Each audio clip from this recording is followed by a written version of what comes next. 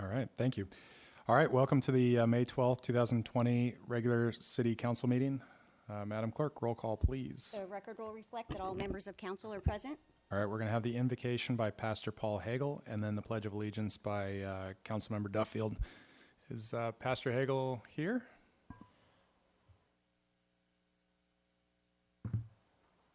All right, you know what? I'll be the stand-in. Please rise.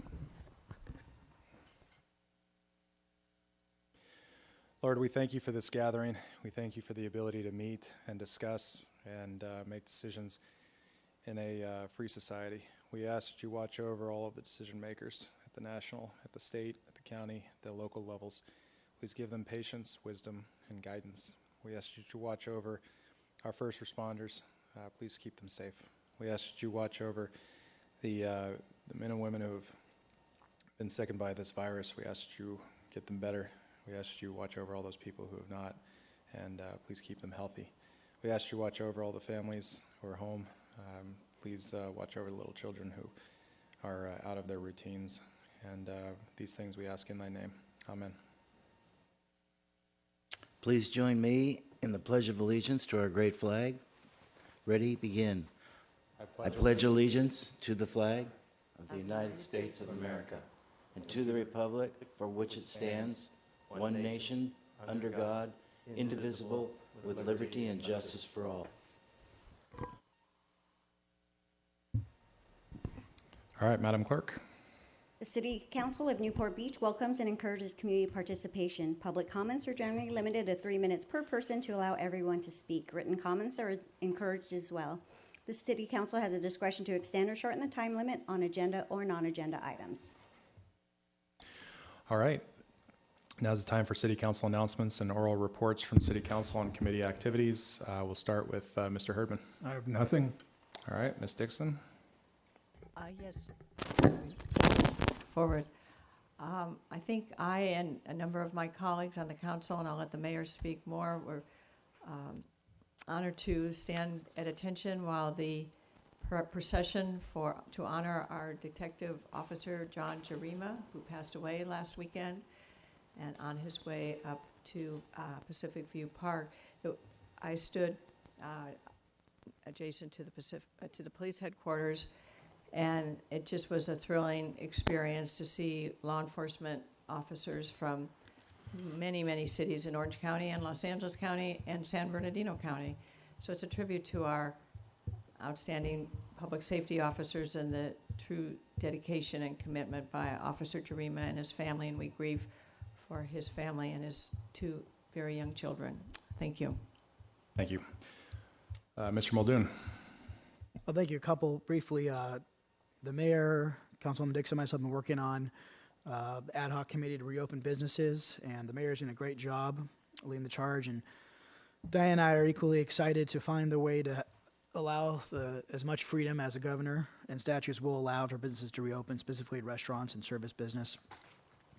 Heather Cannon and I also joined in watching the procession of our local hero. And it was, of course, moving and a worthy tribute for a man who knew that this was a calling for him to be a detective and sworn peace officer for the city of Newport Beach.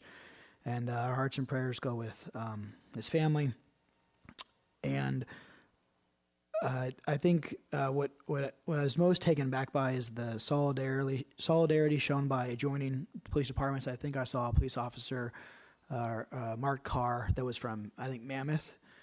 Which is pretty telling of how strongly law enforcement looks out for each other and what a special calling it is.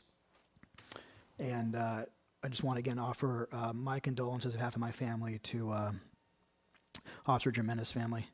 And on a less somber but still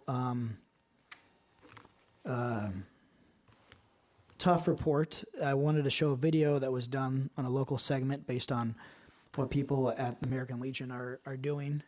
I thought it was a feel-good story, and this is a very tough time for all of us, and it's good to see hope. And it's also good to be reminded that now is a good time, especially if you have the means, to hop in your car and get a takeout order. I've been trying to eat out much more frequently with my wife and my son, and this is a good story about what's being done locally. If you could roll it.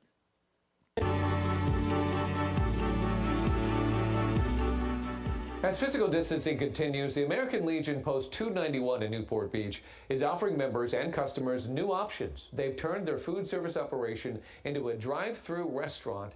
ABC 7 salutes the 291 family for helping vets, their families, and the community.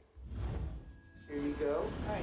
You're very welcome. You enjoy. This is marvelous. I tell everybody I know. Salad and the shrimp taco. We have an establishment to come to that we support of all these veterans that fought for our freedom. So it makes you feel patriotic. We're learning a lot of new things here because we've not done this before. Carnitas plate. Here you go, sir. Thank you. You're very welcome. We're here at Newport Harbor, Post 291 of the American Legion, and we're providing takeout food service for our members, the military veterans and their families, as well as for the entire community of Newport Beach and outlying communities. When we closed down on March 17th, the leadership here at the Post gave us permission to put a community drive-through. American Legion in Newport Beach is the largest one in the country. Last week, about 1,500 veterans members here that are using us to feed their families. We have had people that actually come and they don't have enough money for a meal, and we still feed them. Our first and foremost priority are the military veterans. Well, it means everything. I've been a member for over 30 years. I'm a Vietnam vet. It's just, it's like a home away from home, and I appreciate everything the American Legion is doing. The people of Newport Beach are the best. Every day I see more and more people coming in. Well, if you're patriotic at all, why not? And the food is phenomenal, especially for the price. The feeling that I'm giving back to the community and helping out in some way, which is just great, especially the vets. I mean, they're all wonderful. God bless them all. Thanks a lot. Take care. Thank you. Well done. And Post 291 offers pickup from noon till 6 every day. Yeah, the Dennis Fitzpatrick, who was shown, is the main chef, and he's a long family. Lake County Beaches will reopen on Wednesday for active use only, but many areas are. I have contention with this one. Dennis Fitzpatrick was shown, of course, name like Fitzpatrick. He's a family friend of mine. Who would have figured? And I'm close with my late stepfather, friends, and a great organization. Just wanted to bring attention to it, but also want to encourage those who are comfortable to continue to go and eat out. And if you have the means, maybe leave a little bit bigger tip than you normally would, and order a little bit more food than you normally would. Now I think it's just a great time for us to focus on what we can control, because there's so little that we can control. Thank you. Thank you. Mr. Duffield. Well, that was such a great presentation. I'm going to pass and say thank you. All right, Ms. Brenner. I just want to report that we did have a meeting of our homeless ad hoc committee talking about what's happening during this time of the virus, and Carol and Natalie from our staff reported on what we're doing at the city. It was also very helpful. Helen Cameron is very in touch with who does what in the county, and she put us in touch with someone who is working on facilitating the hotels for homeless right now. And the thing that Helen mentioned that I thought was really important was that this is an opportunity for us to get homeless into these hotel rooms, and there are 3 programs that are funding this, and that to get them in and get them services so that hopefully we have a head start on solving this problem after this crisis is over. So, and in addition, it was Helen Cameron, Gene Wagoner, David Snow, Terry Moore, John Heffernan, and Gene Wagoner also is the executive director for SPIN, Serving People in Need. They have done an incredible amount of business since this started, helping homeless families and families that are near homeless. And they've also been collecting some really good donations where people want to help. And that's one of the things that we're seeing, is that there are a lot of people in our community who do want to help and are making contributions. And Oasis is another place where people are helping, and we're getting some nice contributions there too that we can talk about later. But there's some really wonderful things going on in our community with people that want to be productive and help in this crisis. Thank you. Mr. Avery. I forgot to mention last month I attended the Operations Committee meeting of the Orange County Sanitation District, and Of course, the entire board of the district is still meeting through some form of Zoom, and that's 25 council members from different cities throughout Orange County and some others from special districts. And so the important work of that organization is going on. And then my office is on Coast Highway right next to the Balboa Bay Club on the west side. And I knew when John Jerema's procession was going to be happening, and I could hear it coming, and I stood at the window there, and it was really something. And what a great honor, and I've never seen something like that in this town, so it was a good thing. And then going by and seeing all the different agencies, through their markings on their cars was impressive as well. Thank you. Thank you. We will be adjourning our meeting tonight in memory of Detective Jerema. And then I've got one council announcement for special event and community program grants. I believe we have a slide for that as well.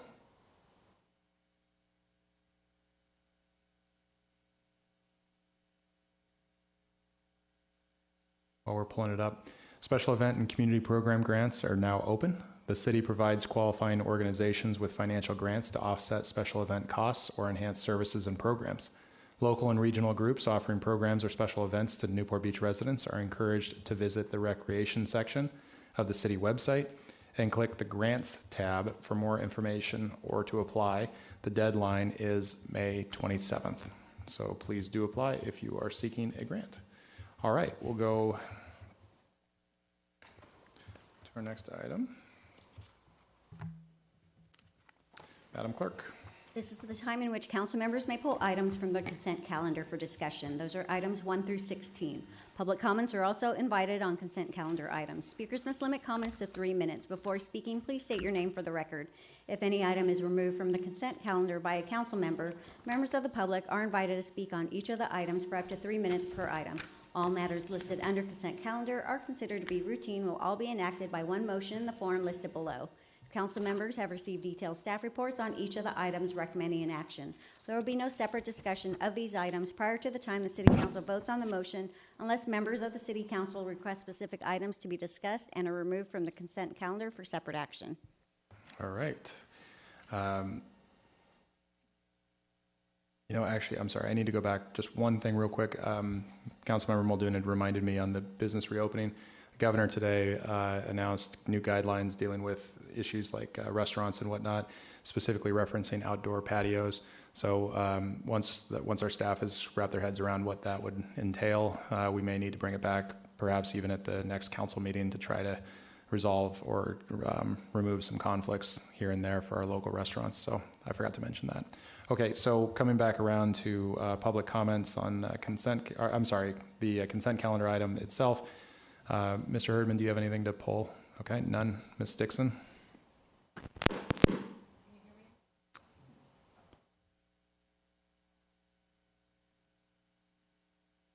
Now it's on. I just want to make a comment on item number 10. I do not need to pull it, just making a comment. This is the utility assessment district that first began when I first started serving on the council, so in 2015. This is in Corona Del Mar, and this is local democracy, grassroots democracy at work, and I just want to do a shout out to the residents of Assessment District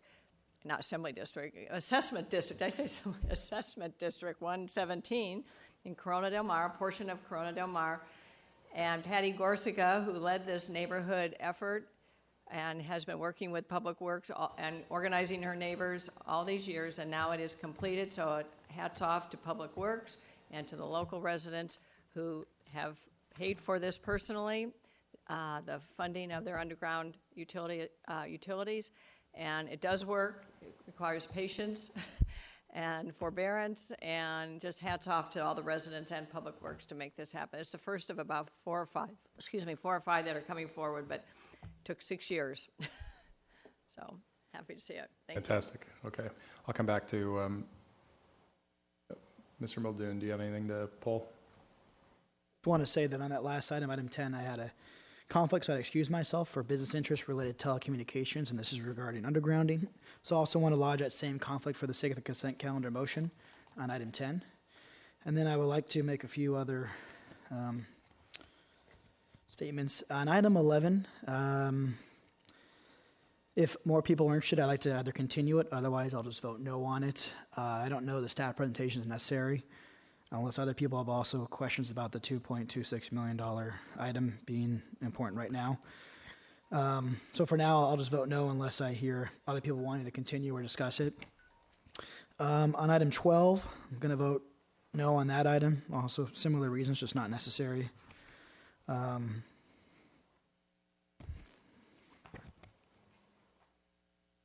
And that is all. Thank you. Okay, Mr. Duffield. Thank you. Mr. Harp, you recommended I might have a conflict, and I've now, could you help me with that one? Sorry to put you on the spot. It's related to the capital improvement program, so it's not part of the consent calendar. Okay, thank you. Okay. All right, anything else? No. Okay, all right, Ms. Brenner? Okay, Mr. Avery? I have none as well. Do we have a motion, Mr. Avery? Yes, Mr. Mayor, I move the balance to not calendar items 1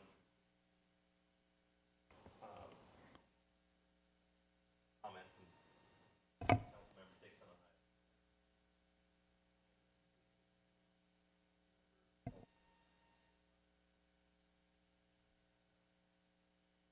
And he's got no vote. Councilmember Muldoon has lodged no votes on items 11 and 12. 11 and 12. And there's also amendments to the minutes on item 1. I'll second that motion. All right. Any discussion? All right, we'll go out to public comment. Do we have public comment? Mr. Mosier. Thank you, Mayor O'Neill, members of the council. My name is Jim Mosier. Since one would not guess it from the printed agenda, I wanted to call attention to item number 7, in which you will be voting to ask voters in November to amend our city charter to add language regarding the Harbor Commission.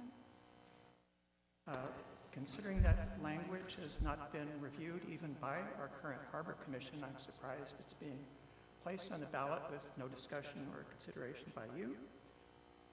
And regarding that text, I would like to ask a question. The very first part of it says that the Harbor Commission will have the power and the duty to advise the City Council on all matters relating to proposed harbor improvements and the use of the harbor. So I am asking, and you're asking voters to put this in the city charter. Do you understand that to mean that when a matter related to the harbor comes up, you cannot vote on it without a recommendation or advice from this newly chartered Harbor Commission? Or does that mean to you that they will advise you only when you ask them for advice? And if you're not sure which it means, why are we not using language that makes it clear? Thank you. All right, thank you. All right, seeing no further public comment in the community room, we have one phone call.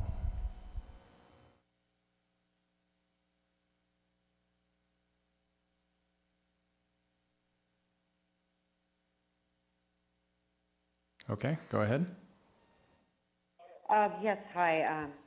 My name is Chris Vitale, and I was just wondering about short-term rentals. So I have a place on Balboa Island, and sorry, I'm going to jump in real quick. The short-term rentals, we will be discussing that after consent calendar. So right now, we're only talking about consent calendar. Oh, okay. So no problem. Just call back in when we get to that item.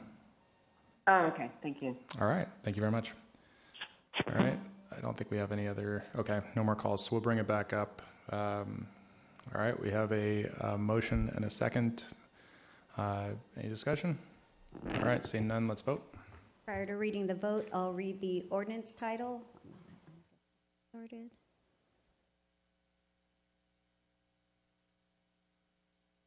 For item 3, ordinance number 2020-13, an ordinance of the City Council of the City of Newport Beach amending section 6.04 4.170 of Chapter 6.04 of Title 6 of the Newport Beach Municipal Code pertaining to the commercial use of public solid waste, recyclable material, or divertible material containers or bins. The motion carries unanimously, 7-0. Okay, thank you very much. So with that,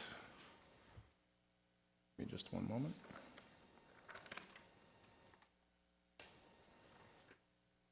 We'll go into current business.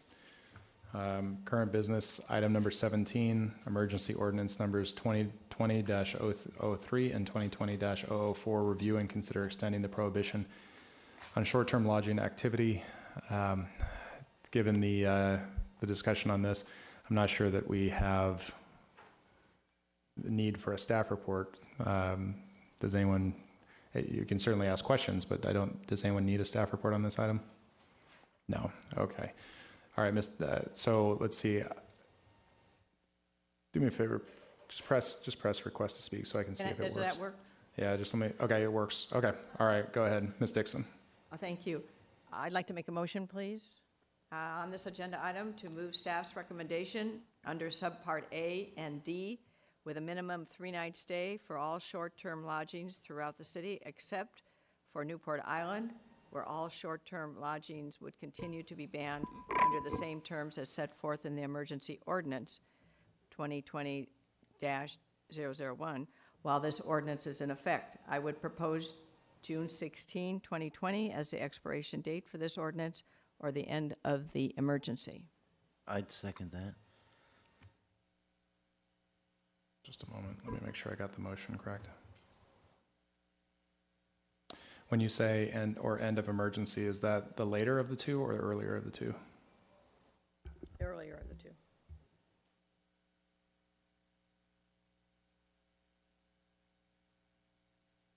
Okay. Any further discussion on that? I'll explain. Do you want me to explain? May I explain the purpose? Yeah, I think that, give me just 1 second so I can explain. So for members of the public, when they're trying to understand what the procedure is right now. So while we are looking at so for anyone who's not a regular, this is how it'll work. So we have discussion up at the dais, we have questions and whatnot.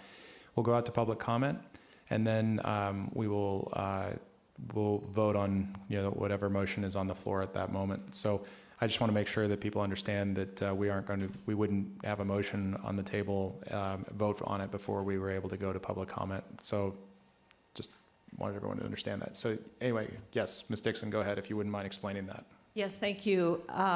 There certainly is widespread support and opposition to reinstating, or I should say ending the ban, make it simple that way.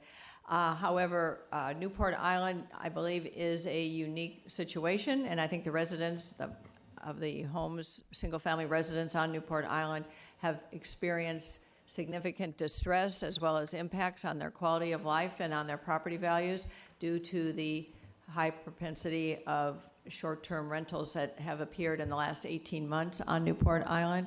And so particularly during the pandemic period where there is a lot of coming and going with one-night visits that's immediately adjacent in this high-density neighborhood of single-family homes, I want to support their efforts to remain safe and healthy. So that's the purpose of my motion to exempt.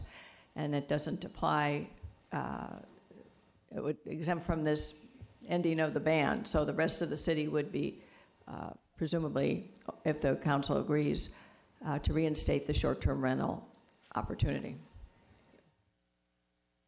Okay. Mr. Avery.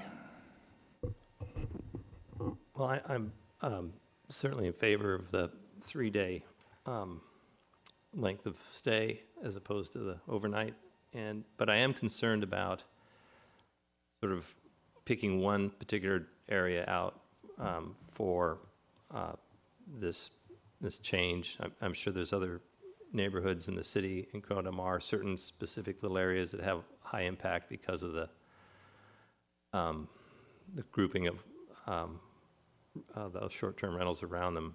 So I'm just wondering, specifically how tight it is.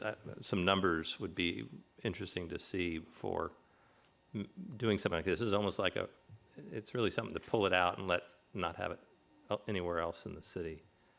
So, and otherwise, I'd support it if there was really, a serious concentration. I just don't know what that concentration is.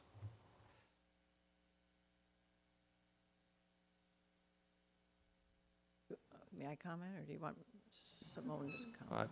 I don't know if anybody has that information, but that's my concern.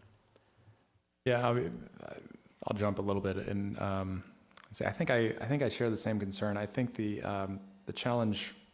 I'd like to hear public comment on the 3-night stay. That seems to be something that we've received a lot of public comment on, at least in writing. That seems to be in line with a lot of the discussion that people have said would be acceptable. But I would like to hear from people on that.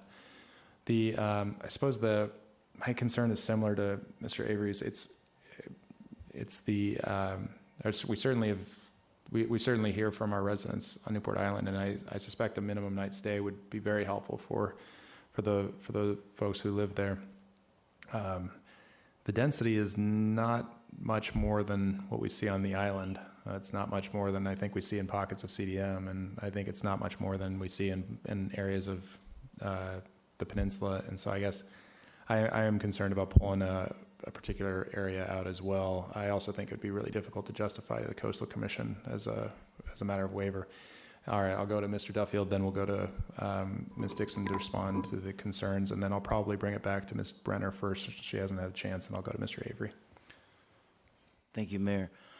So the difference, I think, primarily is the virtual zero parking. I lived on the island in my early 20s for a couple of years, and I know that island virtually has the most inappropriate parking places imaginable, and it's not like anywhere else in the city. That's the difference, and it just the homeowners there in the last 18 months virtually had no Airbnb, and then all of a sudden this happened, and the parking and the mayhem that went on is excruciating. It's not like anywhere else. No, not at all. If you were to go there, Mayor, you would see it.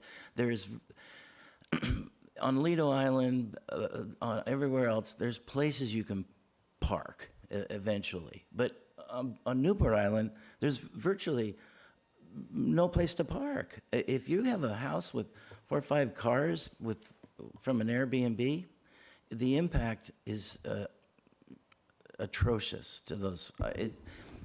It's just awful. And I want to make a point out of we got to do something for that, because that just does not work. All right. I think my point wasn't the parking impact. It was the fact that we're doing it on an emergency basis based on health issues. But I understand the point. Ms. Dixon? Yeah, let me clarify a couple of things in addition to Mr. Duffield's comments. Parking is certainly it. Just to follow on that, what I hear from the residents, due to the one-night rentals and multiple cars coming in, when they call for parking control, it's not dealt with. In fact, one resident would like to say, have a towaway sign put there, because cars are never, I don't know, I say never, are rarely ticketed. But let me just address a more fundamental issue that is unique compared to the rest of the city. As we all know from our many discussions on short-term rentals, the single-family residence permit was grandfathered in by prior councils. I think Mr. Simone Georges can help me here, in 2004 or 4. So there are no more short-term rental permits granted to single-family residents. They are grandfathered in. So in the last few months, we've become, we on the council have become aware of the sudden invasion, if you will, of short-term rentals on Newport Island. And I asked the question, well, how could this be? Newport Island is 100% single-family residences.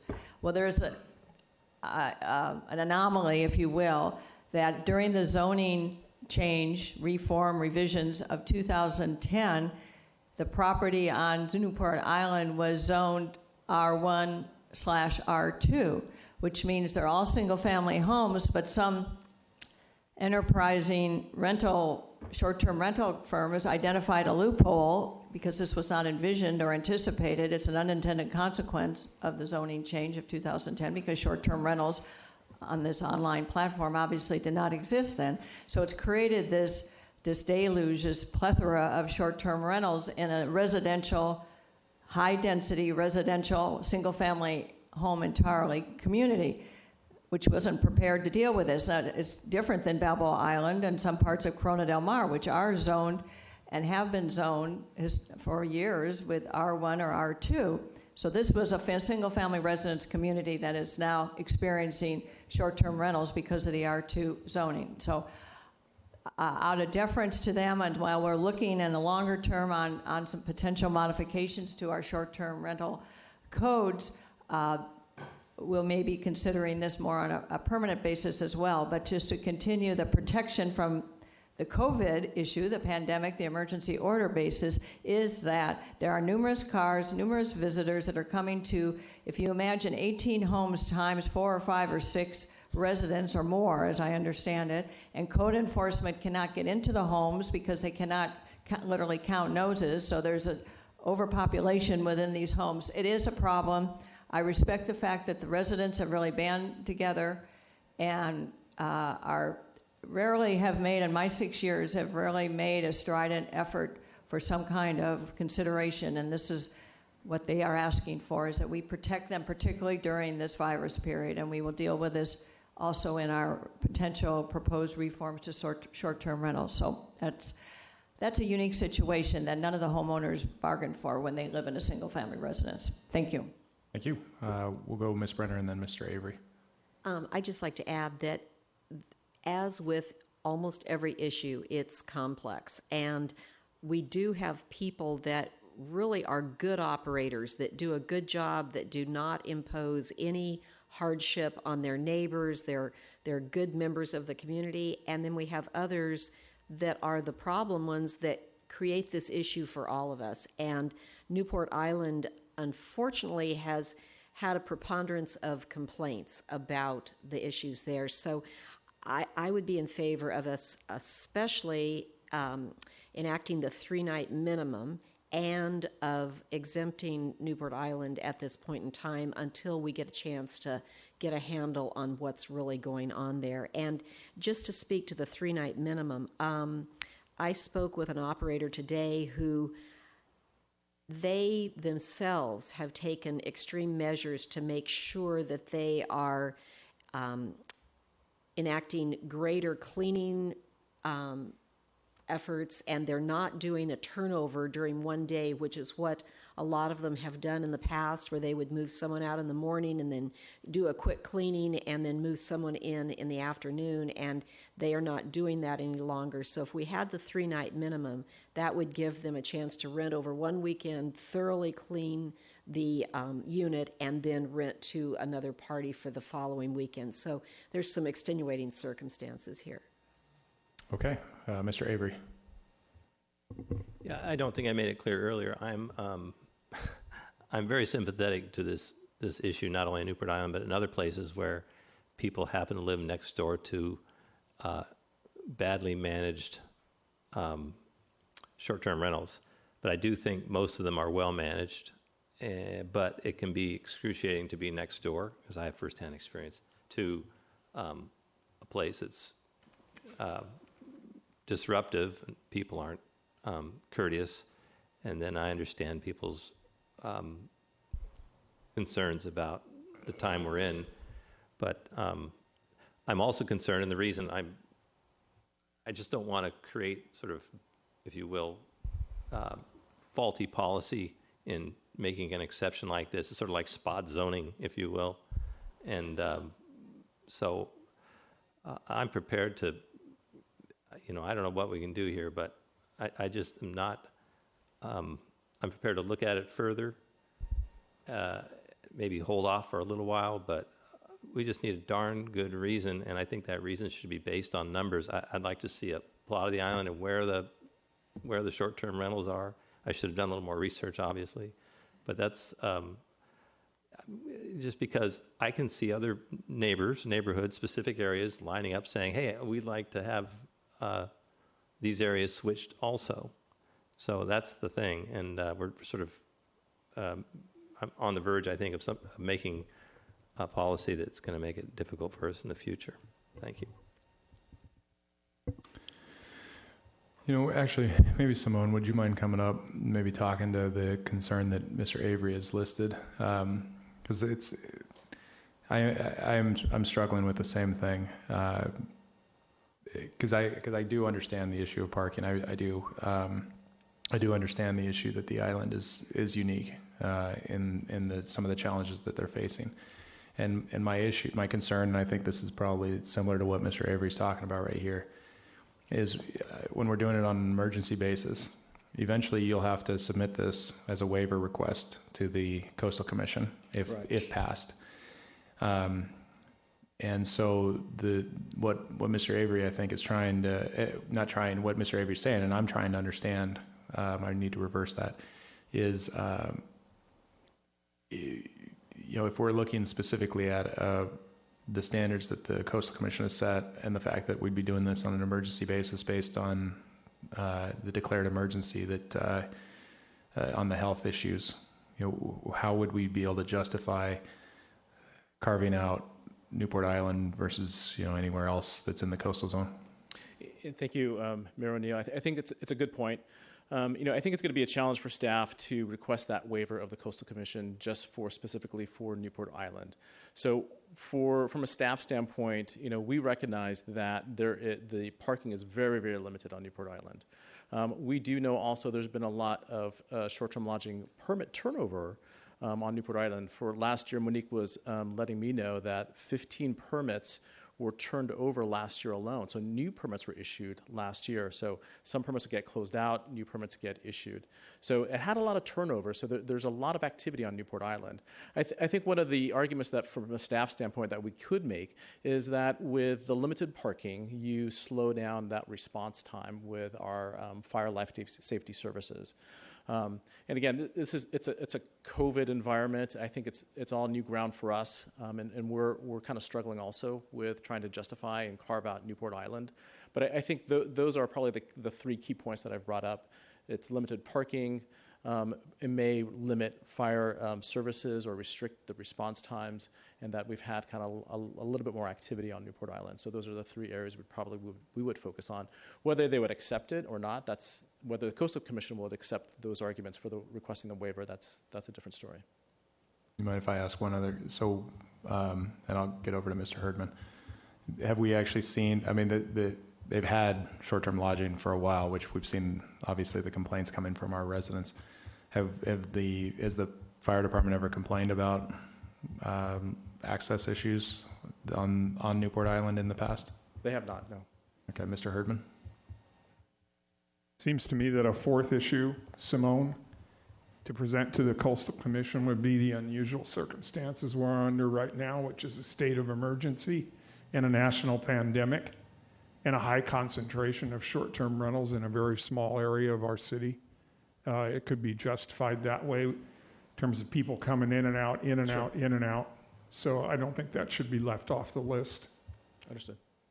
Okay, any other questions? All right, any other comments before we go to public comment on this? Okay, seeing none, we're going to go to public comment. I'm going to start first with our community room. So if you are in the community room and would like to speak, go ahead and queue up, of course, keeping at least 6 feet away.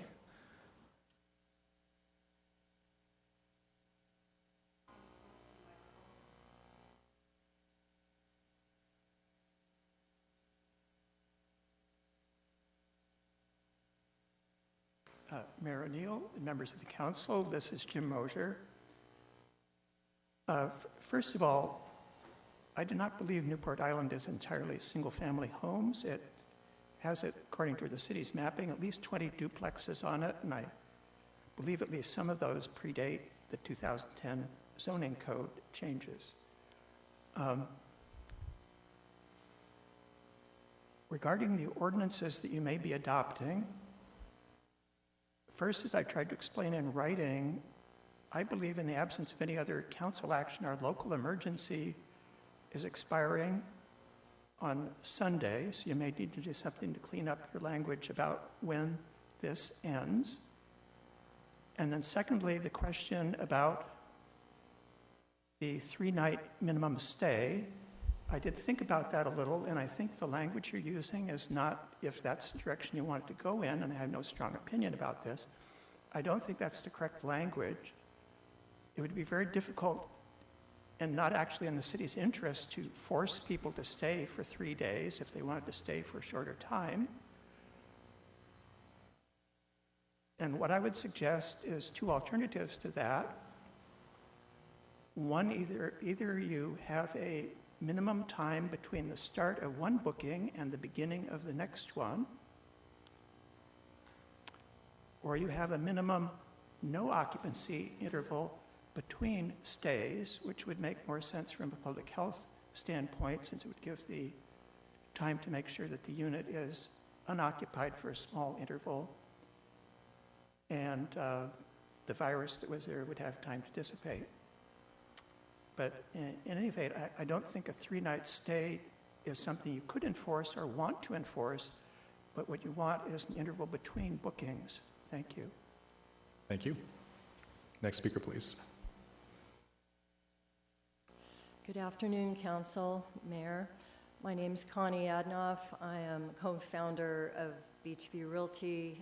Our family has managed and run vacation rentals for over 25 years.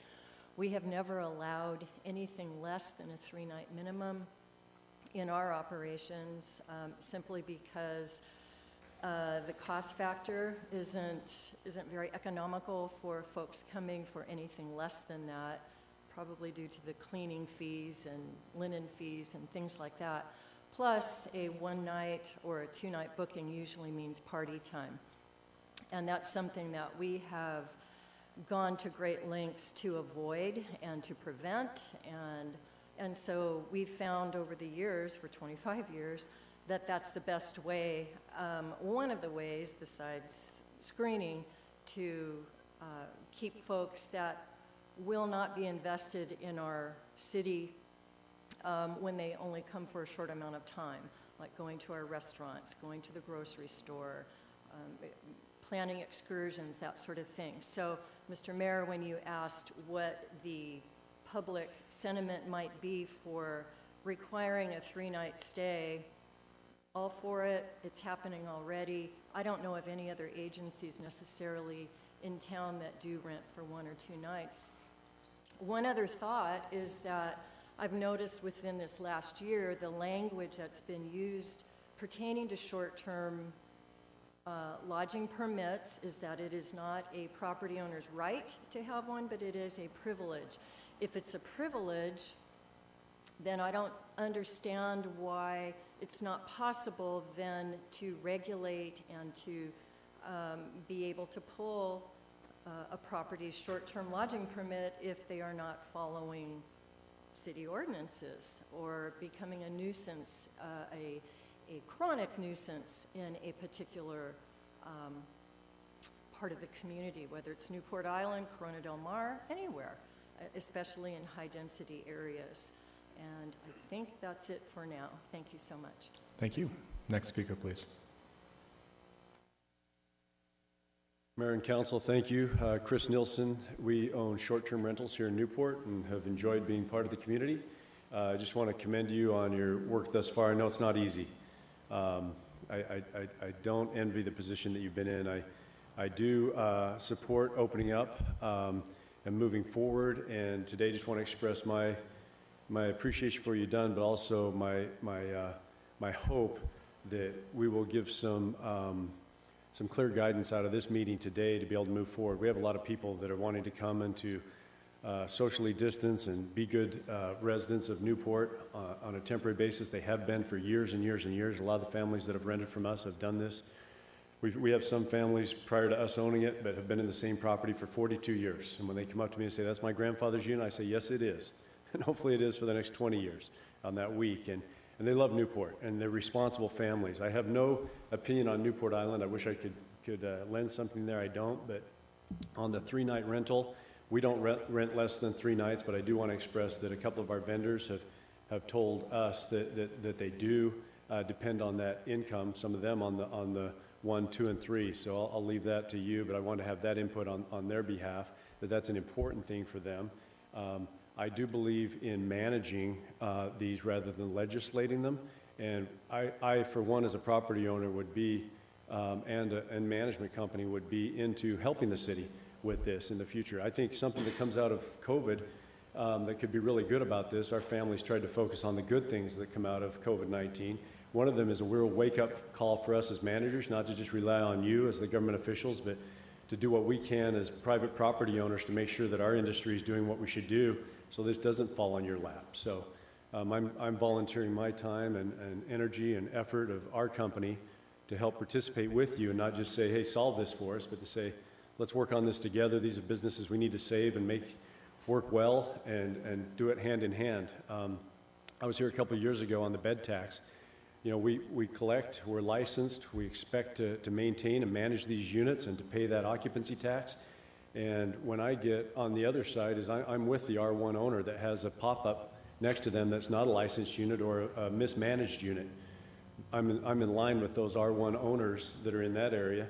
Our units happen to be in residential multifamily, but those grandfathered units that are in and the ones that are in the RMF should be allowed, and we have plans in place to manage these and manage them safely, and really appreciate your time and effort on this, and look forward to being able to give our clients some definitive answers here to come in and enjoy safely their time here in Newport Beach. Thank you. Thank you. Next speaker, please. Hello, I'm Chuck Courtwright, resident of Corona Del Mar for the last 33 years, founder, owner of Spa Gregory's here in Newport Beach. The only input I have is over half of our short-term rentals are in the spring and summer especially are a week, at least 7 days. So 3 days is going to hurt. And kind of jumping on what Joy said earlier, you can clean a place really, really good in several hours. You don't need an extra day or two. And I have a lot of people, when I do have people that are shorter than a week, it's like 2 or 3 days, and many times the same day they check out, later that day I have someone checking in. So I would appreciate if you could rethink and reconsider the 3-day and make it a little bit longer. Thank you. Thank you. Anyone else in the community room like to speak?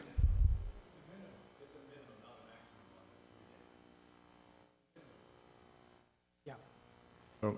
One more thing. I'm asking that the minimum be increased, right? No? I don't want 3 days. Do you want less? I want more. No, over half of my guests for the last 5 years stayed for a week, 7 days. Okay, so you wouldn't, just to be clear, I just want to be clear about this. You wouldn't be affected by that. If most of the people are staying a week, then you can rent to someone for anything longer than 3 nights if that were the Okay. Sorry, I'm glad that. No worries. Thanks. I wanted to clarify. Okay, anyone else in the Thanks community? for all the hard work. Well, thank you. All right, anyone else? Mr. Batley.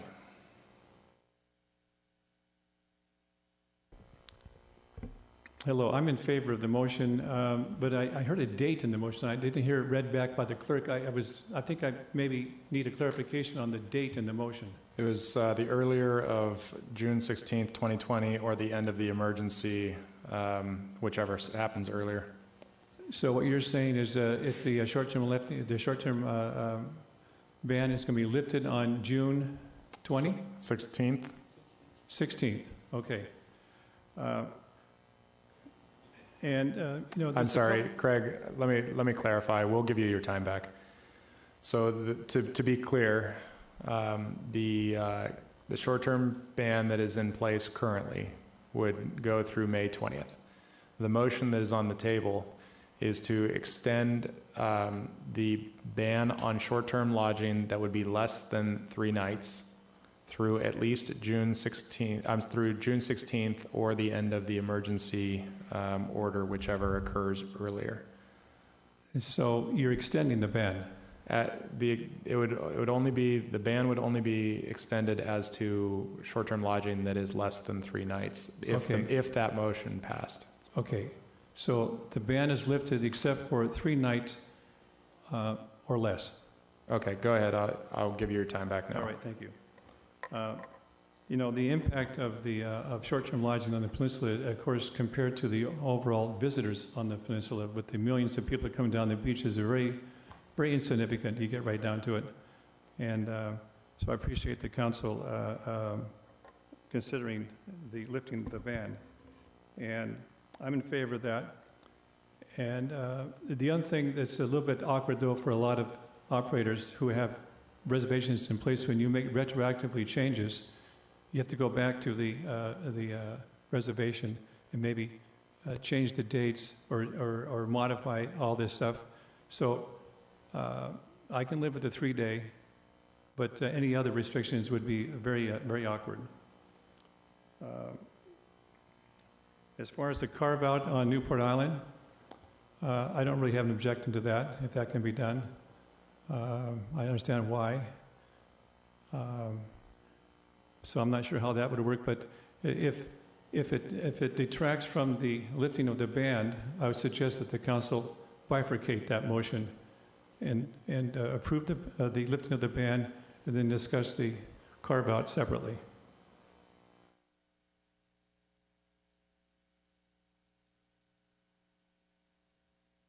So as I understand it, the bans will be lifted on June 16th, and except for 3-day rentals. Once you're done, I'll clarify that. Thank you. Okay. So to clarify what we're talking about here, the current emergency ordinance has a ban on short-term lodging throughout the city that runs through May 20th, 2020. The motion, if passed, would extend the ban on short-term lodging as to 1 or 2 night stays only throughout the city through June 16th, 2020, or the end of the emergency declaration, whichever occurs earlier. And then it would, am I misstating that a bit? No, I think you stated it correctly, but now that I think about it, I think it should be driven by the emergency instead of our self-imposed expiration. Okay, so you would, when it gets brought back, you would remove the June 16th and instead just the emergency declaration? Okay. Okay. All right, so just to be clear, if I have a week's big reservation on June 1st, that's allowed? Assuming that motion that has been put forward passes, then you would be allowed to rent short-term lodging starting May 21st, as long as it is at least 3 nights in duration, at least. Okay, very good, thank you. Okay. All right, any other public comment from the community room? Good afternoon, Council. Shannon Horan with Abrams Coastal Properties.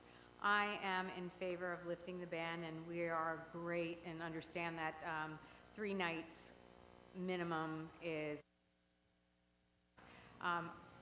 I'd love the ban to be lifted immediately rather than waiting till May 20th, but I understand what needs to happen.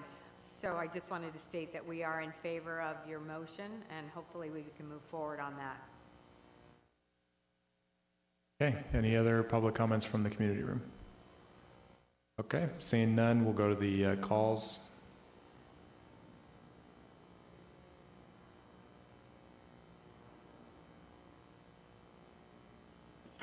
Okay, go ahead. All right, if you can hear me, go ahead with public comment.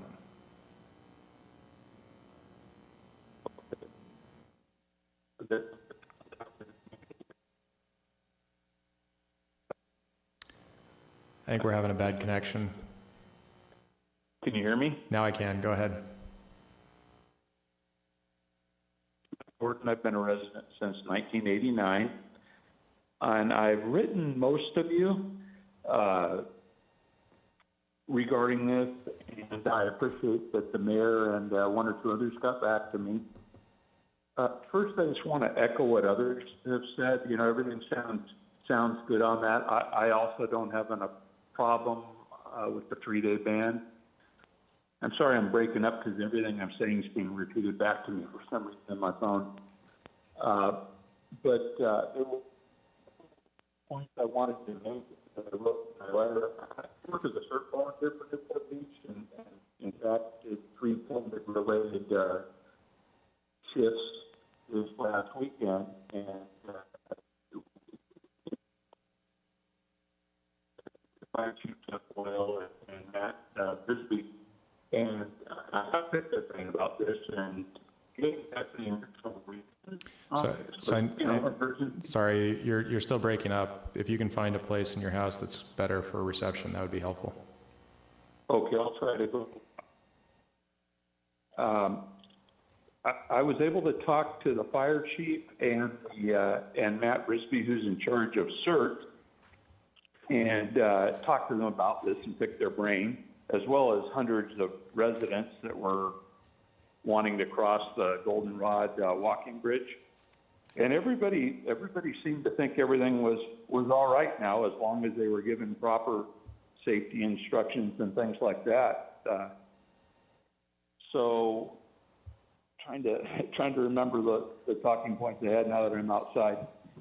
I did look into the hospitals, and a lot of those are actually below full. So I think we've got past the overwhelm stage. And the other thing I wanted to bring up is the cleaning. We do extra cleaning. Before this ordinance even happened, we were practicing all the rules of social distancing. And I actually wrote, because I had 2 nurses in mine and professional management that communicates all the safety rules, not just during this crisis, but even before. We don't want to have parties. We don't want to have stuff that breaks rules and causes undue attention, negative attention to the city. So I think if we communicate all the safety rules and follow up during the screening, that will be fine. The only other thing I wanted to mention is I'd like it also listed today, because it's the summer is our lion's share of what we make on this, and I got furloughed from my job. I mean, I know that's and my wife had to leave her job to take care of her mom back east, who just passed away. And so we actually really do rely on this to get by. If you could just finish up, that'd be great. Okay, all right. I just basically wanted to let you know that we obey the rules. We do have a professional property manager company take care of ours, and we'll continue to do that. And I'd just like the consideration. 3 days isn't a problem, but lifting it sooner rather than even waiting till the 20th. All right. Thank you very much. We'll go to the next caller. Thank you. You bet.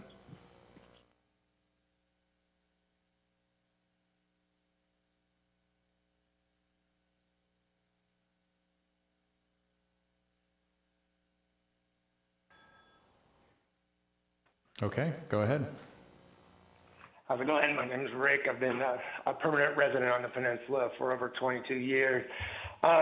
First off, the basic facts are that there's nothing that's changed with this virus from the time that we enacted, the ordinance to protect the families. Gavin Newsom hasn't changed anything. He actually delayed his order today to open up stuff. And Ms. Dixon, how can you pick and choose who you're going to protect? Whose families are more important? Why is Newport Island's families more important than my family on the peninsula? It just doesn't make any sense, like picking and choosing who you go. And then I ask all of you council members that are sitting right there to look to your left and look to your right. You see that spacing that you guys have against, apart from you guys? What you're proposing is that we have people flying in from LAX 2 times in 1 week and coming in right next to my home. I mean, if you wouldn't take your family and go, take them to LAX with no mask, no anything, and just stand there for 10 flights of airplanes coming through, that's what you guys are doing. Is these people fly in from all over the U.S. and you're putting them less than 6 feet away from my home because our houses are less than 6 feet apart. I mean, essential services are one thing, but people's vacations are not essential services. And that's it. Okay, thank you. We'll go to the next call, please.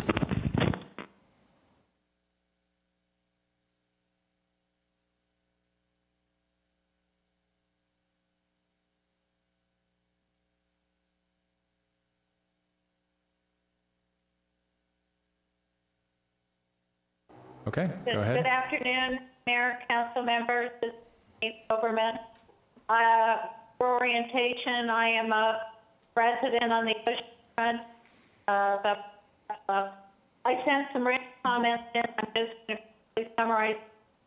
One is I think that council is trying to do too much here, and staff is proposing a murky set of menus here. The first, and I would propose, as Mr. Valley suggested, the idea of bifurcation for clarity and to be able to manage this issue. So the number one, it has to do with the emergency ordinance. The council enacted an emergency ordinance which banned all sorts of uses and established a temporal period which extends through May 20. So I would propose that is one item, it's one ordinance, that there's decisions around that ordinance alone. Extend it, defer decisions, leave it as expanded. That's it. The second issue is an issue that is a lot larger, specifically zoning issues with these various modifications that have been proposed relative to our current short-term modifications. So they may all proposed modifications may be legitimate or they may not.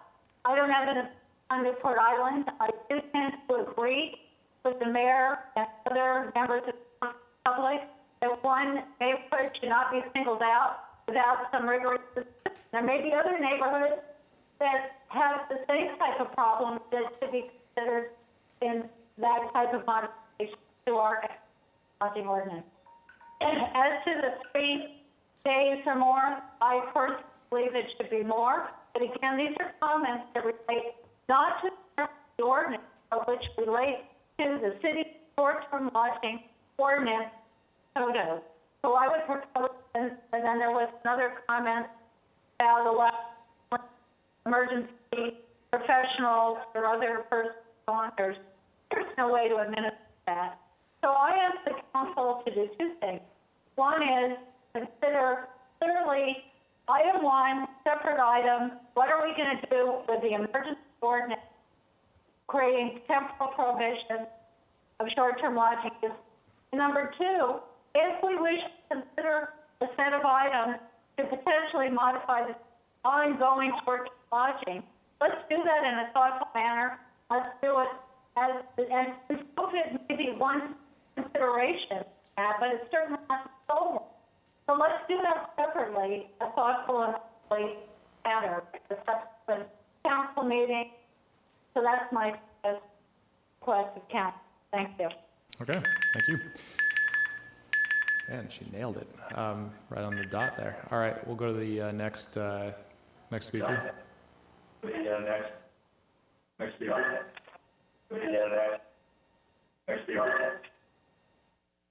There we go. All right.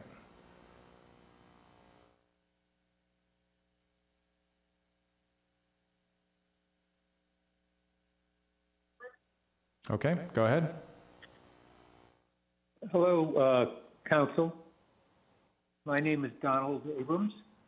I own a business on Balboa Island, coastal properties.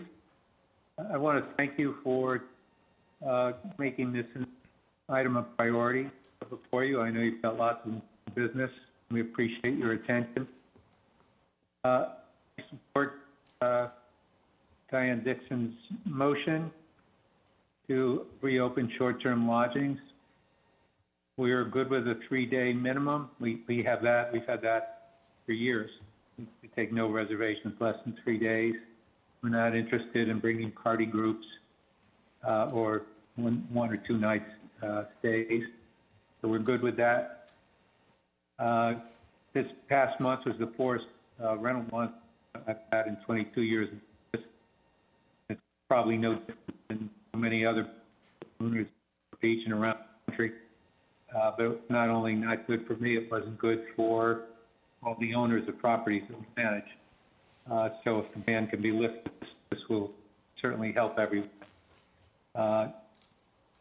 May 20th is a reopen. Be sooner, that would be better. For example, I had a call today from a good friend who lives in Newport who's looking for a place for 3 weeks for his adult daughter and grandchild who need a place for 3 weeks. And I told him we couldn't do anything with regard to that until after the council meeting today when I heard what the new rules might be. So May 20th is good, sooner would be better. Last, I agree with one thing Craig Patley said about possibly bifurcating the Newport Island segment of Ms. Dixon's motion so that if that was challenged, it would affect the rest. So we're done as two separate motions. I think that would be an advantageous way to handle it, in my opinion, but I think Craig had a good idea there. And I want to thank you for moving so expeditiously on this hearing. Now this staff. Thank you very much. All right, thank you. All right, next caller, please.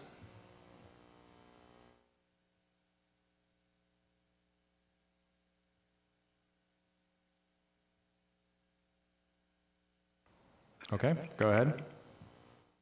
Hi, this is Cindy McCauley. I am a longtime visitor of beautiful Newport Beach. And I just have a couple questions. I know you guys have to do what's best for your city. There are a lot of us that have paid in full for our rentals coming up in the next couple months. And a lot of the realty places are saying, if you do continue the ban, we would not get a refund. We would actually have to reschedule our trip, which is really not possible in all scenarios.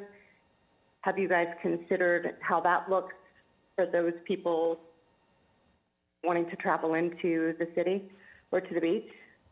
And from what I understand, and I guess need clarification, is beginning May 20th, what you're saying is as long as you have 3 days or longer as far as your rental goes, we could still come.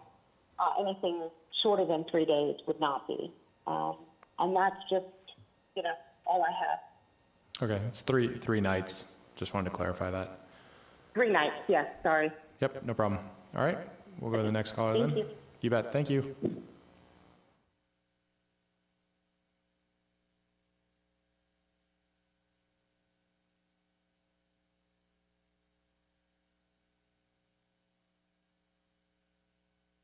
Okay, go ahead. Good afternoon, Scott Carpenter with iTrip Vacation. And I just wanted to say thank you to both the staff and the City Council for all of the work that they've done on this effort. As no surprise, we're very supportive of moving to a 3-day ban or a 3-night minimum. I would just urge the council to not to consider time in between rentals. Several organizations, including the CDC, have basically said that extended time would not increase or decrease the ability to clean a property and to make it safe for all of the folks. And then the last thing I just remind the council is a majority of the folks who are probably coming to Newport Beach to use a vacation rental or a short-term rental are those who have been separated from family that live here.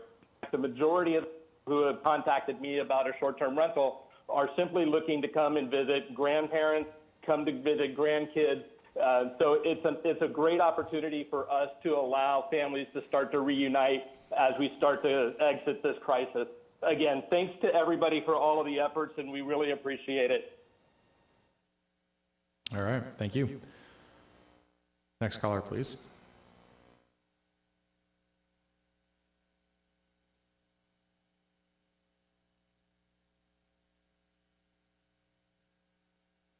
Okay, all right, go ahead. Hi, my name is Alex Batley. Are we still talking about vacation rental? We are, go ahead. Okay, I'd like to speak on the 3-night minimum, the 2 nights and 3-night minimums. I actually own an agency that does do 2-night minimum stays, and we've had nothing but success with those stays and no problems, no police calls, no DACs based on the 2-night stays or anything more than any other length of stay. The argument for a 2-night stay versus, let's say, a 1-night stay would be that a 2-night stay is really a 3-day vacation, so that's still a full weekend. A 3-night minimum stay would be a 4-day vacation, which would require people to take most likely 2 days off of work. So you're essentially eliminating anyone coming for a weekend by eliminating 2-night stays. And 2-night stays fill voids and gaps between, different length bookings like 5 nights, 6 nights, things like that. With the advent of Airbnb and VRBO into the industry of vacation rentals, more and more people have had access to book vacation rentals and essentially treat them like their hotel bookings.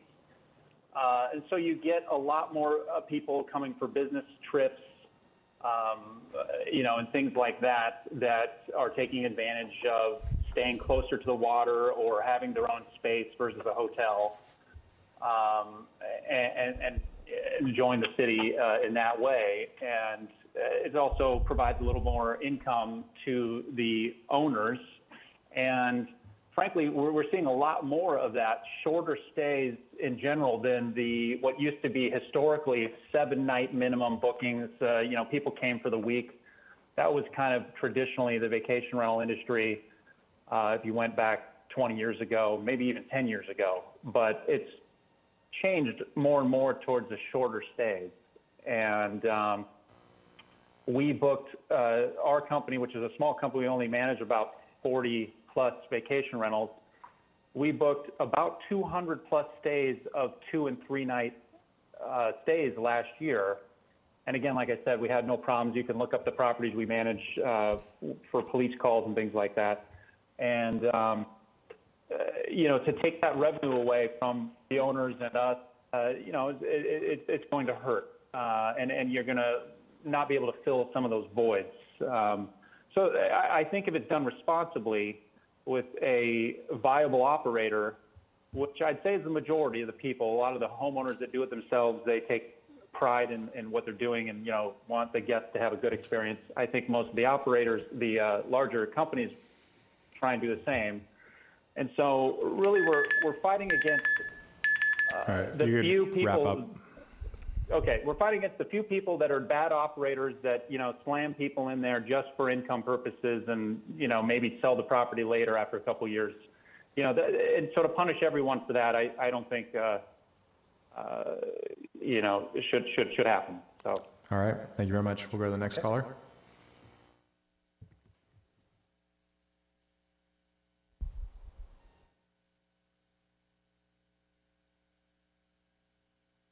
Okay, I'm up. Okay, go ahead. Thank you. Hello, my name is Chris. I'm a property owner on the Newport Beach Peninsula, and I'm in favor of removing the short-term lodging ban. I feel that if the council was really concerned about public safety, we would have had all the hotels shut down. And a majority of our renters come from within an hour drive. I'd say about 70% of my renters have come within within an hour drive of Newport Beach. So if the council will please consider removing the short-term lodging ban today. Thank you. Thank you. All right, we'll go to the next caller.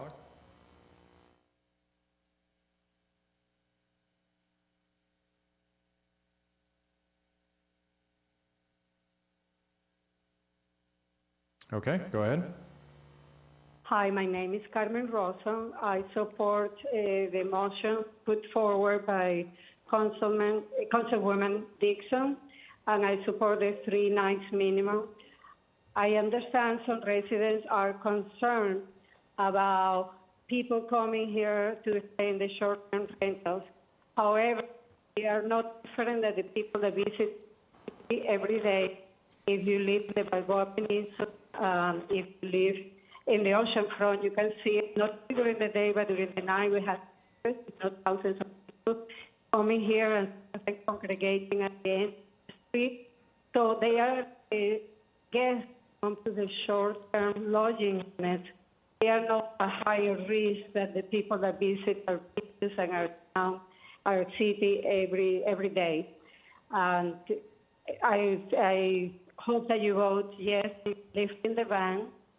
That's it. Thank you. All right, thank you. Next caller, please.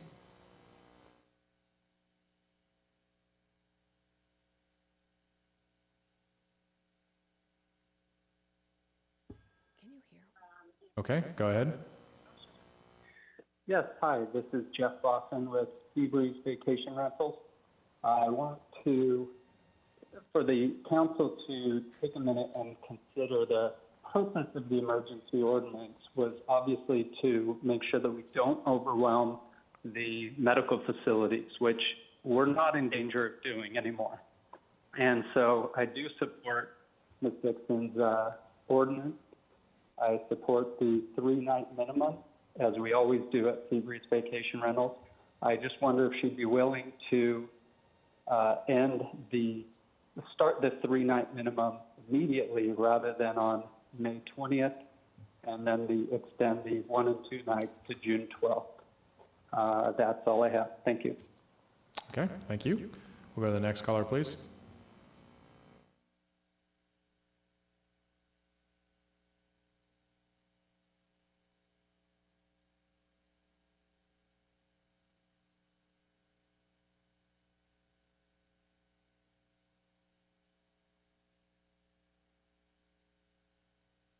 We have any more calls?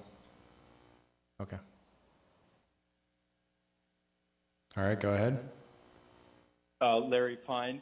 I just, my comment would be that I have a property down near the beach, and I use Airbnb as well, and I actually think we should wait at least only do a minimum of 7 to 10 days, just for 1 more month, just to make sure we're looking okay on this thing. I think 3 days is just too short. You know, we have these people coming into the community to stay for a couple days from LA or wherever, and look at what LA did today. I think we should just wait for 1 more month and keep it a minimum of, say, 10 days or the 30 days that you have now. That's my only comment. Thank you for listening.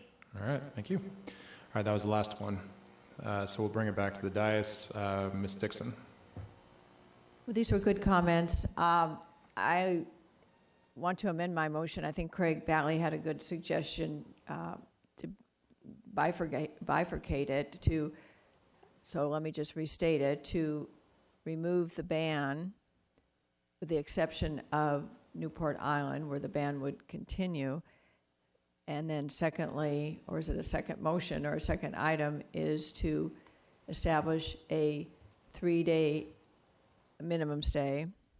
I have appreciated some of the comments in the last callers, specifically to be cognizant. Los Angeles, he's right, Los Angeles just today announced that they're going to be continuing to extend their controls.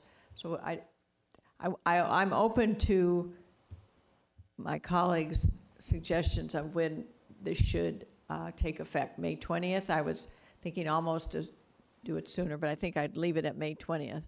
But I'm open to other suggestions regarding that. So anyway, to separate the two, please. Thank you. Mr. Harp Yes. might want to clarify what I just said. So I think the point, if I'm understanding it correctly, is if the submission was made to the Coastal Commission and Coastal Commission said yes to the 3-day but no to Newport Island, we have a severance clause in our resolution that would allow for the 3-day to still continue. Yes, there is a severance clause in the ordinance. So just to be clear, if Coastal said no to one and yes to the other, the yes would still move forward? Or should we have two separate ordinances? I think it probably makes sense just to vote on, because if Coastal said no to the waiver, you just have to go get a coastal development permit. Well, that's not small item to get. It would take some time, a lot of time to get. So you probably best to, I'm sorry to interrupt. It would probably best to include language that said that if Coastal doesn't grant the waiver as to Newport Island, then that portion of the ordinance is no longer effective. That might be a way to address the issue. That's not the severance clause wouldn't take care of that issue? No, because it'd still be valid. You just have to go get a coastal development permit. It wouldn't invalidate the ordinance. Oh, I see. So we would still, let me back up for a second. I understand what you're saying. So if we put an ordinance in place and we allowed for, and we had these two items, we have the 3-day minimum or 3-night minimum, we have Newport Island. If we submitted to the Coastal and Coastal said yes on the 3-day, but no on the Newport Island issue, the 3-day ordinance would still be in place because we could get a waiver on that, but the ordinance wouldn't be in place for the other. We'd have to go through to coastal development permit, or do you think we'd actually have a situation where the whole ordinance would have to go to coastal development permit, which would mean that as of May 21st, there'd be no minimum night stay? Well, I think you're raising some very complex issues. I mean, I think there's arguments that you don't even need coastal's approval during an emergency. So I wouldn't say that the ordinance would be invalid as to either, but they would probably take the position that you need a coastal development permit if they didn't grant the waiver. Okay. Can I just add an additional comment? And that doesn't change the motion or the direction that we're just outlining. I just want to add for the public record a comment regarding the circumstances on Newport Island that have contributed to the current anxiety and concern by the residents on Newport Island. And that is another issue that just surfaced recently, that one of the operators, none of the operators that spoke here today, who has the preponderance of permits, has acquired the long-term permits, long-term rental permits of the homeowners, and in turn has converted them into subletted short-term rentals. So this is a phenomena that I don't think we've encountered. Mr. Georges can confirm that we've encountered this before. So I'm just bringing this up for the public record. In 2 weeks when we talk about short-term rentals, I want to know and explore this further about the subletting of long-term agreements and converting those into short-term rentals. I think that is a potential issue for broader concern in the community. So thank you. Okay. All right, Ms. Brenner.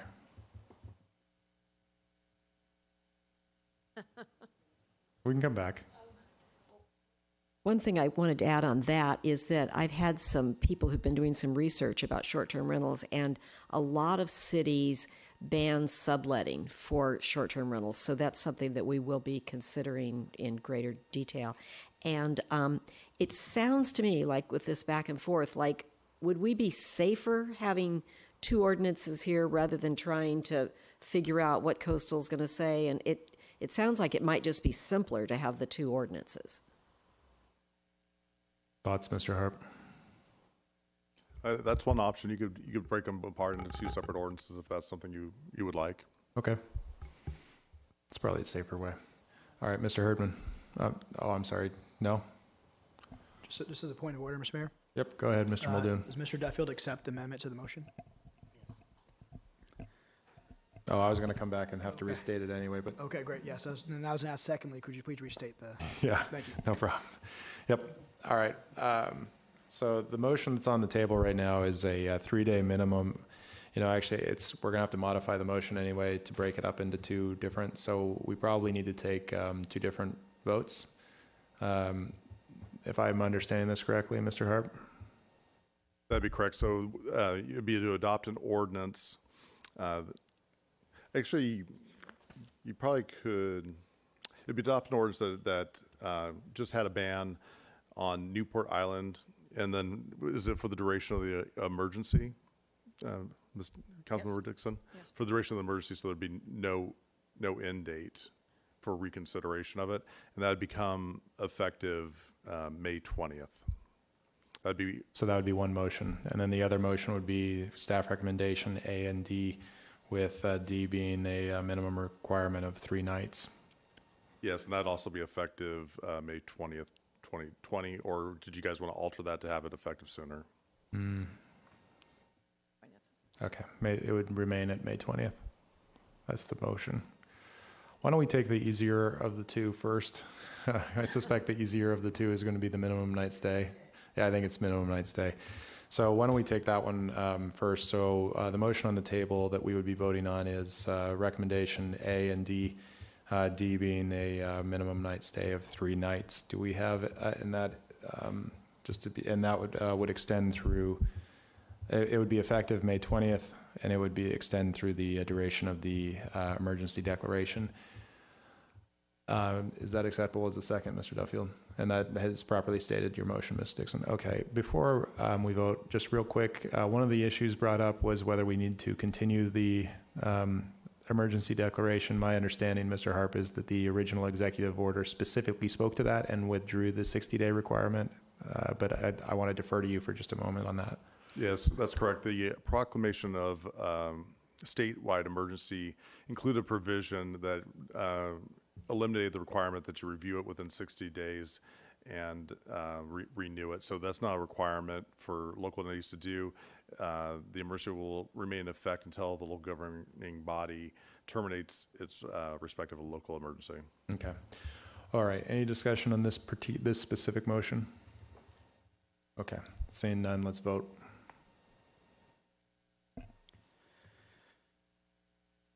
Prior to reading the vote, I'll read the ordinance title for emergency ordinance number 2020-004, an emergency ordinance of the City Council of the City of Newport Beach extending the restrictions set forth in emergency ordinance number 2020-001, prohibiting the issuance of any new short-term lodging permit pursuant to Newport Beach Municipal Code, Chapter 5.95, and requiring a minimum 3-night stay for all short-term lodging rentals. With Councilmember Muldoon voting no, the motion carries 6-1. Okay. Thank you. And just for the record, Mr. Mayor, I support the lifting of it, not the restriction of 3 days. Thank you. Okay. All right. And then the next motion that's on the table is an emergency ordinance to extend the ban on short-term lodging on Newport Island specifically. That has been, that actually hasn't technically been made. Is that your motion, Ms. Dixon? Okay. I move that, yes.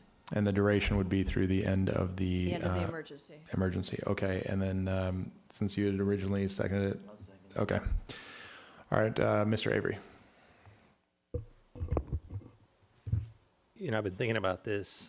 In these neighborhood things, my votes, I always consider the right for people to peacefully enjoy their homes. I think that's an incredibly important thing.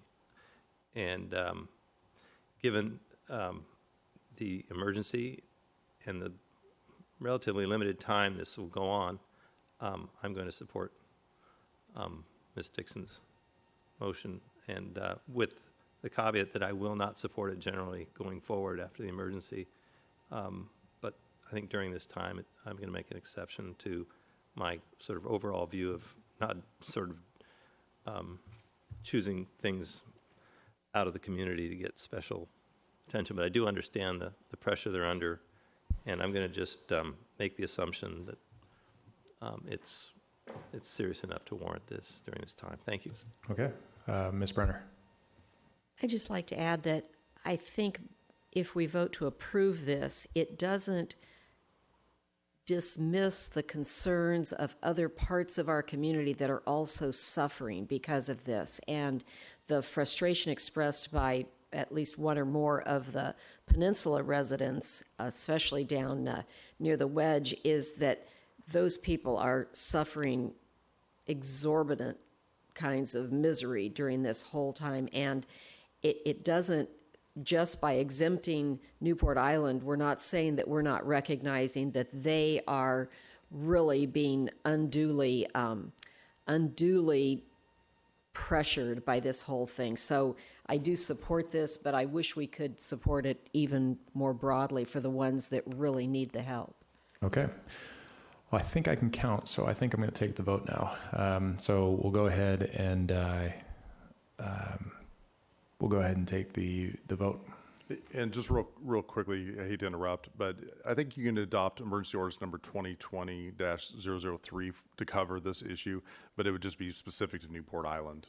If you believe that would be the case, then that's what we'll do. Okay, go ahead and vote. Okay, then I'll read ordinance title for emergency ordinance number 2020-003, an emergency ordinance of the City of Newport Beach extending the restrictions set forth in emergency ordinance number 2020-1 for Newport Island only, prohibiting 1, the issuance of any new short-term lodging permit pursuant to Newport Code Municipal Code, Chapter 5.95, and or 2, the rental of any lodging unit for a period of 30 consecutive days or less to any person other than a medical professional or emergency responder coming to the City of Newport Beach to aid with the COVID-19 outbreak. With council members Muldoon and Mayor O'Neill voting no, the motion carries 5-2. Great, thank you very much. Thank you to everyone who came and spoke and wrote in on this issue. Thank you to the council members for good discussion on this. Okay. Thank you. Yeah, no, I appreciate that. I think this is abundantly clear that we're all trying very hard to figure our way through this one. So I appreciate the efforts here. Okay, so we're going to move into item number 18. Which is the review of the CIP. This is not an action item, but it is we will need to provide direction to our city manager for discussion about the CIP. This is, I want to talk real quick because there are a number of conflicts that will arise in our discussion today. So I just want to talk you through how I'd like to handle that. So as Mr. Webb goes through the discussion, what we will do is if you have so we're going to go through the slides here. When we get in, the discussions are going to be divided into 3 areas: the completed or proposed scope reduction projects, which is a return of unused funds to the balance, the projects in progress and proposed to keep moving. If you have specific questions about any of those first 2, which I think that we will probably only need to discuss one of them, and that's probably the trolley, and we'll get back to that in a moment. But if you have any discussion about the first 2, I need you to let me know which specific one you'd like to talk about, so that we can note any conflicts and discuss that specific one. When we get into item number 3, or the third one, which is the recommendations on deferral. There are a number of conflicts that have been highlighted, and so what we will do is we'll need to the recommendation from staff on this third category is to defer all of the third category, and if you're looking at your packet, it's 18-13 and 18-14. That the recommendation is to defer all of those. If there is a specific one when we get to those slides that you would like to talk about, please, we will note first. I'll ask all of you to let me know if you'd like to speak to any of them. If you'd like to speak to any of them, and this is for both slide 13 and slide 14. I'm sorry, the slides that are found on packet 18-13 and 18-14. If you'd like to talk to any of those specifically, I need you to let me know, which I will stop when we get to those slides, ask you to tell me which ones you'd like to talk about. I'll mark it down, and then we will go through each one of those because there will be people who will need to declare conflicts. So I hope that's clear. Okay, great. Sorry, there's a bunch of, the conflicts on this are a little bit onerous, so I want to just make sure I was clear with everyone before we started going. All right, Mr. Webb, go right ahead. Thank you, Mayor. Good afternoon, Mayor, council members. Tonight we are going to be talking about our capital improvement program, and a little different format tonight. We're going to be doing a little slideshow first. I'm going to make sure it's working. not working. Maybe you can just trip that next slide for me. We're going to be talking about both the current program. Council asked specifically to bring back the current adopted program. So a couple documents we're going to be looking at for those in the audience. This is our current program. We'll be referencing our 1920 capital improvement program first. The mayor made reference to a series of projects in your packet. You had a handout which has all those specific projects, including the 3 categories. So if you want to talk to any of those, as the mayor referred to, we can go to that. And then after we talk with the current program, we'll be moving over to the proposed program. We pulled this forward specifically because normally we talk about this in 2 weeks, but being here tonight, we thought it'd just be appropriate. And you've already seen this document, and you've also had an early look at it, so it should be familiar with you. So moving on that, we're going to start with the current program. Again, reminder, it's 102 projects, and it's about $93 million we adopted. As the mayor referenced, the city manager and the finance folks and public works took a look at this program in detail just recently, and we put together the attachment B, and in there was a series of projects in 3 categories. The first category is projects that are basically done or we reduce the scopes. The second category was projects we felt we need to keep in progress and keep moving on. And there's another group of projects that had a lot more discretionary funds and decisions, and we'd like to talk to you a little bit about that more specifically. So in that first category, just for your reference, and you took an action item on this last meeting, April 28th, we basically found $2.2 million in unused funds. We've now removed that out of the budget, put that back in the base funds. Of that, there was about $1.2 million worth of general fund related. In there, I'll note there were 3 projects that we reduced the scopes. They're on the screen for you. One was the abandoned watercraft. We have a grant, if you recall, $175,000. So the amount we kept in there was the grant plus the match. That seems to be adequate for the coming year. We also reduced our beach and sand management program down to $200,000, and our harbor bulkheads and seawalls down to $200,000. Also in that was this next group of programs. This is projects in progress, and we thought we'd want to keep them moving. There's about 54 of them, again, on attachment B. That totaled $33 million, and of that, there's about $13.4 million in general fund related projects. One of the big ones in there I noted on the slide up above, and I put this on there, there's about $1.9 million in our FMMP program, our facility maintenance program. And there's a summary down below of the projects that are coming to you with the award dates coming on it. A couple of them they haven't been awarded yet. The 2 April ones are going to be coming in your June meetings. And that kind of shows what we're working on, including police facility remodels in there. So we wanted to keep that rolling. There's only a couple $100,000 left in that, and we'll reprogram that. And then the last program in this, we actually took a little more in depth. We needed a little more guidance on this. In the ones that are currently moving now is our Peninsula Trolley program. And as we started looking at it, we're normally warming this program up in this May month. And we started realizing we're going to have some issues with this program. So staff looked at it a little further, had a couple thoughts on this. We thought originally about postponing it. We gave a couple dates on that. With further discussion, we reached out to OCTA and started inquiring, could we take this and roll it another year? Could we just postpone it this year? Because we are concerned with the current governor's orders and where things are. We just really can't figure out how we're going to run this system if we have to social distance and you've got a trolley with 20, 24 seats on it and you're only going to handle 8 people, and how long that's going to be going for. So actually with this, staff's going to recommend that we cancel the program this year and move the program over to the year into the following year. We're in year 4. This is year 4 out of a 7-year program, so we'd just run 4 more years. But we would like council's concurrence on that. What we need to do with your concurrence is we'll formulate a letter from the city manager, send it to OCTA, then they'll just put it in the file and they'll roll that money over 1 more year.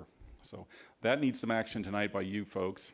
And I don't know if you want to do that now, Mary, you want to take that? Yeah, no, I'd like to do it now as we move through this. I mean, I tend to agree. Does anyone disagree with that? I have a hard time. Yeah, I don't know who would use it.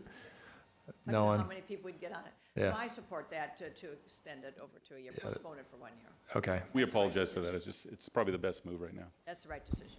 You should apologize. Sorry. We love that. You do not need to apologize for what we're going through, Dave. It's okay. All right, understood. Go ahead. So we have direction on that. Thank you very much. At this point, I'm going to turn it over to our city manager. She's going to give some background reference on some funding, and then we'll get back into the CIP. Yeah, and this will be just real quick. In setting up now and talking about that third category of those projects that we're recommending to defer out for a year, and I'll just very briefly, this slide the next two slides were gone over by the finance director at our last meeting that talked about the budget status. So I just want to set the framework for why we got to the dollar amount that we did and how it's integrating with how we're looking at stopping up the gap that we are estimating for the 2021 budget. So as you see, as it's illustrated here, is that there are, from the general fund, several transfers that are done for capital project funding purposes. And the kind of arrows and the middle piece tells you what we had planned to do to fully fund our program before the COVID-19 pandemic hit. But as you can see, what we're looking at is to reduce that down so that what we end up with is almost 17 million that we would adjust and not have that transfer out, and that helps us in terms of funding that gap for us in the revenue declines that we have. So that's how the setup is in terms of how we framed up the projects that we have are looking in this next section, because the projects that are funded in this current year will then have a direct impact on the transfers that we need to fully fund our projects plan, which goes on for a multi-year phase. So we straddle years here, so it's the current year funding along with proposed funding in the next budget that will go towards helping, we talked about a tiered approach to looking at closing up that gap, and the capital funding side is a priority piece of this. It's the second tier of looking at those reductions. So I just wanted to set that framework up for you as you look at these projects. So before we do that, our city clerk has reminded me that I needed to have taken a straw poll on the trolley issue. So if you're in favor of Mr. Webb's recommendation, please raise your hand. Okay, that was unanimous, 7-0. Right. Okay, so as we get into this discussion, I'm going to trust that everyone has actually taken the time to review the items that were in the staff report on this particular point. The reason I'm going to do that is because I would need everyone to declare conflicts immediately if we wanted to go through and speak to each of these items, but instead what I'll suggest is this page and then the next one. So we're going to look at this one first. The recommendation from staff is to defer these projects. If there is a particular project that you'd like to speak to that would essentially save it from being deferred, then I'd like you to let me know. I will say that there are two that I'd like to, there are four on this page that I'd like to speak to. I'd like to speak to the central, or the lecture hall, the junior guards building, Grant Howell, and Lido Fire Station. Ms. Dixon, is there something else? Could you just clarify deferred? Yep. So not canceled. Okay. Yep, not canceled. It would be a recommendation for a deferral. The reason, and this is important, so I'll just clarify this for just a moment. The slide that the last two slides that our city manager was showing shows that if we want to move forward with a lot of the projects in our CIP, what we have to do is we need to be able to, of course, make sure the funding is there. And so the way we've directed our funding for capital improvement projects in the past, could you go back a slide, please, is we've set up buckets. These buckets of funds have been where the sources of the funding comes from. So the facilities financing plan is essentially where we do most of our bigger projects. That's where money comes in from both the general fund and also from the from developer fees. The general fund CIPs, that's essentially just straight from the general fund into the CIP projects. Neighborhood Enhancement Fund, that is what we do. That's money we set aside in the general fund when we have a surplus. Half of the money will go into the Neighborhood Enhancement Fund, typically. The other half toward long-term liabilities. Facilities Maintenance Plan, that is exactly what it sounds like. And then Harbor and Beaches Master Plan, that is also exactly what it sounds like. It's just non-FFP that is harbor-related CIP. So what we need to be able to do is we need to be able to not transfer at least $16.9 million in order to reach what our anticipated shortfall will be. You may recall in our last meeting we were talking about tiers. So this is the third tier of 16.9. And it's at least 16.9 because if we choose to defer more than 16.9, then that's money that we don't have to take out of our general fund contingency reserve, which is the tier 4. So it's not that we need to find 16.9 exactly, it's that we need to find at least 16.9, if not more, and that's when we come to the next slide. So we'll go to the next slide here. On the next slide, and then the slide after this, but stay on this for a moment. Yeah, that's okay, I messed you up. So so on this slide, and then we'll talk about the next one. It is helpful to take a look at this, remembering that the Neighborhood Enhancement Facilities Financing Plan and General Fund CIP, those are all monies that would be coming out of the general fund. So what I'd like to do is I'd like to just stay on this particular slide first. If you would like to talk to any of these items on this one, let me know, and then we'll go to the next slide afterward, and then you let me know on the same thing. Then what we can do is we can go item by item, discuss, and if you have a conflict, we can have you step out as a conflict matter. So I want to talk lecture hall, junior guard building, Lido Fire Station, and Grant Howell. All right, Ms. Dixon, anything else on this slide that you would want to speak to? I think I asked the question about the deferral. Got it. And just to further clarify on the deferred items, so how will they come back into being in terms of activating them if the economic situation were to improve? Do we authorize the city manager to bring them back forward, or how will that work? Oh, there are multiple ways. Tell me if I'm misstating what I think it is. The answer is, as opposed to past years where we essentially look at the budget, we approve the budget, and the finance committee just ensures that the revenue is coming in properly. We review about mid-year just to check in on things, and then we review again at fiscal year end. The anticipation is that given that we just can't predict exactly what next year will look like, we'll be reviewing our budget probably at least quarterly to find out. If we find the revenue is coming in better than we anticipate, then yes, we would be re-reviewing our expenditures, including CIPs. If we're finding that it's not, then we would probably review this in a year as part of our annual budget review, CIP review again. Okay, thank you. All right, Ms. Brenner. I had a question about our lecture hall and the junior lifeguard building. Because they are raising money for these projects? Sorry, we'll come to those. Right now, I just need to know if you want to pull any of these off for discussion. And do you want to know recusals at this time? Not yet. Not yet, No, okay. not yet. Mr. Muldoon? I have recusals because two of my items are ones you brought up, but I can hold them. Yeah, just hold them for now. Yeah, so I just want to know if there are any that you want to pull off for discussion about potential non-deferral. That's it. So essentially, the default is that these items on this list will be deferred. Yes. Unless we want to contend. Yes. Thank you, sir. Okay, let's go to the next page then. Could I just make 2 points, Mr. Mayor, before we go on? There are a couple that we're actually going to ask to remove out of the budget. And if you go down, I didn't point those out, I was just looking. I have a note here, but if you go down to the fifth one, it says Balboa Village Facade Improvement Program. We've had no activity, so we thought at the end of this year, we would just pull that money out and go back to fund balance. 2 more projects down, Dover Shores Traffic Study. We've been out in the neighborhood for a long time. There's been no activity since fall of 19. I don't know if we're going to get any, so we're going to take that out. Should that community come back and sign the petition and bring it to council, we could talk about reinstating the fund, but we'd recommend you remove that. And just one more note, we are designing the fire station, and that's set to bid this fall, so we might want some guidance on that. I'm pulled that one out. Yeah. Okay, let's go to the next slide. Okay. I have none that I want to pull out from this item.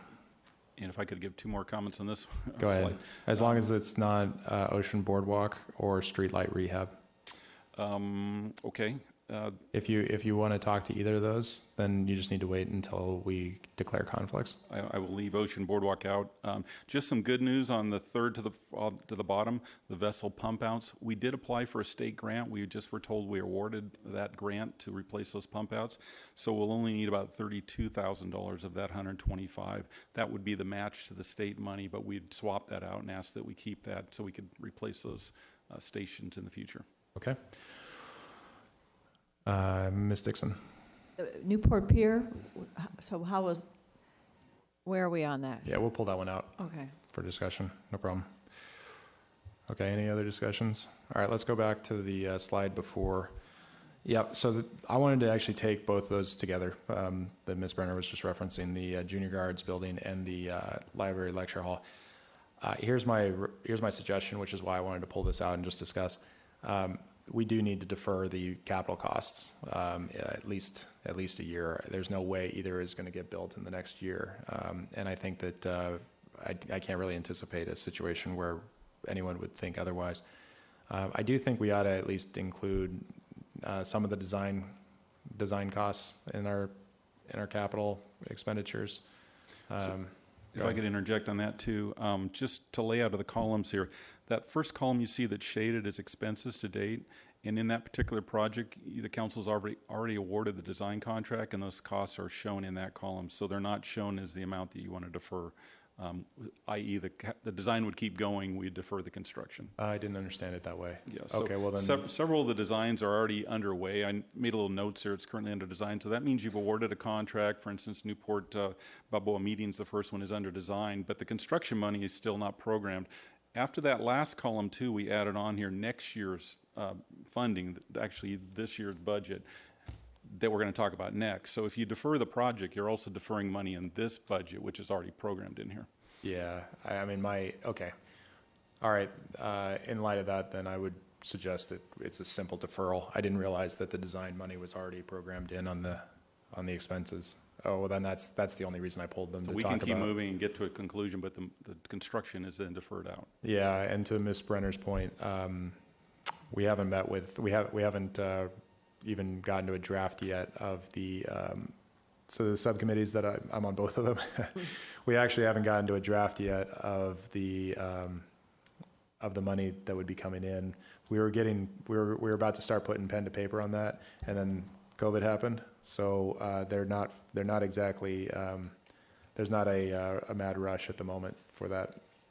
But go ahead. What I was going to ask and suggest was that we allow them to move forward with fundraising. And so whatever we needed to do to facilitate that and make that possible, that they could be using this time to really get a head start on that. Yeah, we can do that. It is a bit of a challenge on our end to do that, only because in both cases what they'll want is a commitment from the city to fund it by a certain date, probably.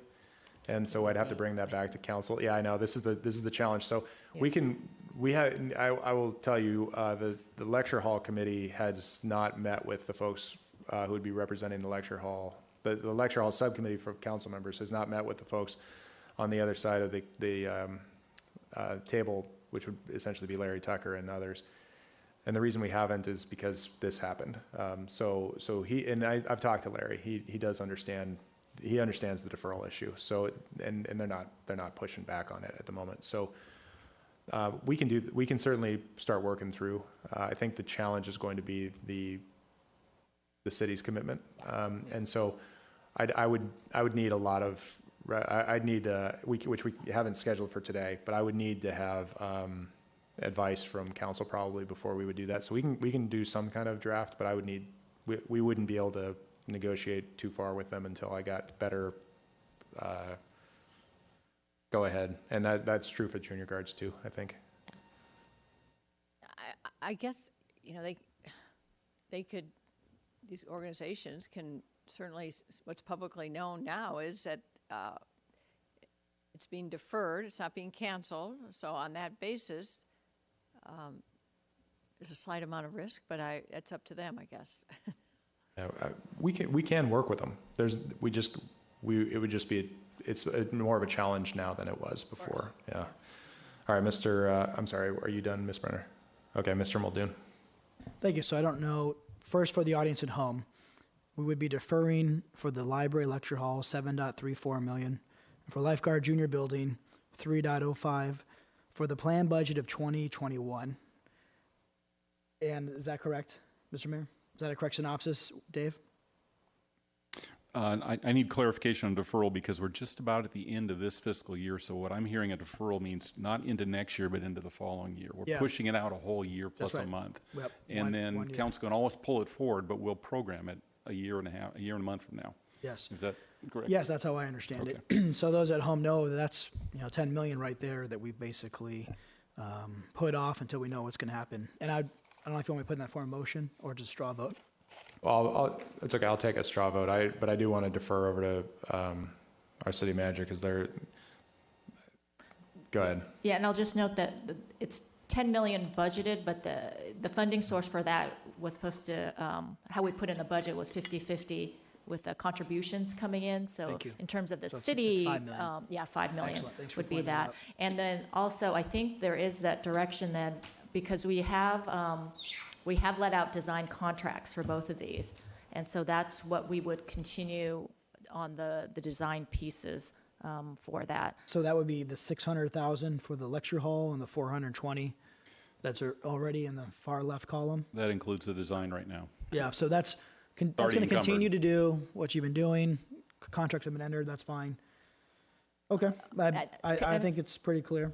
And if I could just make, I actually need a staff clarification on the junior lifeguards. We have 130,000 under FFP. Is that needed for design, or is that not needed? So that could be deferred.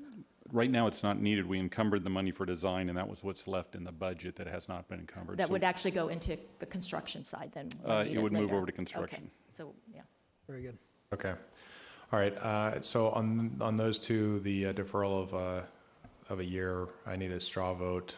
So all in favor, just raise your hand. Okay, that's unanimous, Ms. Brown. So at this point, I know that the other two that I'm going to call up will have conflicts. So we'll start with Grant Howland Park. Yeah, so this time, Mr. Mayor, I have a conflict on both items, Grant Howland Park and Lido Fire Station, due to installation of telecom devices or hardware, and I have business interest from former employer in telecom business. Thank you. All right, and then Ms. Brenner, we'll start with Grant Howland first. Sorry, you need to declare the conflict. Yep. I have a conflict on Grant Howland Park because of real property interest. Okay, great, thanks.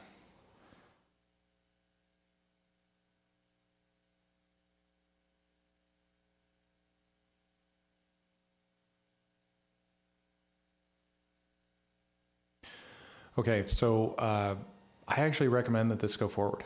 And the reason I recommend this go forward is this is a unique project. It's been in the works for a really long time. It's not what I would call a true general fund project because of the amount of money that's being used for park and lieu funds. That's the Quimby funds. It's a project that we've had long planned, and like I said, it doesn't exist in a vacuum the way that a true general fund project would normally be considered. So this was something we've talked a lot about. This is ready to go out for bid pretty quickly, and this is one of those times where you see a lot of neighborhood enhancement aspect of it. So I recognize, and this goes back to a couple of the items that were in our consent calendar, where they were fairly large items, but they come from restricted funds. They come from areas where you really need to be paying attention to where they're coming from. So that's essentially what I think we've seen on Grant Howland Park. So do we have any discussion up here? But this is the one I would like to pull off and actually move forward with. In addition to the funding source, I think we need to be careful about pulling anything that has safety issues as well. And there are certainly safety issues in this measure, sidewalks and that type of thing, important safety issues that need to be rectified at this park and in this project. That's true too. All right, Mr. Avery. Yeah, just given the little difference in the funding, but also just how long this has taken, how much we've invested in it, I just can't see it sitting and nothing happening. It really needs to go forward. Yeah. Okay. Well, then why don't we just take a straw vote on this, moving forward on this one? Raise your hand. All right. Unanimous among the five of us. All right. We'll bring back Ms. Brenner for the discussion about Lido Fire Station.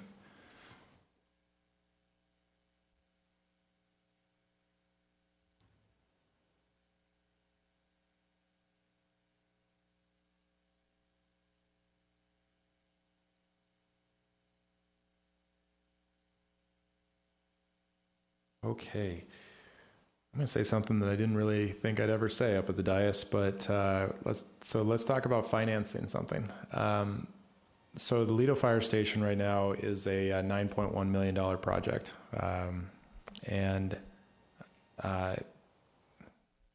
Sorry, is that right? So 4.5 is already being expended, 9.1 in the facilities financing plan. Yeah, the 4.5, remember, there's right away in there. We bought the property. That's right. And there is a little added next year, about 450 to bring it up to what we think the estimate is. Got it. Yeah, so it's kind of a quick reminder that one of the ways that we can also get above and beyond is by looking at this as a, so if you have a 10-year, I'm saying it. If we finance this over 10 years, what you can find very quickly is that you're keeping essentially under $1 million a year or so in financing for 10 years. You can absorb that pretty quickly in a budget like ours. And on top of all of that, this alone actually finds the 8.5 that we would need to move forward with, have the project move forward. You're also saving the 8.5 in the coming year from the general fund into the FFP. So essentially, if you do this, if we move forward with this project, but on a financing basis, we make that funding gap. We move forward without that funding gap very quickly, and also any amounts that we save on any of these other projects out of the general fund is money that we don't have to take out of the contingency reserve. And worst case, you end up taking that money out of the contingency reserve in future years to pay, but it's a much slower burn. So.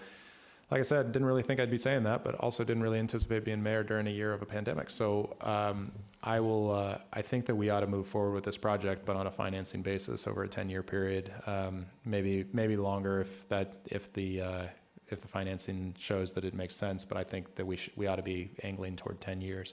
Any discussion on this? No. That's a good idea.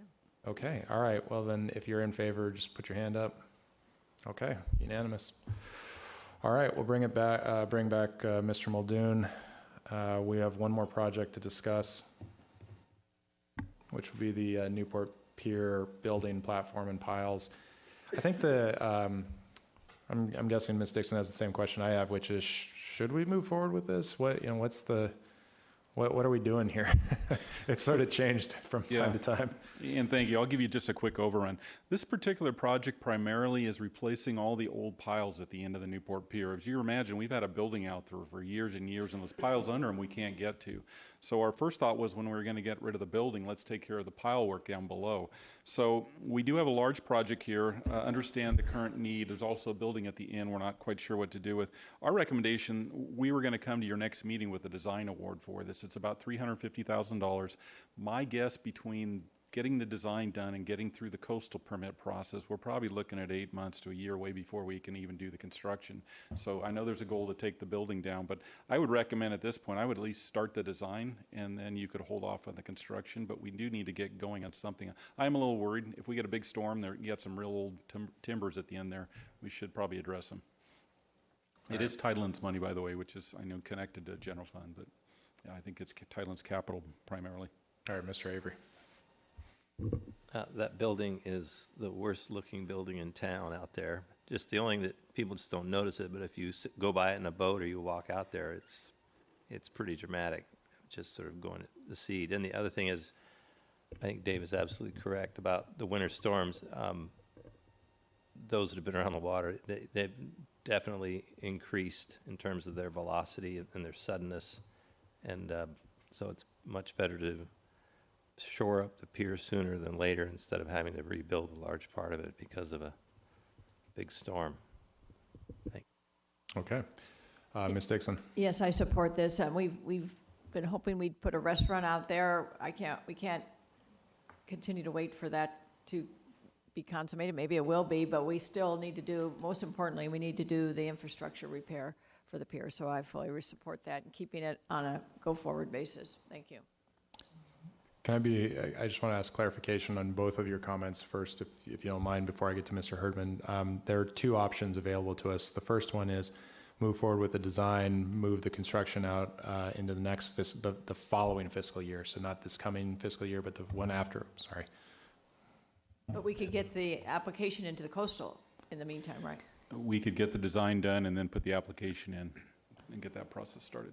Yeah, so it does matter, though, in terms of the budgeting, because the capital is going to be more expensive than the design. So if we plan for the next fiscal year for design and submission only, and then we plan the following year for construction, that's a different budgeting process than if we were trying to plan for the full project in the next fiscal year. So I just want to make sure, well, because it'll matter for when I do a straw poll.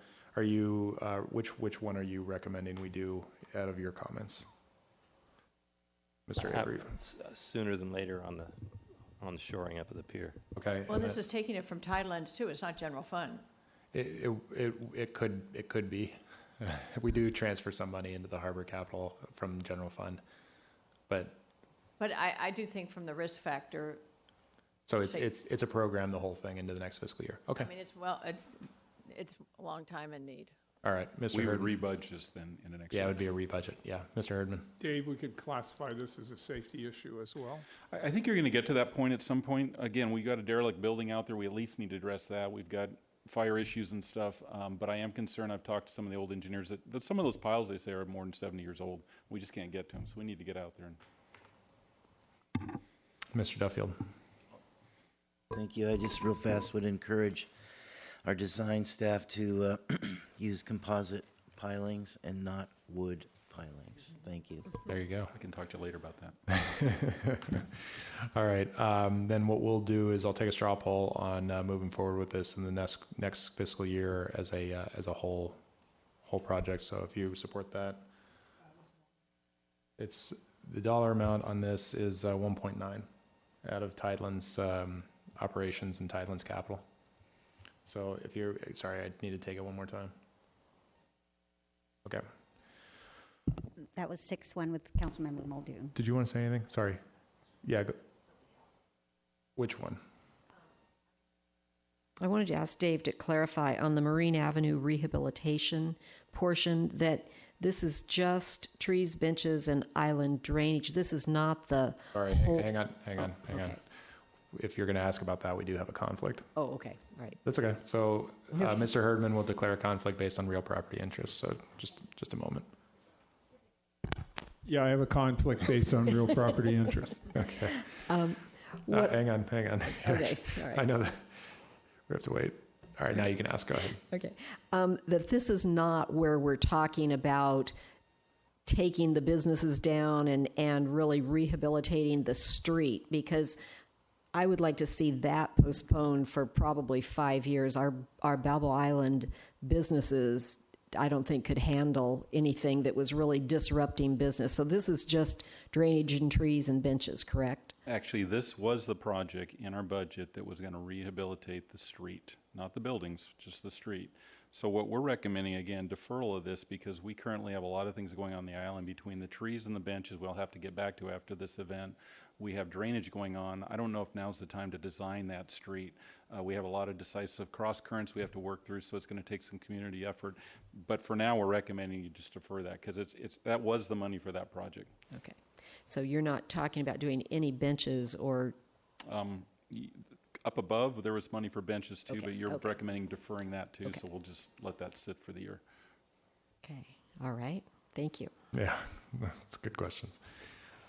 We defer the pain for a little while. Yeah. Anyway, okay. So we'll bring it back. We have no further discussion. So let's Can I make one more when Mr. Herdman comes. request before we? Oh, I'm sorry. Hang on one second. What was This has to do with the oceanfront bicycle safety improvement project, and I think you had a concern about oceanfront. Is that This is Ocean Boulevard and parking lot improvement? No, it's the one right below that, and I was going to speak to that if I could, just once Mr. Herdman comes back. I'm sorry. Which one are we on? It's 5 down, oceanfront bike safety improvement. Right under boardwalk. There's no conflict on that item. Okay. So All right, hang staff on. was going to request. I'm sorry, Mr. Webb. Hang on. We need to get Mr. Herdman back in.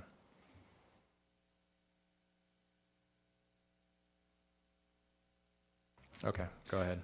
This project was originally put in with Councilmember Dixon working with the community, and since that time she's had some great community meetings, and the folks have moved more towards a study of the splitting of the trails, which is the project above it. So I don't think we need this, Diane. I don't think we need the $75,000 anymore. I'd recommend we pull that out and we focus on that $350 once you get done deferring it above. So this project I don't think is needed anymore. I just recommend we take that out, put it back to fund balance. It's Okay. $75,000 in general fund. All right, sounds good. Sorry. Yeah, no, go ahead, Ms. Brenner. Which one? On the Ocean Boulevard concrete pavement, I'm fine with deferring that, but there are a couple of safety issues down there where we were talking about extending the sidewalk and where you come up the China Cove ramp, there is a safety issue with people turning there and people walking on that ramp. So if there's a way that we could maybe do some safety measures there sooner rather than later, that would be helpful. I'm not recused on this because I'm not that close to the ocean. Yep, that's true. Okay. But don't worry, work really hard. Someday you will be. Anyway, okay, so we'll keep moving. All right. Proposed fiscal year 2020-21. All right, go ahead. To that point, there was a planned sidewalk along right above Fernleaf on the drive down. That was one of the safety. And if you wanted us to do the sidewalk work, I don't know what that would cost you. We could just do the design and include that and forget about all the pavement for now. If council so chooses, we take a little money. I have to work with the city manager how much we need. We wouldn't need all of this. That's the entire project budget. Right. Okay. So we'll work with Grace on that.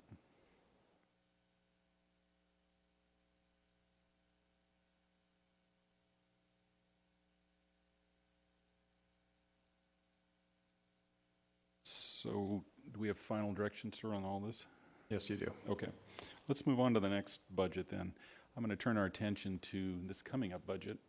And it has to do with this. By the way, I should introduce this budget. Per the city manager's guidance, we've produced a 6-year budget for you now. It's a little different. If you go through it, you're going to see a focus on next fiscal year and then 5 following years. We used to have kind of a look ahead, but now we've actually tried to program it. So that's why you're going to see some number differences. The current budget for 6 years has 127 projects in it. It's about $236 million, $237 million. And again, remember, it starts getting less detailed as you go further out. We brought our master plans into it. We looked at the FFP and other things, looked at the programming and started putting those projects in those out years. But then we really want to focus in on the 2021 year. And in that budget next year, we had 99 projects programmed, about $113 million. So on this next slide, you'll see this is the category breakdowns for the next fiscal year, not the entire 6 years. And you'll see how many projects are in each. You've had a chance to look at your budget, so I won't belabor unless you have questions on this. And then as we go to the next slide, what I did is I pulled out the significant new projects in here. And again, you'll see those projects. There's a couple conflicts if you want to talk about any one of these. And you'll see the funding of those projects. And I put the funding source on the side. Some of those are general funds, some are gas tax, et cetera. So I might stop here if there's any questions on any big significant projects. Now, to be clear, you're not recommending, are you recommending deferring these? Because I thought the only ones that, no. No, Okay. None of these on this list. There could be a couple in a slide coming up I'm going to talk about, but I just want to let you know there's some big projects in there. These are significant, so I want to make sure you were aware of that if you hadn't had a chance to go through this budget. You saw most of these on the early look back in March. So let's go to the next slide. And again, it just is a breakdown of the summary of funding. The 113, if you're looking for where the funding is coming from, this is by fund. You'll see the various funds in there. And then again, the next one on the new funding we're putting in, $48 million of new funding. That's not the rebudget. You'll see again the breakdown by fund on that slide if you're looking for information. So this next slide then gets to the question, should you want to do anything with the coming up year? The projects on this list are all new projects with discretionary money in it. So I broke down the same table for you there, and you can see the general fund, et cetera, through it. And then it also has the out year on that, future plan budgets. These are projects that should you choose you need additional funds or you want to reserve money, we could look at reserving some of these. One of note, though, the alley project, the first construction kind of ties into the AD districts like 117. There's AD money that goes in here too, but there is $400,000 in general fund to do some of that work. Cliff Drive Mobility, you've seen some traffic on that. That was per council discussion. We talked about doing some additional studies. That money was going to be programmed next year to look at Cliff Drive and maybe things there. Cliff Drive Clubhouse is in Cliff Drive Park, and it needs to be replaced. I hear it can last another year, but we were planning on putting it in next year as a new item. Collins Avenue Bridge is a design for the bridge going to Collins Island. It could also probably wait. It's the next bridge on our bridge list for replacements. Maybe some discussion on it. It does go to a private island, but it's a public bridge. The concrete replacement program on there, along with the slurry program, are our 7-year programs. I put these on here because there's significant general fund involved. You could defer that a year. We're on a 7-year program. If you felt you need the money, you could move that to 8 years. If not, it'd be good to keep that. There are maintenance functions. We keep that going. We also have some FMMP money we talked a little earlier about. Next year, we're going to only put $1 million in. Typically, council puts $1.5 million. The sheet after this can explain the programs that we have next year for the FMMP, if you want to look at that. And then Jamboree Road pavement is a design to get ahead on the design of that. I would note, too, that the thing I've seen from past crises, and I hate to make opportunities out of crises, but if we get some designs on the shelf and there's a stimulus package coming through and there's money available, we're oftentimes able to grab money. So it's good that you moved the designs already on the last series. In here, if we get some more ready, some pavement money comes, we could grab it, having something on the shelf. So we would encourage maybe doing that project. Storm drain repairs, we need a couple little things in there. There are a couple little projects that we had in mind up in Broadmoor up here, and there's one down towards the harbor. There is $200,000 in general fund there. Could be moved. And the next one on that is the design of the pavement for Lido Island Ring Road. We're doing the water lines this year. This would be the design of the repavement. And then you also asked us to add in the West Coast Highway Phase 4 medians by the mobile home park. There's $100,000 in this next budget for that too, and that could be deferred if you so choose. So these are all ones that you could defer depending on what kind of revenue you're trying to save. All right, so we're going to handle the conflict situation the same way we just did, which is if there... Let's assume for a moment that the recommendation is deferral of all of these. If you would like to speak to any of these, to save from deferral, and I'm just going to read, actually, unfortunately, I apologize in advance, there are half of them that I'd like to actually talk to, which include the concrete, hang on. Kevin, that's not how this one works. You can come back. All right, concrete replacement program. Jamboree Road pavement, slurry seal,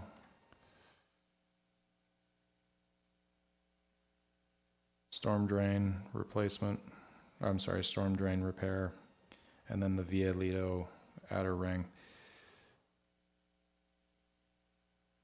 Are there any that any others that I did not reference that you would like to discuss? Can I ask a question? Of course.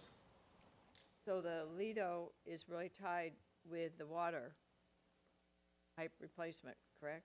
The water main replacement? The Lido is repaving the street after we get done with this year's water main. They're linked? They are linked in some ways, along with all the other construction that's been breaking up the streets out there. Okay. Any other projects? Mr. Avery, did you have something? Okay.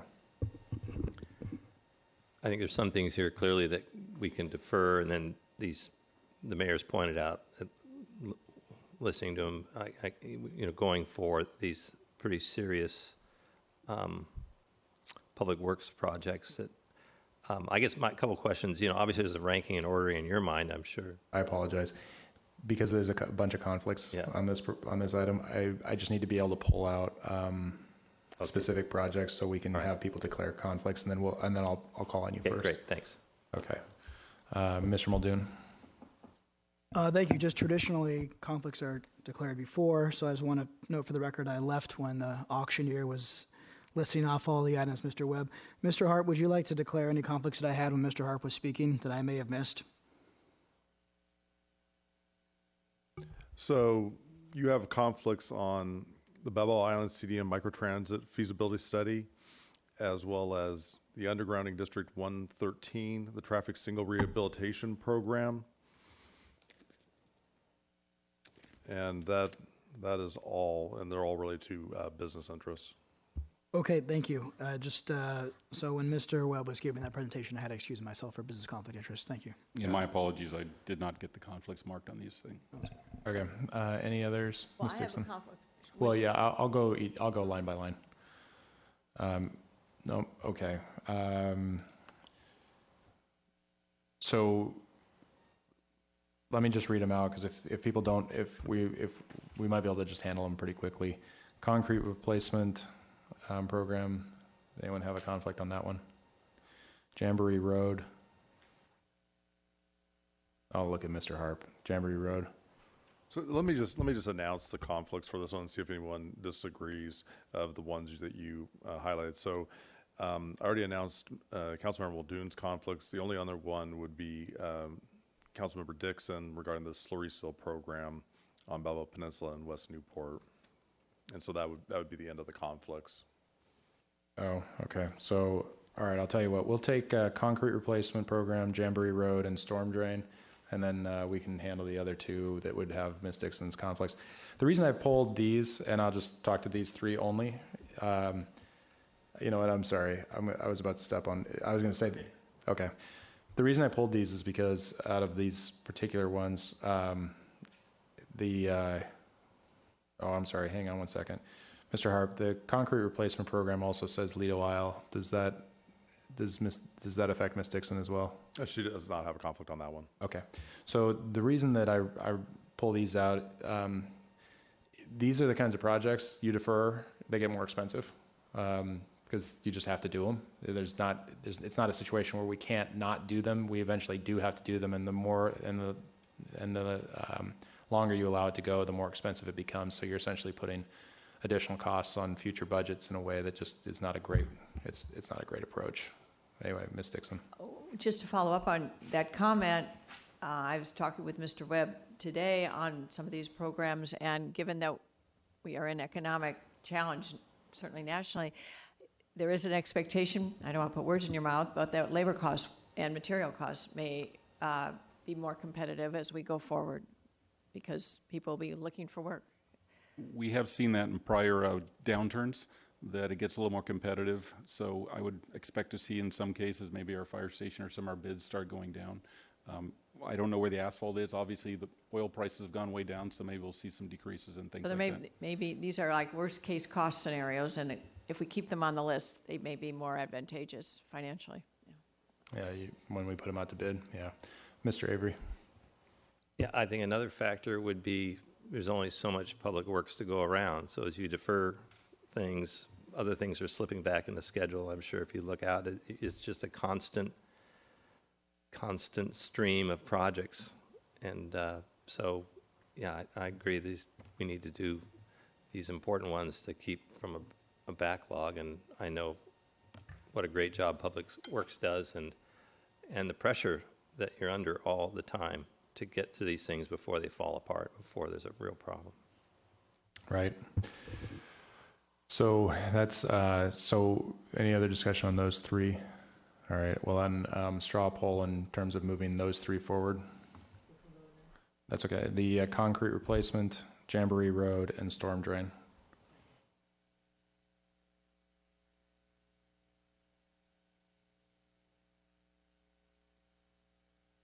Okay, we can go one by one. All right, on the concrete replacement program, if you support going forward on that. That was unanimous. Okay, the Jamboree Road pavement rehab, if you support that, go ahead. 6-1. Okay, and then the storm drain system repair. Unanimous. Okay, so we're going to now discuss the slurry seal and the VO Lido. So, Ms. Dixon, would you like to declare the conflict on that one? Property-related interest. There you go. Okay, so we will same discussion, exact same discussion. So any other discussion on these? No. All right. So for these two, we'll just go one by one. On the slurry seal, if you support moving forward on that, raise your hand. All right. It's unanimous. And then on the Via Lido Outer Ring roadway rehab, yeah, this is tied to the water. I mean, we have to do it anyway, right? Yes, you could defer it, but it is tied. It's just because the streets are starting to show a lot of trench lines and age to it. Yeah, okay. Well, if you support moving forward with this, raise your hand. That was unanimous. Okay. Okay.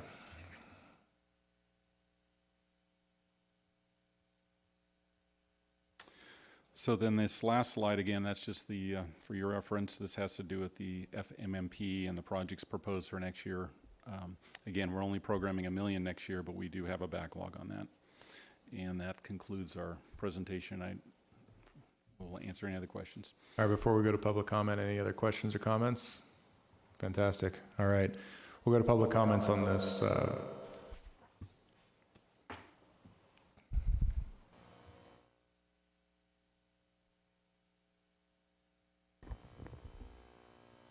Mayor O'Neill, this is Jim Mosher. First, during his presentation, Director Webb twice held up a little spiral-bound book, which he said everybody on the council had seen. It appears to be a proposed 6-year CIP budget. I'm wondering if the public has seen that, because on the city website, I don't see any proposed budget documents posted yet. If it is there, could somebody tell us where the public can see that? Second comment, in your first exercise that you were doing about this year's CIP budget, if I understood correctly, from your preamble to that, the City Council was trying to find $16.9 million, not quite sure in which column that you were looking at.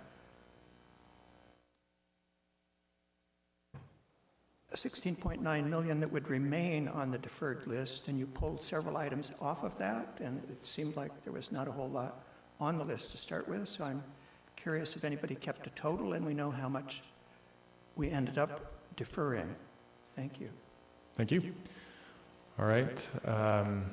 We have no calls in on this item, so we'll bring it back up here. I think we'll get the running tally eventually. My suggestion, though, is we probably should answer the question of the draft document, the draft CIP that you have, whether it's available to the public. Yes, Mayor. It was made available. There's a link shown in your staff report tonight, and it's on our website. So if they want to pull it off there, they'll have the same PDF file. Okay, sounds good. All right, seeing no further discussion, we'll bring it back up here to the next item. So the next item is item number 19, the novel coronavirus COVID-19 update. We'll let Mr. Webb move off, and then we'll kick over to our city manager.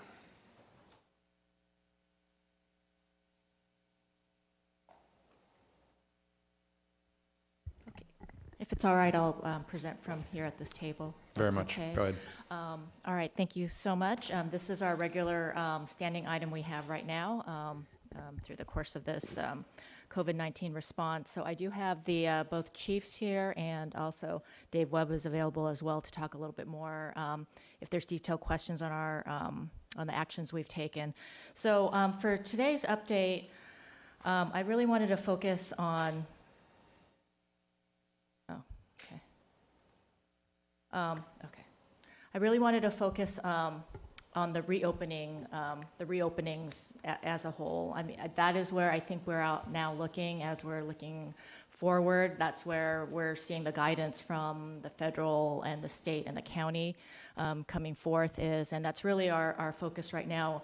You know, it's been very challenging going into the crisis when we had to go into the shutdown phases, and I'm finding, and I think we're all finding it's equally as hard, if not more difficult, to find that right pacing and that right level as we go into transitioning back into the reopening sides.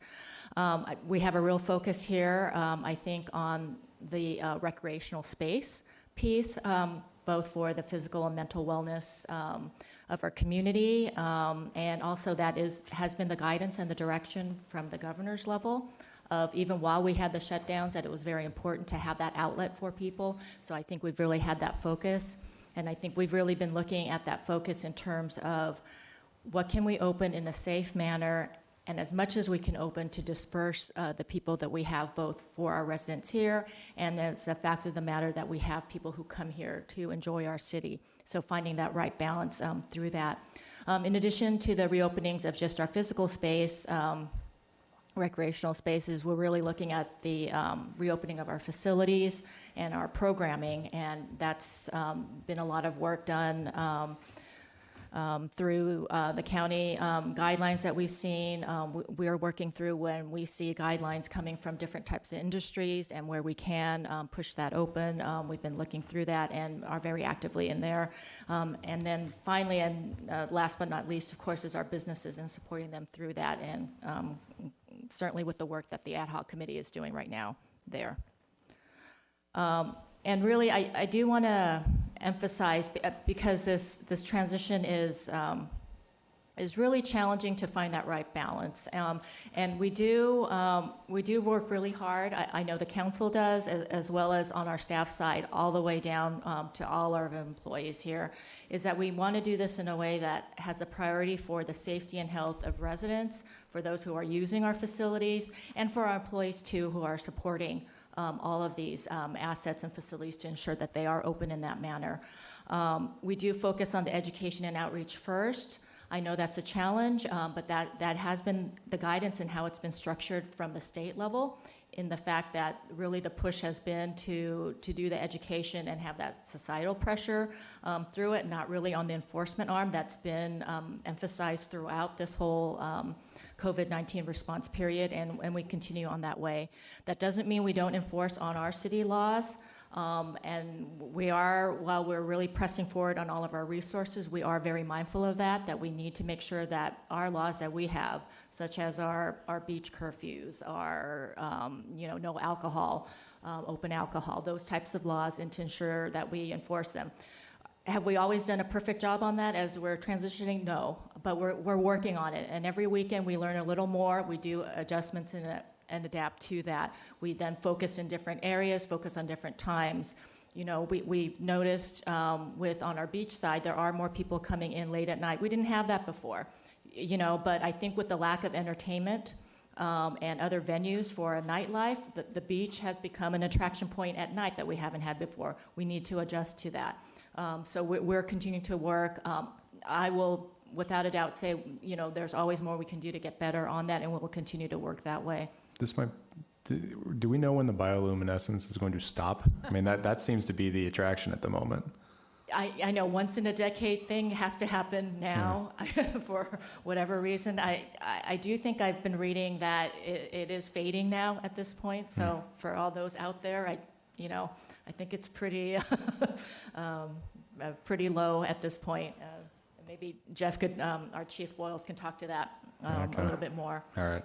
And then individual responsibilities are a key part of this, from the governor's side down to I think all of us, is our responsibility in how we manage ourselves. And I know there's a frustration there too of when you see people where you feel like you are doing your best job and others aren't. And we have to work through that. And I think that's the societal piece, that there's going to be some push and pull through that. But I think generally we're doing very well. We do have, and again, Chief Boyles can talk a little bit to our numbers too, that our cases have been low, and I think that directly speaks to the good behavior that has been done.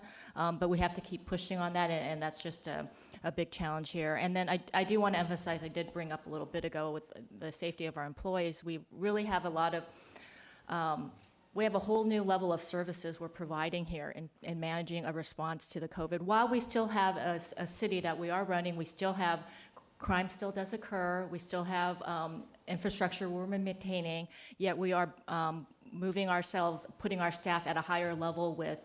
We had several staff from Public Works on full-time over the weekends to manage our barriers and signage. We have both our police and fire, where we've doubled the number of officers we have out, lifeguards we have out to manage this. So we are working stretch where we are, but managing through that, and really need that focus on the on what the impact is to our staff resource side, and our directors, our chiefs can speak to that a little more.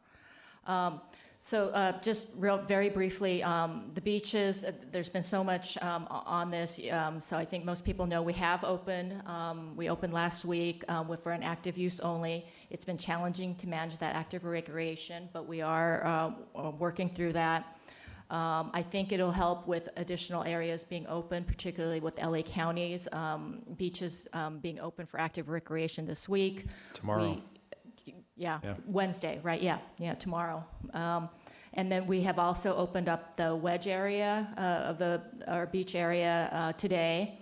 And we are continuing to evaluate other areas where, again, if we have more recreational space to disperse, but making sure we can manage through. So we are looking right now at our Peninsula Boardwalk, our parking lots, our beach-related parking lots, our Balboa Pier, and really looking towards by this weekend. And if there's input from council, I'd be happy to take that there. And we are very much closely coordinating with our neighboring cities, Huntington Beach in particular, of the actions they're taking there, as well as the state. And some other areas that we've also opened, our tennis courts namely, and we're also preparing our dog park as well. On our city facility side, we are looking at City Hall to begin a phased opening next week, and we really are focused right now on our permit counters, places where we have direct services to our businesses and our residents there. And again, as we've done with other things, is really to do a phased-in approach to that, adapt as we see how that goes. But we're starting that. I've distributed guidelines for our employees. And also, we've been working very hard to put the physical barriers and improvements we need to ensure a safe environment there. On our community centers and libraries, those are areas of generally more of a mass gathering type, so those we are waiting till we get more guidance through there. I also want to note on the services side, we are hearing more concerns on our street sweeping, because we had laid off on the enforcement side because of everybody being at home. But that does then conflict for us when we want to have good, effective street sweeping. So that's an area that we really are looking to begin on that with the enforcement to ensure that we could have clean streets there. And then another area that we've been working very hard and looking at this week is on our summer programming. We've been holding off as long as we can, and we will continue to do so until we get continuing guidance. And as long as we can hold off, we are. But we are coming to a head on making decisions about summer classes, 4th of July events. In particular, I know our very well-beloved junior guard program. But again, we have to look and be mindful of the safety of both the users and with our employees who manage and support these items. So this is coming forth shortly. And then I'll just note, and I think this might be for the ad hoc committee, there'll be more coming, I think, at the next meeting, but a lot being done on the business support side. There's more guidance, as Mayor O'Neill mentioned, on some of the restaurant and dining and some other areas that will continue to be explored, but all this is so fast moving. Those are some guidelines that just came out today that will push through and look at further. So I'll keep it at that. I wanted to keep it short to allow time for questions and allow, if you'd like, some updates from our chiefs or any of our directors on this. Thank you. I've just got a couple things, and then I'll go to Councilmember Dixon. So I guess the first thank you to everybody on staff, particularly our Public Works Department. The amount of work that's been going in to try to figure out how to maintain and stay in line with the state guidance on a lot of the public open space has been very difficult. And so I just want to say thank you to everybody on that. I know that our police and lifeguards in particular have been stretched on what their core mission is when it comes to this. So I just want to say thank you for moving through and kind of pushing through a lot of this. I do agree that we're seeing a lot of we've seen San Diego County reopen their beaches. We've seen Los Angeles County reopening tomorrow. Los Angeles County has also reopened a substantial number of their open space, their parks and trails again, which is probably going to be taking a lot of heat off of a lot of other areas around us. There are a couple of things. I think it'd be really helpful to ask that our county reopen their parking lots near their trailheads. I don't think there's any reason to keep them closed any. Are they not closed? I believe what I heard is at today's Board of Supervisors meeting that they voted to open up their parking at their park. That would be fantastic. Yes. If that's the case, great. If it's anything less than that, I think it'd just be nice to send a letter over asking. I think we'll see a lot fewer people traveling if they can just kind of go to a trailhead, for example. So it'd just be nice to do that. I think same thing, we may want to ask, I think we ought to re-ask the state to open up Crystal Cove State Beach's parking lot again. That would take a lot of heat off of our residential areas down in PCH CDM area. So I think that would be really helpful to just make a request for that. I think at this point, I would suggest we probably reopen the boardwalk on the peninsula. I think that we've got a lot of people that have just decided that they're going to do it anyway. And I'd like to have our signs and other things stop getting beat up.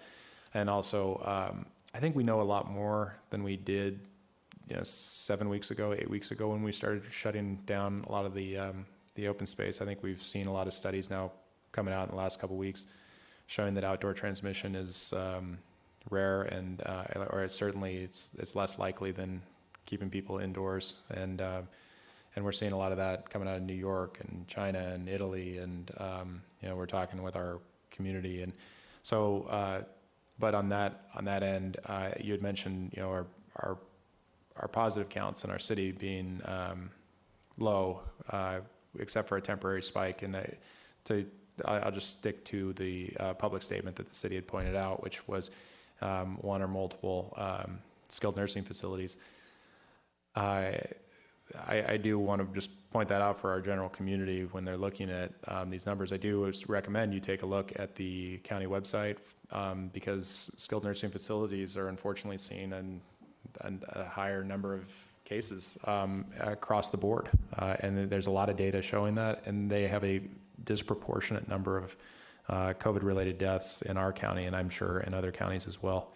I know that I'm not going to ask you to speak again to this, Chief Boyles, but I do know that you had spoken to this a couple meetings ago. I do know how much our fire department, I know how much Hogue is involved with our skilled nursing facilities.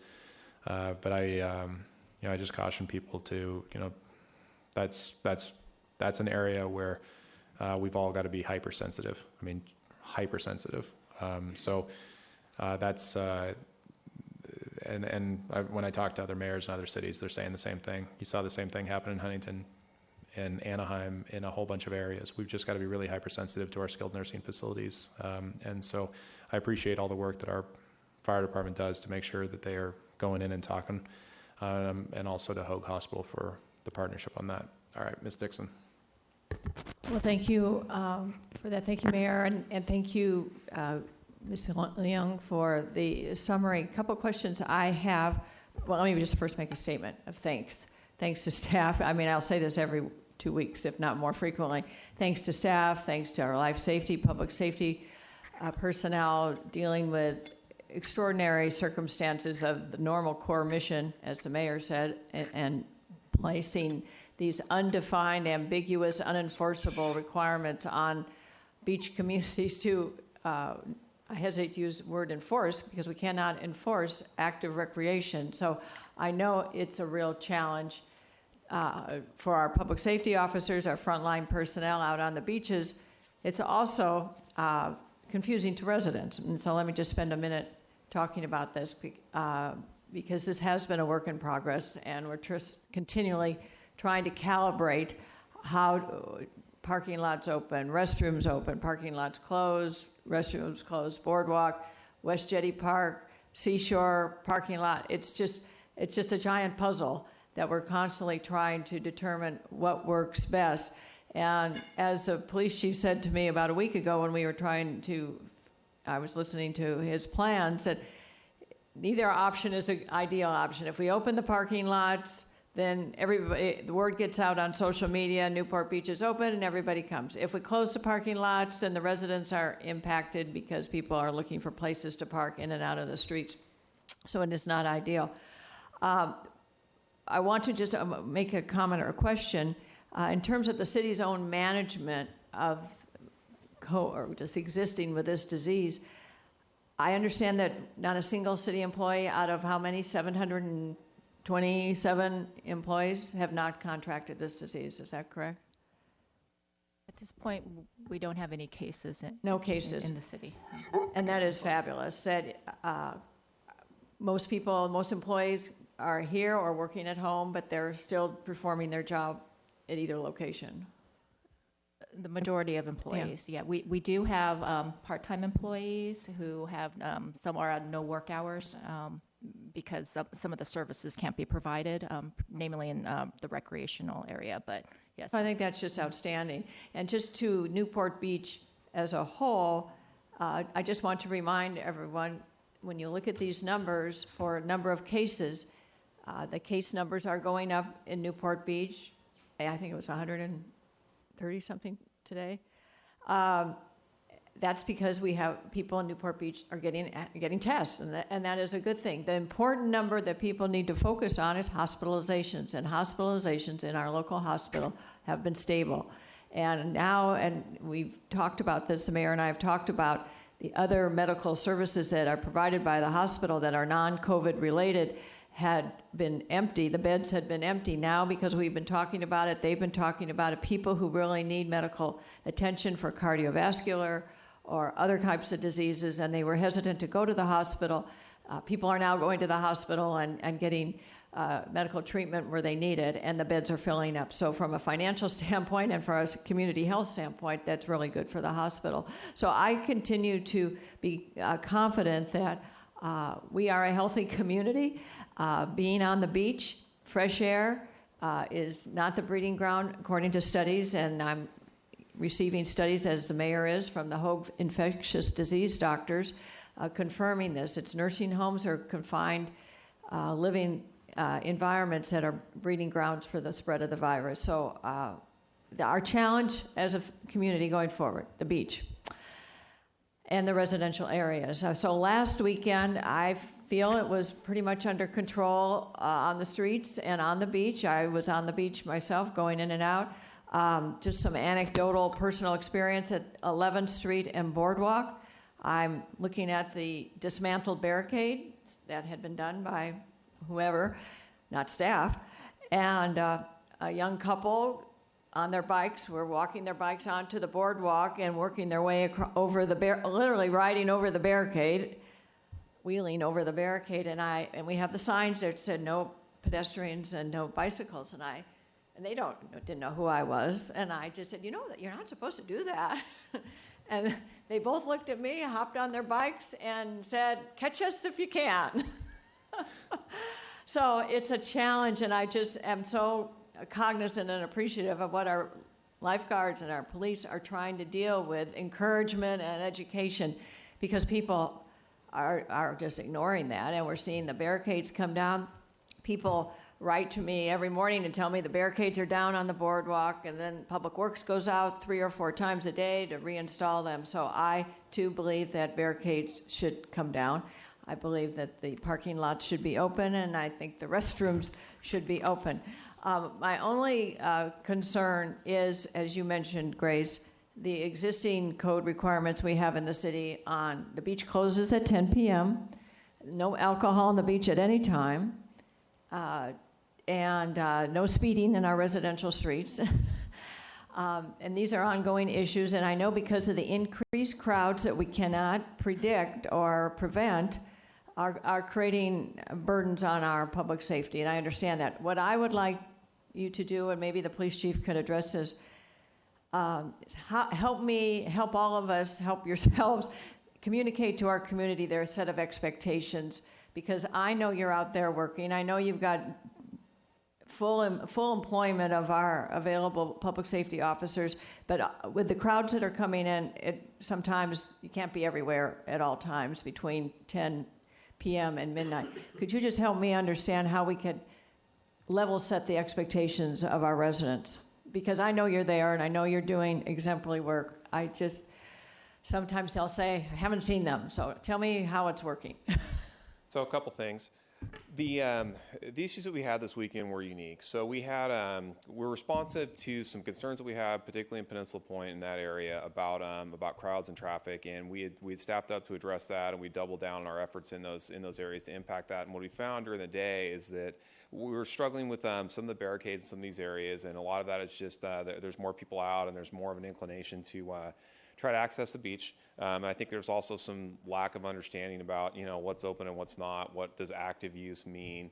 And so that was a struggle, particularly for Public Works to be able to deal with that over the weekend. But what we saw during the days were people that were generally behaving. We're citing and arresting people and doing the things we normally do for people that step out of line.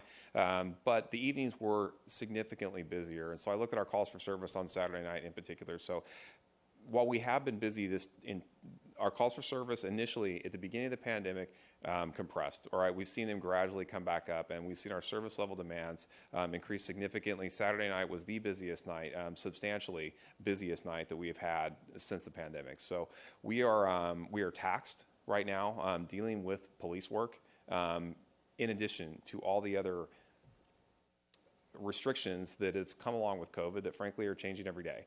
So those things, we're nimble in our staffing, we're changing to address them, and what ended up happening this weekend, we're talking about a natural phenomenon that happens every 10 years. So there were more people that were out on the beach that were there that normally would not have been there. We were staffed to deal with it, but there was a significant influx, and I think that was created some concerns within for our community. I heard them loud and clear, and we're going to continue to impact this. People, I think, are not understanding some of the rules out on the beach, and so we're going to continue with our education efforts.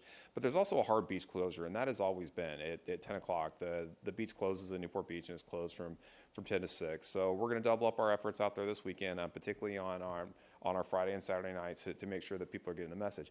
The issue we had on Saturday wasn't it wasn't a crime issue per se. Yes, it's a crime to be out after 10 o'clock as per our municipal code, so I'm not saying that, but in terms the compliance that we were getting, were you had people that frankly there's not a lot of options for people on a Saturday night anymore, and this became one. And the compliance we got were families, groups of people. The beach is closed. Oh, I didn't know. I believe that that's not always accurate, okay, frankly. But there were, the compliance we got was right away. So we had our teams working from Summit to the Wedge all night long where we're moving people off the beach, and we're getting compliance. But there was, again, significant volume of people in town related to that phenomenon. But also, I think that there's been more people in town that because the beach is an option when other options are not available. So in addition to this issue that we had on the beach, citywide, again, we had our biggest night on Saturday that we've had since the start of the pandemic. So again, we're continuing to staff, we're continuing to deal with the traffic concerns that we're having, particularly in West Newport, but then we're also doubling down our efforts at night to impact these municipal codes, particularly as it relates to beach closure. So there will be a significant presence out there. And the drag racing or something, what's that going on? We've had complaints about speed. And I'll tell you, over this weekend, we were working speed on the highway, issuing citations on the highway, both East and West City. Balboa, we know that that's the issue. You'll probably hear from some of your constituents because we handed out a number of citations just today on Balboa, specifically related to speed and some of the issues that we're having out there. So we have very industrious motor police officers that are highly focused on accountability in terms of traffic safety, and they're out there in high volume right now. We've also worked in some partnerships with our allied agencies to impact speed and the loud pipes and things like that on the highway as well. And there's also a number of citations that were issued for that last weekend and the weekend prior. Well, thank you. I appreciate that. The community appreciates it. Thank you very much. All right. Thank you, Chief. Mr. Muldoon. Thank you, Chief. This is a rhetorical question. Would you ever think your pictures would be shown around the world? Those pictures you took from the helicopter are famous. So obviously, people have been paying attention. The beaches are now open for recreational use only. It's no secret, I think that's grossly unfair to those who have disabilities or children with disabilities. They are not allowed to sit on the sand and watch their children play. You must continue moving. It's not based in science at all. We know from the local professionals and experts in the subject that there's no place better for you to be outside. Fortunately, we're learning from New York, as the governor of New York is learning, that recycled air, mass transit, being indoors is where transmission rates are higher. Being outside, as long as you're socially distancing, is much healthier. They're also researching and find a correlation between lower levels of vitamin D and susceptibility to COVID. Vitamin D, as you know, is often given to the body from being outside. So I, of course, support taking down any barriers and opening parking and people respectfully being outdoors in our parks and in our beaches. And I also support our law enforcement in their attempt to educate individuals to continue to distance, but also to be respectful of the rules that are in place. We're not out of the clear. Is that the right saying? We're not out of the clear yet? We're not out of the woods yet. Thank you, Duffy. And we have to continue to be cautious. Unfortunately, as testing increases, testing is good, but unfortunately, as testing increases and is mandatory in nursing homes, we're going to see continued situations that are very unfortunate in nursing homes. But thankfully, the doctors have such a better idea of how to treat COVID and to keep fatality rates low. And of course, we're thankful not only to our first responders, but to our medical professionals here in Newport Beach. And I want to also thank sort of, the unsung hero, which is again our staff. The countless hours, you all deserve vacation, where you social distance somewhere far, far away. And I hope that comes soon for you. You put in countless hours, and you're dealing with a wide spectrum of issues, from the loss of comrades to national, international controversies. So I'm sorry for all this you're going through, but we thank you very much for your leadership. Looking at you both, chiefs and city manager and the city attorney. Thank you for all that you do for us. And if I have anything that I would like to leave off on, it's simply that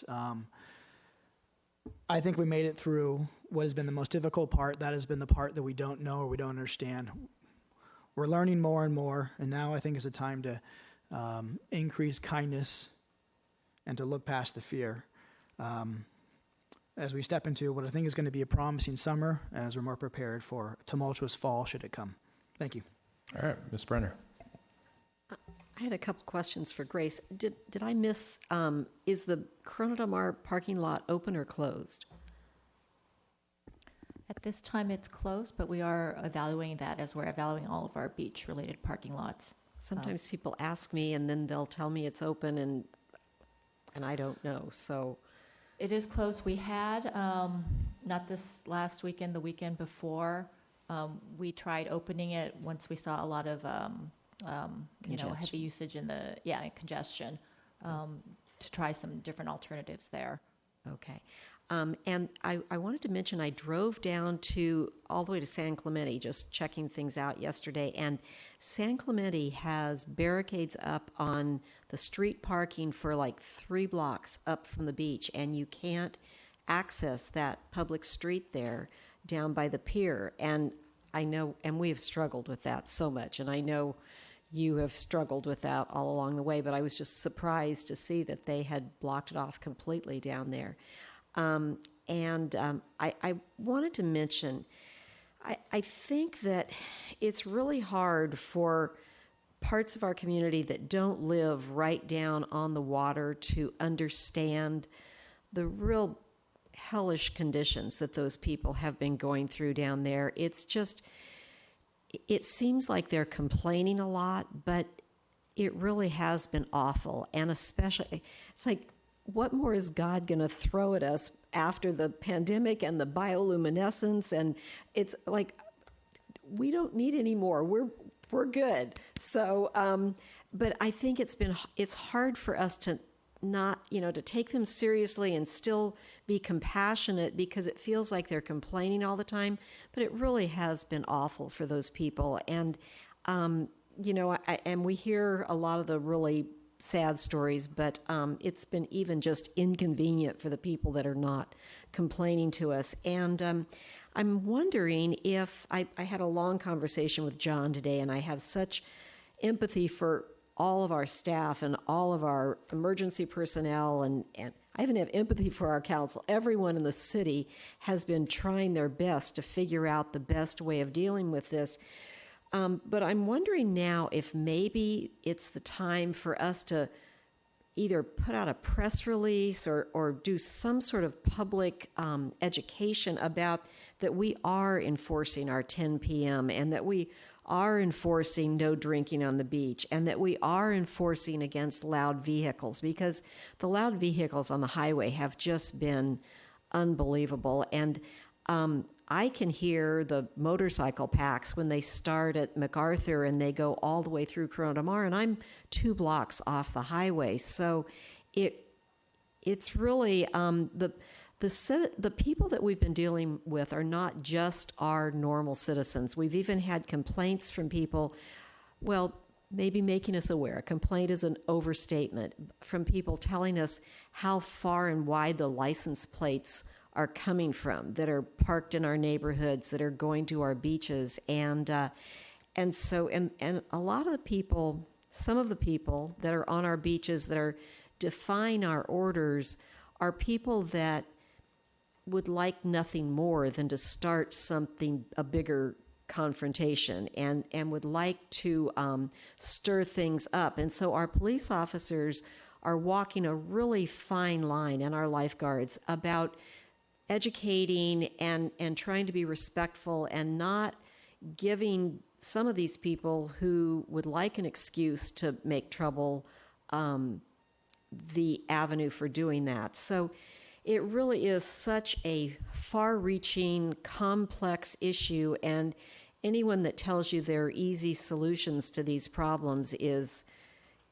lying, because we all have been struggling with trying to find solutions that really work, and protecting our citizens is really our top motivation. We want everyone to enjoy the beach, but right now, during this health crisis, really protecting the health of the people that live near these venues is really top priority for us. So I'm just wondering if maybe we could do a little bit more in the public information area about saying, no, we are enforcing these laws. It's not open season to just come to Newport Beach and do whatever you'd like to do. Yep, we can do that.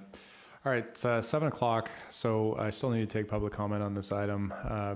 And I would just beg that if you're wanting to do public comment, it'll be quick. But anyway, if anyone wants to do public comment on this item in the community room. All right, seeing none, we have one phone call, so go ahead.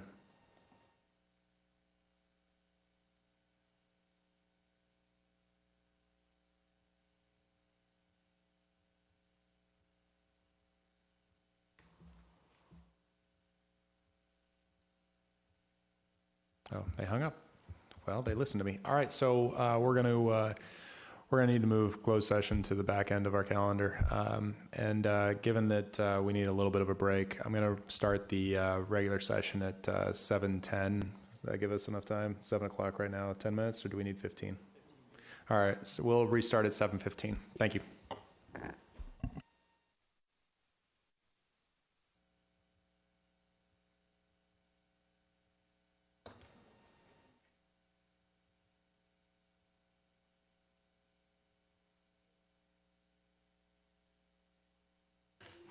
Okay. All right, welcome back, and thank you very much for everyone's patience. We started today at 4 o'clock, so we wanted to make sure we were fresh for the discussions tonight. In light of the fact that we need to move the closed session to the back end, I'm going to be moving Roman numerals X and XI back to the back end to be in that order. We are reconvening at our 7 p.m. for public hearings. Madam Clerk, roll call, please. The record will reflect that all members of council are present. All right, we have no closed session report yet, but we did, but our pastor did come in. So what we're going to do real quick also, there was one caller who was trying to call in on the COVID that had hung up. It turns out it was our mistake. He had not actually hung up. So what we're going to do is we're going to take the invocation, we're going to take that one call, and then we're going to move into our public hearings. So Pastor Hagel, if you wouldn't mind, thank you very much.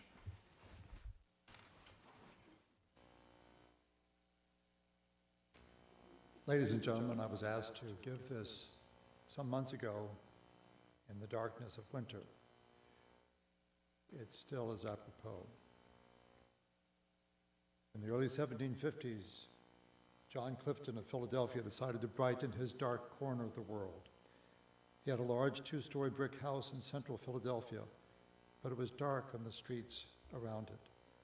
To help people who walked in darkness on his street, Clifton took a lantern and placed it on a pole in front of his house. Each night he climbed a small ladder and lit his light. John Clifton would be forgotten today, except his neighbor was Benjamin Franklin. Franklin was inspired and did the same in front of his house, making his lantern burn cleanly. And he added small mirrors as on a lighthouse to reflect the light more broadly. In 1756, Franklin passed legislation to have such lights with mirrors throughout the city of Philadelphia. The result, the world's first citywide system of streetlights. The result was also less crime, more people out in public at night, greater cheer and confidence.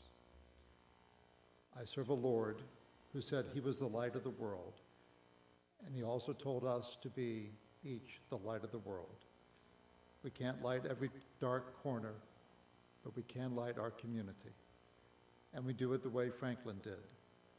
We serve as a mirror, passing on whatever or whoever enlightens our lives. Let us pray. Almighty God, brighten this evening as the messenger angels brightened the shepherd's field in Bethlehem long ago. In this dark world, Lord, use us as mirrors to reflect your light with talent and integrity, with winsome wisdom and contagious joy. Amen. Amen. We had the flag salute at the beginning of our 4 o'clock session, so we'll move in and take one quick phone call.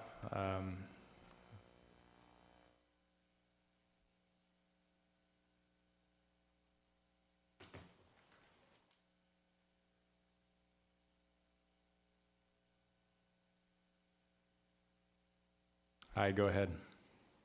Okay, this is Chuck Remley, live in Balboa. Thank you, Councilwoman Brenner, for your response to the Remley family emails. You were the only one. But let me give you a mid-peninsula report on last weekend's activities. There were parties on the beach beyond the curfew on Saturday night.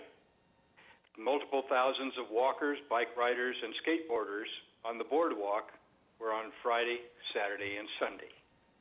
Bicyclists were riding on the sidewalks. Less than 1% were wearing face coverings. All Bell Week type traffic was the norm on Saturday night. Most beachgoers are not engaging in activities. No discernible police presence was being interacted with scofflaws. In fact, the bicycle patrolled the alleyways, and there were not very many offenders in the alleys. There was an alarming amount of trash on the peninsula. It seems like if we're not going to enforce the rules, that we might as well just open it up to whatever people want to do. Thank you very much. Thank you, Mr. Remley. All right, we'll go into public hearings now. Item number 20, approval of the fee study update. The staff recommendation is to continue this item to the June 9th, 2020 meeting, which I will move. Do I have a second? Second. Second by Mr. Muldoon. We'll go to public comment on the continuance. All right. I'm sorry.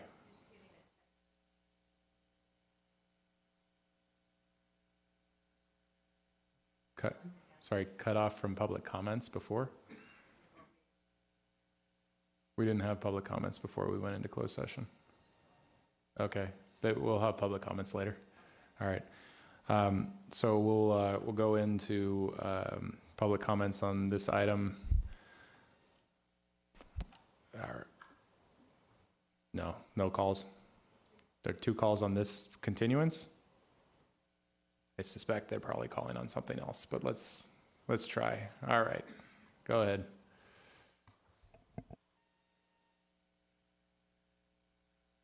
You're calling in on the motion to continue the fee study update. Go ahead. No, I'm not. I'm calling in to complete my 3-minute statement from the prior agenda item. Are you going to allow me to do that or not? What prior agenda item? The agenda item 19. I wanted to make a comment on the COVID update. Had we received the call before we had closed? You had, and I identified myself, and then it was cut off, and it said adjourn. All right, go ahead. Okay, this is Denise Oberman, Mayor and City Council meeting, so I'm commenting on the agenda 19. I would ask that the city take some clear action to convey a position that protects the residents. I understand the city managers and appreciate her comments regarding the city's status on the beach closures. Ask for clear signage as to the city's position and messaging and social media and otherwise. The city is going to maintain a hard closure of beaches at 10 o'clock p.m. I would appreciate the officers roaming the beach right before that proactively, and after that, I don't know what's going on. I don't know whether I'm speaking or not. You are. Oh, I apologize. I can't tell. So I've already conveyed a position in writing, but I am confident that the city police force, if they're directed to do so, can do what is necessary to eliminate the excessive nuisance, crowding, and safety hazard of the nighttime crowds. So I ask for a hard 10 o'clock closure.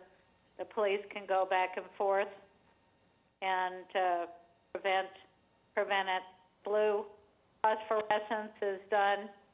What we've got here is a lot more than live force. We have a lot of people that are largely not from our community that have an exceptional amount of defiance and anger because of the COVID situation and what it has done to them.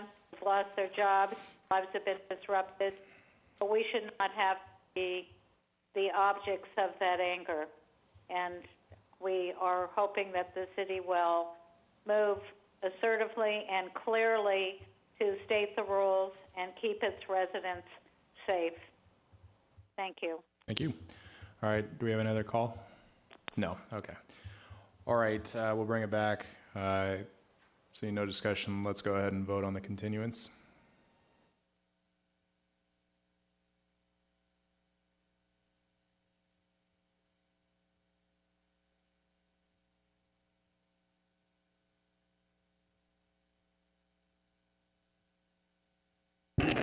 The motion carries unanimously, 7-0. All right, thank you. So we'll move into item number 21, the appeal of the Planning Commission approval for the garden office and parking structure proposed at 215 Riverside Avenue. So one of the things I neglected to do at the last meeting was to declare ex parte communications. I'll give an example, so I will go first. Months ago, I met with Leslie Daigle and who represented the applicant and also their architect at the location site itself. I believe it was 3 weeks ago. I spent time talking with the appellants, their attorney, and a couple of interested parties that with the request that I try to find a resolution. At the time that I did that, I then was interacting with both sides, the applicant and the appellants, and unfortunately we didn't find the resolution that we were trying for, so we are here tonight. So those are my ex parte communications with both sides. I'm just going to go down the line. If you have any, go ahead and disclose them. We'll start with Mr. Herdman. Yes, I did meet with Mrs. Daigle and the architect a couple of months ago at the site. Okay. Ms. Dixon? Yes, I met with both sides. I met with Ms. Daigle and the applicant on site of the property adjacent to the proposed project. I also did a site visit last Saturday at the homes of the residents who live above the project. Thank you. All right. Mr. Muldoon? Thank you. Yes, I've spoken with Ms. Daigle, and I've spoken with a member of the community who lives in the neighborhood who's against the project. Okay. Mr. Duffield? I spoke with Leslie Daigle and the architect and one of the appellant homeowners. Okay. Ms. Brenner? I also met on site with Leslie Daigle, and Scott Laidlaw is the architect. And in addition, I have spoken with Charles Klobe and Nancy Scarborough, who are community members, about the project. Oh, well, they were my interested party, so that works. I met with them, and I also talked to Dave Tanner. Okay. All right, Mr. Avery. Yeah, I attended an open house. I think it was in last fall, and the architect was there, the developer was there, Ms. Daigle was there, and then subsequently I've met with one of the residents, one of the appellants, and I gave myself a self-guided tour of the property, the parking lot, and I've had a couple of phone calls with Ms. Daigle. Thank you. Okay, so here's how we'll run the meeting tonight. First, we'll have the applicants speak, or the applicant's representative speak. They'll have 15 minutes. During that time, council members are able to ask questions if you'd like. Then we'll give 20 minutes to the appellants. Same, you can ask questions if you'd like. We'll go out to public comment. Then we'll bring it back for 5 minutes of rebuttal for the applicant, at which point we will have discussion and a vote. So that's how we'll run it. We've had enough staff discussion on this one, so I'm not going to be asking for a staff report on this. So what we'll do is we'll go out first to the applicant for a total of 15 minutes. Do we have the applicant's representative queued up to speak?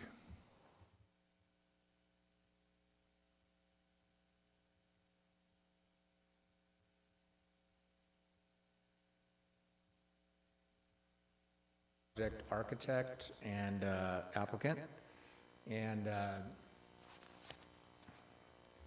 I'm going to try and just walk you through some of what I believe are kind of unique circumstances associated with this project and some of the efforts that we've made to mitigate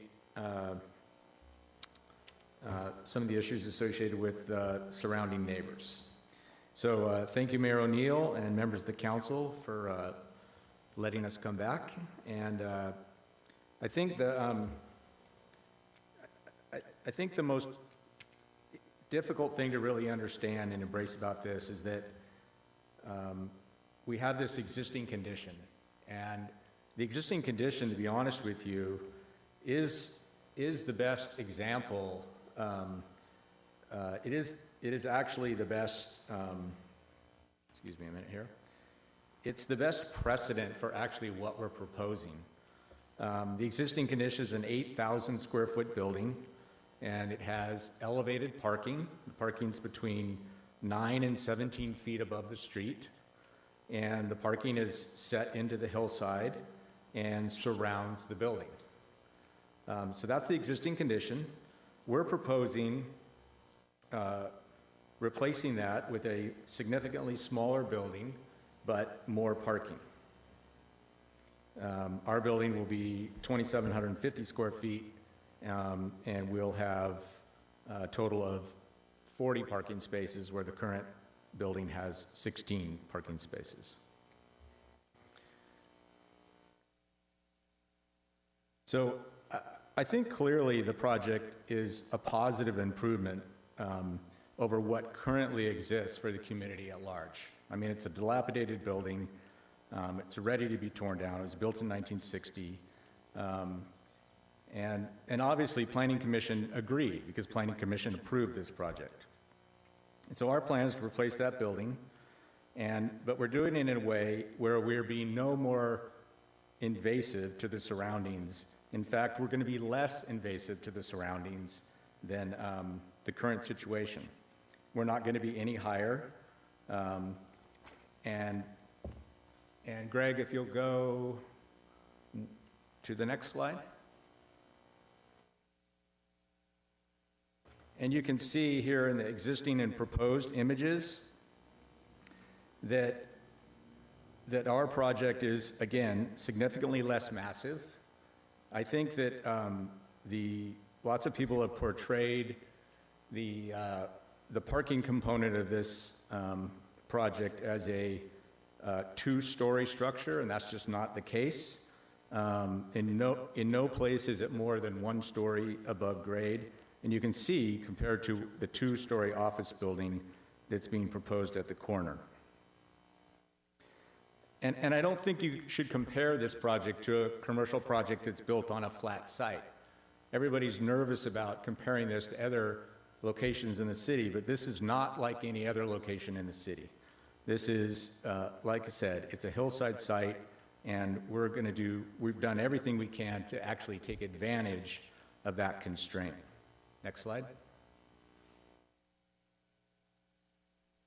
So this is just an image taken from the appellate's attorney from 2 weeks ago, and just giving you some reference.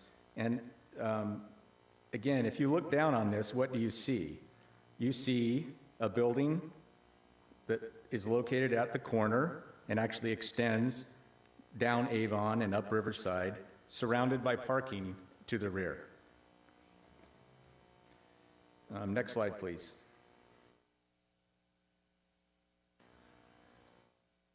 So we just wanted to make sure that everyone was clear about what we're proposing.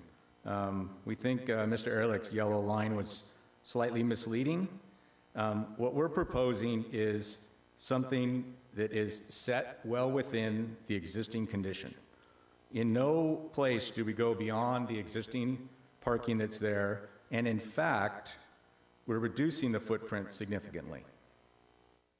And again, I think if you look at this overlay of our building on top of the existing, you can see that even the proposed added parking at our upper level, 8 of the 10 spaces are within the footprint of the existing building that's being removed.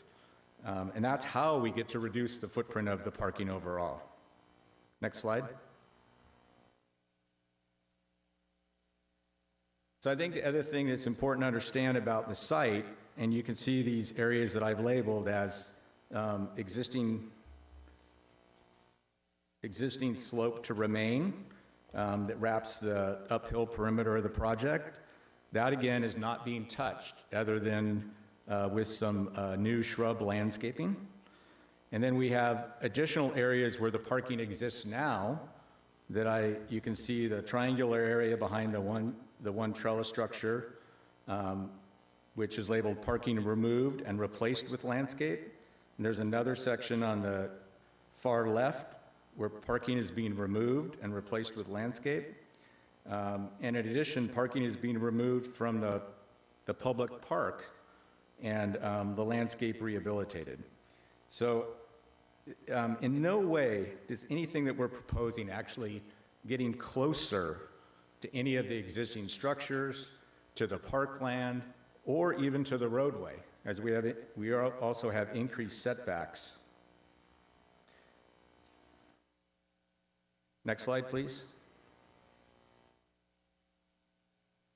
So I think what's been hard for people to understand is, like, how are we doing this? How are we adding parking and not making a bigger structure? Well, we're doing it by excavating underneath the existing parking that's there, and we're adding a whole basement level that 20 cars park at. And in this diagram, what you see are the 2 red cars. Those are the existing parking spaces there. That's where the cars park now. And you can see the proximity to the upper red car, to the uphill residence shown in the diagram. And the black cars, that's where we're proposing to park. So our cars are moving away from the residence toward Avon and down. So we're reducing the back line of parking by between 6 and 8 feet. So we're taking it down the slope. And what are we doing with the space left over? The space left over is being landscaped. It's being terraced and landscaped.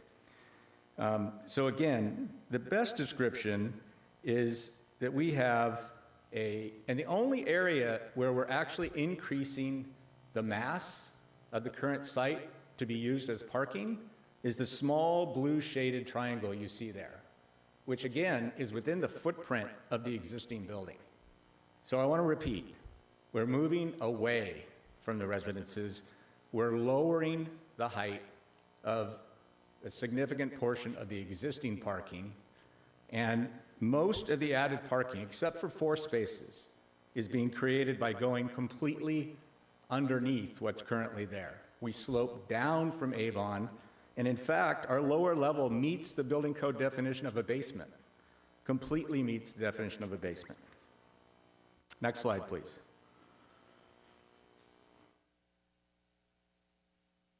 So again, I just want to reiterate, proposed building, and we're doing the same thing with the building. So the proposed building is no higher than the existing. So the heavy red dashed line that you see in this diagram, that's the profile of the existing parking grades and the existing building. And you see our building overlaid on the dashed red line, and that we are no higher. You see again the two red cars representing the current parking situation. You see the two black cars representing the proposed parking situation, which are also now covered, completely covered in a trellis, vine-covered trellis structure. So previous situation of red cars, no covering of any of the parking. New situation, black cars, all the parking spaces completely covered. And the other components of this diagram help you see how we're using where the previous upper level parking was located. We're using that as a terraced landscape area to actually provide some beautiful small trees to help provide additional screening for the neighbors behind and visual screening. But in no way does anything we're proposing have anything to do with ocean views, any impairment to ocean views, or in fact, you'll see later in slides, you can barely see the proposed structure from the residents behind as you're looking out towards the ocean. Next slide, please. So this is just helping you understand the worst case scenario. So you see the very last parking stall underneath the trellis to the left, and that parking stall is currently within the existing parking that's there now, although it's 8 feet lower in elevation, but it's within the existing parking. We never get any closer than 11 feet to the closest property line. And as our cars move away from that property line, they get 5 feet further away for every car. So by the second car, I'm 16 feet, and by the third car, I'm 21 feet, and so on. And you can also see that there's significant distance from the property line to the closest resident, which happens to be the Woods residence. So we've got significant separation to the residents as well. Next slide. But it's more than horizontal separation. You know, we tend to make these site plans and we look at everything looking down like an aerial view. But we have huge vertical separation. So you see again in this diagram, the red car, that's the current closest parking space and the elevation of it. And you see our black car, which is being dropped about 8 feet. And you see the elevation change from where our black car is behind the retaining wall to the residence above. It's 37 feet of elevation change. It's over 3 stories difference in height. And you look at, as the crow flies distance from the woods on their terrace to the property line is 33 feet. And from the property line to the closest parked car is 32 feet. So again, we are providing significant separation, and all of that too is being enhanced by the trellis structures which cover these parking spaces that are proposed. Next slide, please. This shows you a view from one of the residents' houses. This is just taken from the MLS. The house was sold over the last couple of years. And you see the gray building, which is the existing building with the horizontal white windows. And that's one of the buildings over at the Garden Shopping Center that was under construction at the time. Next slide, please. And you see, this is a rendering where we've superimposed our building into that same view, and you can't see the building at all. Again, this is a horizon view. We're not at the edge of the property looking straight down, but no impact to horizon view and very little, if any, impact to foreground view. Next slide, please. So when we then go back to the other benefits of this project, there are great community benefits. So we've taken something, yes, we're creating more parking, but we're also creating significantly more landscape, significantly more street enhancement.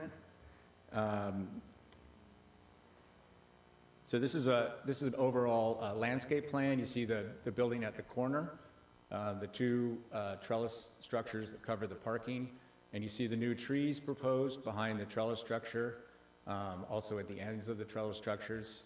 And again, those trees, those are being planted over what is currently existing parking. Next slide, please.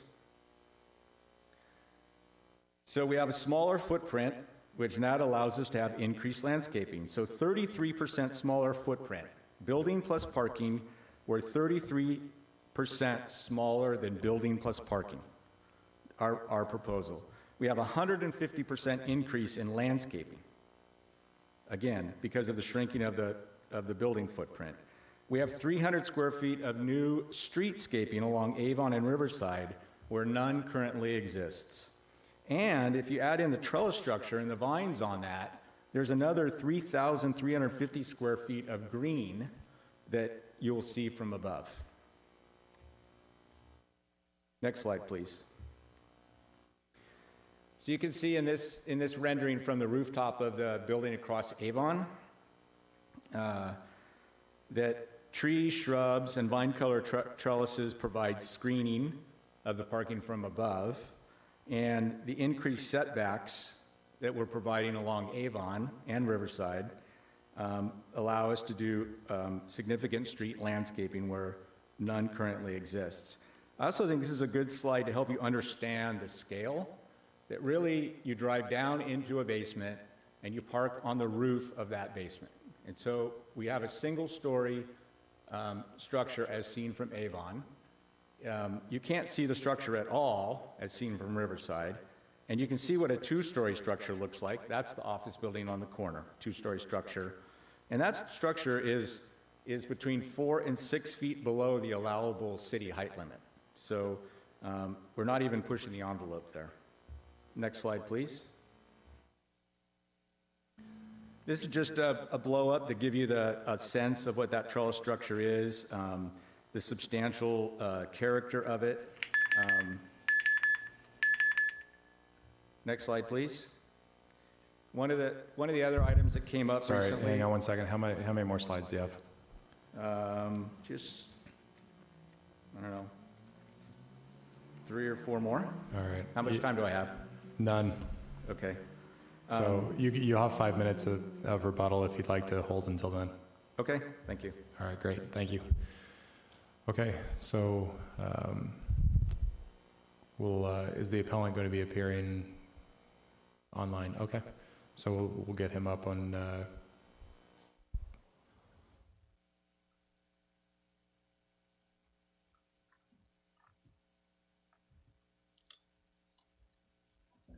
All right, can you see my screen? Wait just a moment, Mr. Ehrlich. Is this his screen? Oh, it is. Oh, okay. Can we just try moving the, is this the only item he'd like to show, or? No, there's a presentation. Okay, I just want to make sure that we have, this is the first slide of the presentation is the project site, and then I just saw, and is that you moving it? It is. Okay, yeah, I great. can see it very faintly in the video, so it appears to be working. It is working. I just wanted to double check. Thank you. So you'll have 20 minutes, Mr. Ehrlich, if you'd like to take the opportunity. And before you begin, do you mind if I ask a quick question about the email that you sent over to us on May 7th? Please. Well, yeah, one of the conditions you had mentioned was 63, and it says vehicles shall not be allowed to enter or exit the parking structure from 11 p.m. through 6 a.m. Given the conversations that have been going on between both parties, my understanding was it was 10 p.m., not 11 p.m. And I just wanted to double check that before I. Yeah, I will clarify that as part of my presentation. That's if a roof is added. If a full trellis beyond what they are proposing, which we view as a compromise, is imposed, then it would be 10 o'clock, which was what they already agreed to. I see. Okay, I appreciate that. I needed to. I will run through that as part of the presentation. It's at the end. Okay. In rough terms, I'll have about 15 minutes of presentation and about 5 minutes for the applicants to speak, similar to what we tried to accomplish last time. Understood. I appreciate that. Okay, so we'll begin your time now then. Thank you.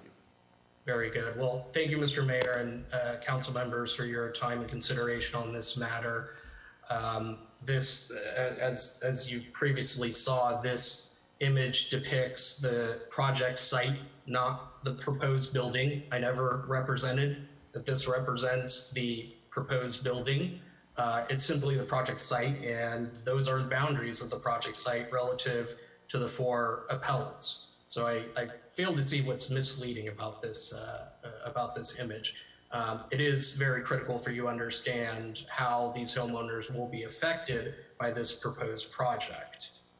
As we shared with you last time, it is wholly unprecedented what the applicant is asking for you to approve here. And when we look at other developments in the Mariners Mile area, in all instances, projects that were either next to or very close to residential uses have always been required to have a roof or to have parking inside of the envelope of the building itself.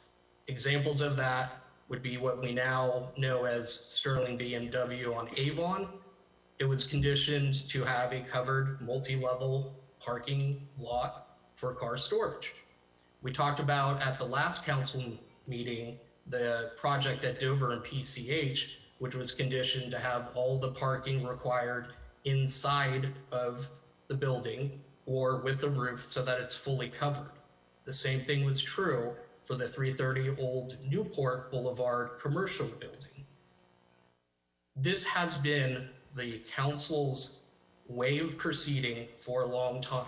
And when applicants in the past have not adhered to those expectations, projects have not been approved. Examples of that would be the St. Andrew's Church parking structure, which was denied because of the community opposition, primarily because of the design. The same thing was true for the proposed AutoNation Porsche service facility close to this subject site, due to, again, community opposition, primarily because the structure was proposed to not have a roof. Quite simply, we know of no instances, and the applicant has cited to no examples of where a conditional use permit was required because a parking structure is next to residential use where it did not have a roof required as part of it. Under the zoning code, there are various findings that you have to make for a conditional use permit. Those are identified here and highlighted. Among those that are important, I would say most significantly would be 3 and 5, which generally say that this has to be fair and it has to be consistent with the surroundings, and that it cannot cause a hazard to the neighborhood or to others in this community. Beyond that, there is an additional finding that's required when you have a parking structure that is next to a residential zoning district. In that instance, the approval of the conditional use permit is required to. It is mandatory to address potential impacts to adjacent residential uses. And as I told you last time, and I need to stress again, potential impacts is critically important language, because the applicant here says, we've looked at everything, it's all going to be okay, but that does not address potential impacts. Then we get to the question of what exactly are you being asked to approve tonight?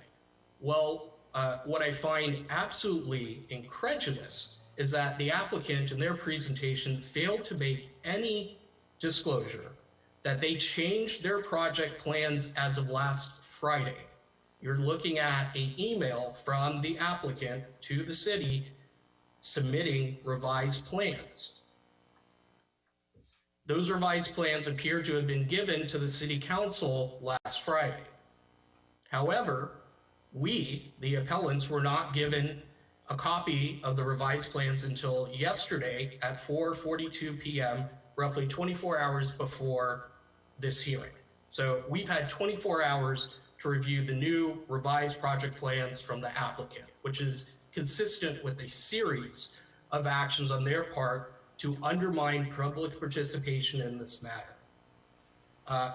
While I don't desire to attack staff in any respect, I do have to note that it's extremely troubling that as of at least an hour ago, the agenda which links to the materials for this hearing does not include anywhere a copy of the revised public project plans that were submitted on Friday.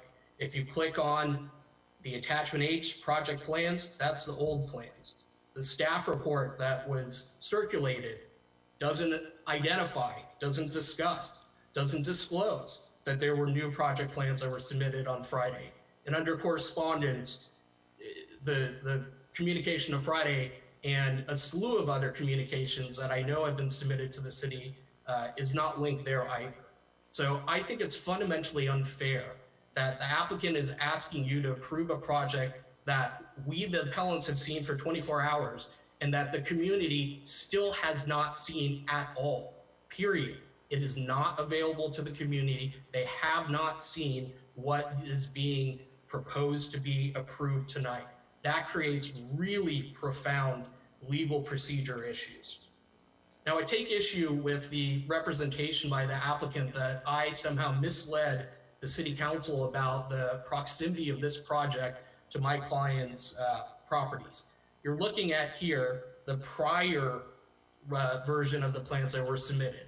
And you can see where I've highlighted, it indicates between the structure and the property line that there's 5 feet 7 inches of distance.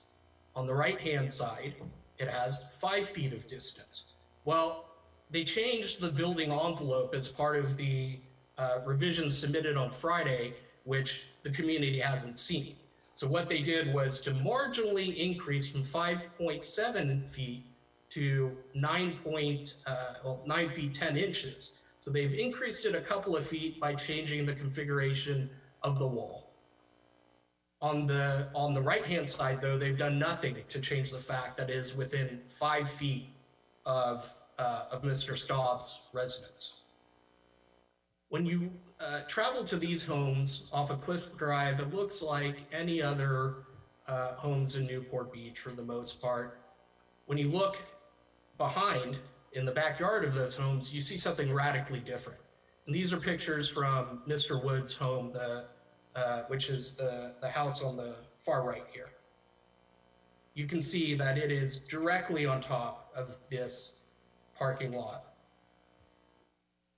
Now, what is being proposed to do here is to eliminate the roughly 8 cars that currently are right below his residence and add a structure in this area with over 20 parking spots.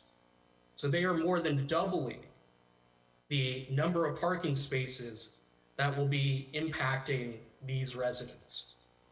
I ask you, council members, if this was your backyard, if this was what you were looking at, would you want a partially covered parking lot? I don't think so. I think you would want a roof over that structure, or at very minimum, full covering. Now, we've raised some CEQA issues, which I have been thoroughly briefed already. We think that there's some very compelling issues in there. Part of those are the qualification for a Class 32 exemption. We don't think that this qualifies. But also another important issue is the connection between the proposed restaurant project in the garden Center and this project. The applicant has steadfastly maintained that they're unrelated. Well, their representations say otherwise. These are the apparently the leasing brokers for space in the garden center. And if you look at their materials, you'll note under property highlights, it indicates adjacent parking deck proposed. When you look at their materials, you'll see the restaurant that is proposed under their plan being referenced along with this proposed project here in the parking deck.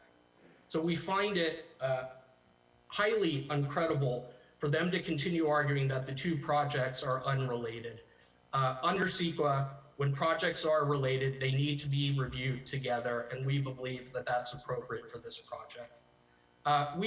We've made a lot of effort to try and resolve this issue, and unlike the applicant that has twice now submitted last-minute project changes that has withdrawn written commitments to the city, we've been steadfast in our position. Before the last city council hearing, we provided this written settlement offer to try and resolve this, which would include a full trellis over all the covered surface areas. We've also in here, which the applicant previously agreed to, provided that vehicles would stop entering and exiting at 10 p.m. each day. What they've not agreed to in here, and ultimately they rejected this offer, was that they do not want to extend the trellis over the rest of the surface area. They only want to keep it to the parking spaces, and they were unsure whether they could ban motorcycles from using the parking structure. This has been our offer for weeks now. It still stands. It's been rejected. We find it really important for the council to understand the tactics and games that the applicant has played with not only the applicants, but also the city, with the appellants and the city. In writing, on April 27th, legal counsel for the applicant agreed in writing to you that one of the conditions they would agree to was that vehicles would stop entering and exiting the parking structure at 10 p.m. every day of the week. Well, for some reason that they've not explained, they had a change of heart. And on Friday, they provided a letter, not copying the appellants, rescinding that offer, that agreement, that commitment to you in writing to have a 10 p.m. closure of the parking structure. Instead, now they want to go back to having vehicles not be allowed to enter, but to be able to exit the parking lot after 10 p.m. That basically makes these conditions meaningless. If vehicles are able to leave at any time they want to, all the fears, all the progress that we have made towards a responsible project become wholly vitiated. I also must note, regrettably, that the staff report is misleading in this regard. It represents that as of the last city council hearing, that the applicant had agreed to various concessions, and it lists those as being the prohibition against entry, but here it does not address anywhere the prohibition against exiting. So this staff report is misleading. Again, as of the 27th, you have in writing a commitment, 10 p.m. stopping of all use of this structure. As of Friday, they've rescinded that. The representation that as of the last meeting that that the concession was that they would only prohibit entry is simply incorrect. Now, we as the appellants believe that a roof is required for this structure. There have been two justifications by the applicant of why they don't believe that that should be done. First, they say that they're not going to generate any noise beyond what the city requires. First, we've identified in our appeal some fundamental problems with the noise study using the wrong basis that we've identified and we summarized in our email to you last night. Also, beyond that, if we were looking at the bare minimum requirements for a project, we'd be looking at a different project. this is before you tonight because a conditional use permit is required, and you must mitigate all potential impacts. Using just the lowest level default that applies to your typical project is not appropriate here. This is not your typical project, and that's why a conditional use permit is required. The second argument is that what they're proposing is going to be better than what exists now. Well, that is irrelevant, quite simply. It's legally nonsensical. What you have to do is analyze this project in and of itself and the impacts that it will have upon the community and upon the neighboring residential uses. What exists today doesn't go into that decision calculus whatsoever. And more than that, we fundamentally disagree that what they're doing is going to be better than the current conditions. First, they're substantially increasing the number of parking spaces that will be visible to our homes. They are congregating those in a very close quarters, and they're changing the nature of this parking structure. Whereas now it's used only for office purposes. So weekdays during normal business hours, it's used. After 5 p.m., it's not used on weekdays. It's not used on weekends for the most part. They're fundamentally changing this by saying that they're going to use this either for the garden center for retail or restaurant purposes, or renting it out to others like Hornblower. So the intended use of this structure is going to change, and it's going to very significantly increase the impacts. I also have to note that so many of the representations in the images that were shown to you by the applicant tonight show and rely upon the buffering through the trees and vegetation between my client's homes and this proposed project. Well, what the applicant has not dealt with, though we've told them time and time again, is that they are restricted to having any improvements, including trees and vegetation at the height of the existing building. So when they're relying upon these trees and this vegetation above the existing roof line of the current building, all of those are legally unpermitted to be installed in this project. So the multitude of examples that they're trying to show you and representations and simulations are of a condition that can never be built because of this private easement. So ultimately, I'm sure you want to know, what do we want? And it's trying to make this as simple as we can for you. So we believe most fundamentally that a roof is required, and we've provided some minimum specifications of that. There isn't a roof that's currently proposed, and we would want to be able to comment on that design. So we ask that the council require revised plans to be submitted that for the roof design that we can comment on before they're potentially approved. If it's potentially approved, then there are various other conditions that we believe would be appropriate. And we've listed those here. And that's where you get the 11 p.m. stoppage time, Mr. Mayor. Again, that's just for the roof. If, in the alternative, the council does not support a roof, we believe that the only fair compromise would be an extension of the trellis over the entirety of the surface area of this parking structure. Now, that in of itself isn't enough, and this is a very critical point. There are other limitations that would have to go hand in hand with the extension of that trellis to make it tenable. And we've identified all those in this slide here, which we shared with you last night.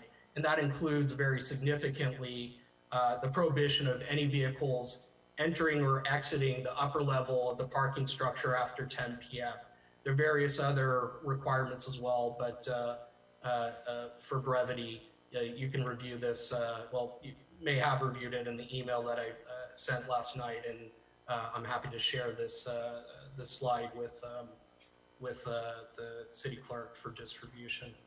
So with that, I would like to use whatever remaining time there is for the applicants to speak. They are on telephonic standby. So we have about 2.5 minutes left, but I'll give you an extra couple minutes for the appellants to be able to speak. We appreciate that.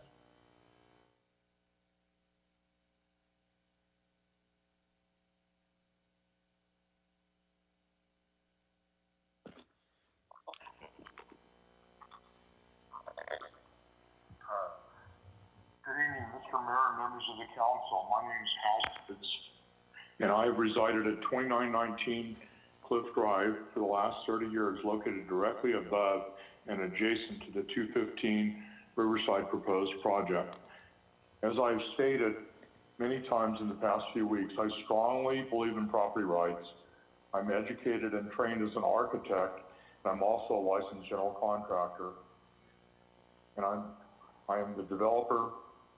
I was the developer for the project of the 4 homes originally with Mr. Castro at on Cliff Drive above the 215 Riverside project. I believe that property rights are a privilege, and with that right comes responsibility to be a good neighbor and care about your surrounding property owners who have the same rights. In this case, the property owner, Mr. Jabara, is seeking permission from the City Council for special privileges through their CUP that reach way beyond the code that protects us and helps ensure our quality of life. We must all coexist and acknowledge change is hard, but inevitable. The building has been in a state of disrepair and need for renovation for many years. Mr. Jabara's attention to detail and quality construction will no doubt be continued with this project if it is approved. CUPs are supposed to add additional layers of protection to the zoning code. The residents and the Heights community are before you this evening seeking protection to ensure compatibility between the two sides and these two uses. That protection needs to recognize the need and the right to exist in a safe, quiet, and peaceful coexistence. While we recognize there will be a cost to the applicant to ensure these protections with respect to noise, light intrusion, aesthetics, and safety, the privilege of seeking to place a parking structure at the rear doorstep of single-family homes comes with a price. The structure should it be approved, needs to have hours of operation closing at 10 p.m. 7 days a week, and should be covered with the covering should be designed to mitigate noise and exhaust fumes. Thank you for your hours and dedication and service to our great city. Please protect us with the conditions of approval that are not watered down by the applicant or city staff. Respectfully, Hal Woods and family. Thank you. Thank you.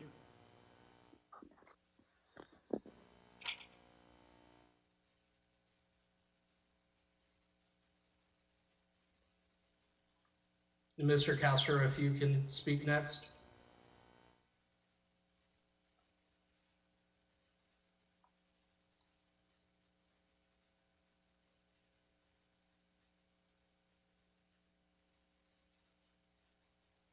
Mr. Castro, are you there?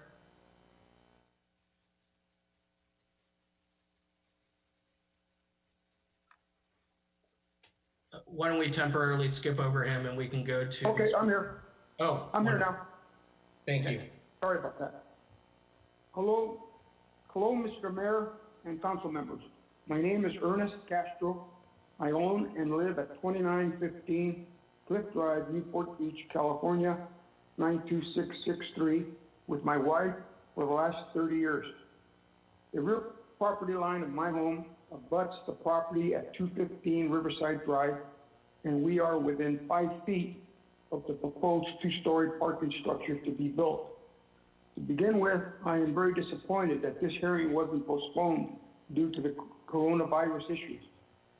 My business partner and neighbor Hal Woods and I built the 4 homes in 1989. We own a very successful development company by the name of Centerstone Communities and have developed many projects in Southern California. I am also a framing subcontractor for many major developers in Southern California. The project appears to be a 2-story parking structure with 40-plus parking spaces or less than 3,000 square feet of office space, which would only require 12 to 15 spaces. It is obvious that the parking is intended for the restaurant project and strip mall across the street.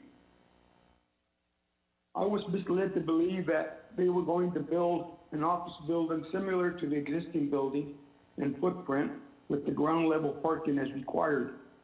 With the 2-story structure, it moves the parking closer to our homes and will serve restaurant goers late into the evening.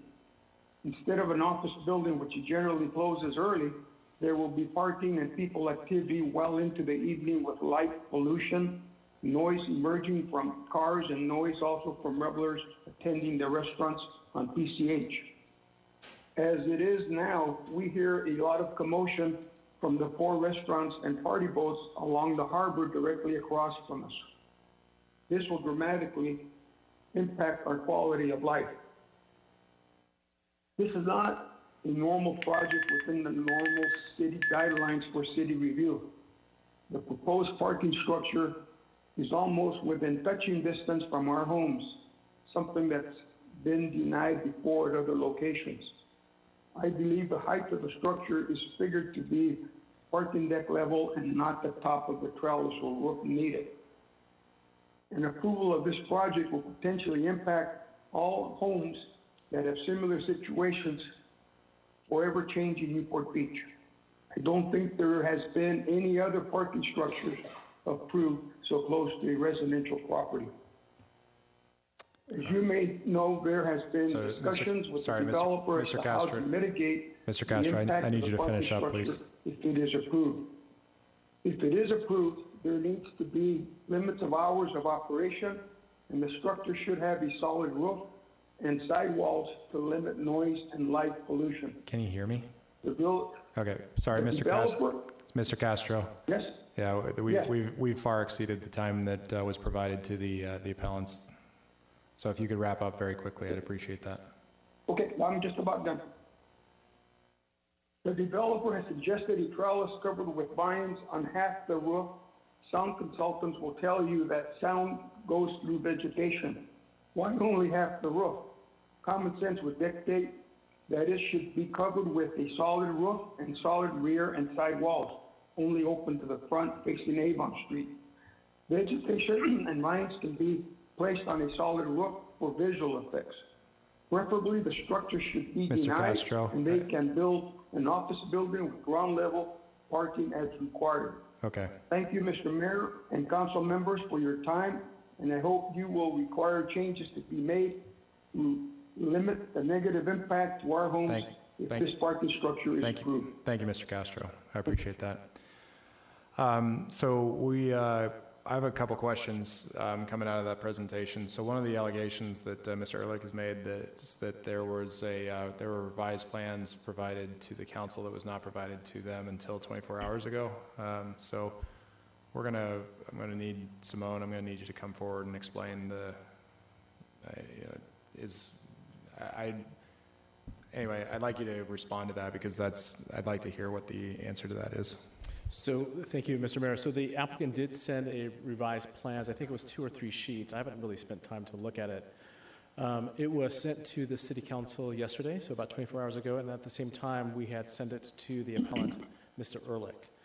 So those plans have been sent out to the council and Mr. Ehrlich at the appellants at the same time. Okay. Do we have? It looks like we've got the applicant's architect. Okay, I'd like you to, walk us through the changes. What are they? If Greg, can you take me to the slide that's labeled location of parking to closest residence? Slide, I think 8 it is. In, just in my presentation.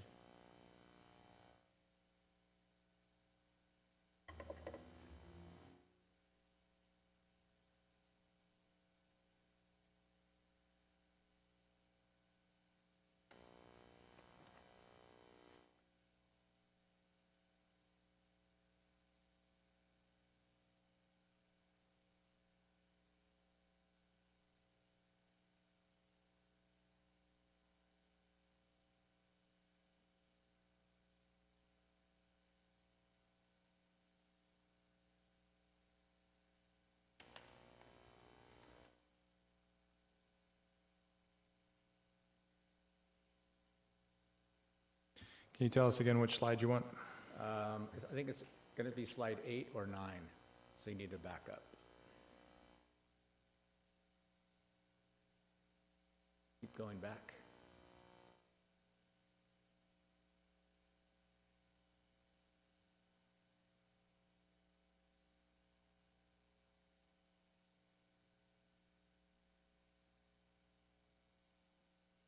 Oh, you've been, oops. Well, let's stop for a minute. Let's stop right there. So, do you see the very upper left corner of the parking that's shown in that image? You see sort of the row. This is actually the lower floor, which is not a very good slide. So let's go back to the very beginning of the presentation and let's get to slide 8, slide 9.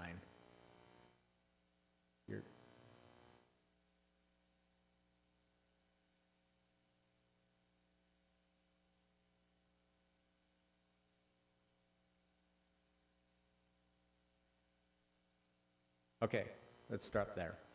So you see the cars all lined up with the trellis structure proposed over them. So that's the existing parking. That parking has not changed for months. That parking is exactly where it has always been. It's never changed. And you can see the very last parking stall, it abuts the existing retaining wall that's out there. That's the retaining wall that more or less parallels Mr. Wood's rear property line, about 10 feet away. And previously, we let the back wall of our parking just continue straight out and form a right angle with the wall that is adjacent to the parkland. You can sort of see that white area that doesn't have any topography shown in it. That's the section there where I went back, basically, and I try to solve problems. So I went back when we heard Mr.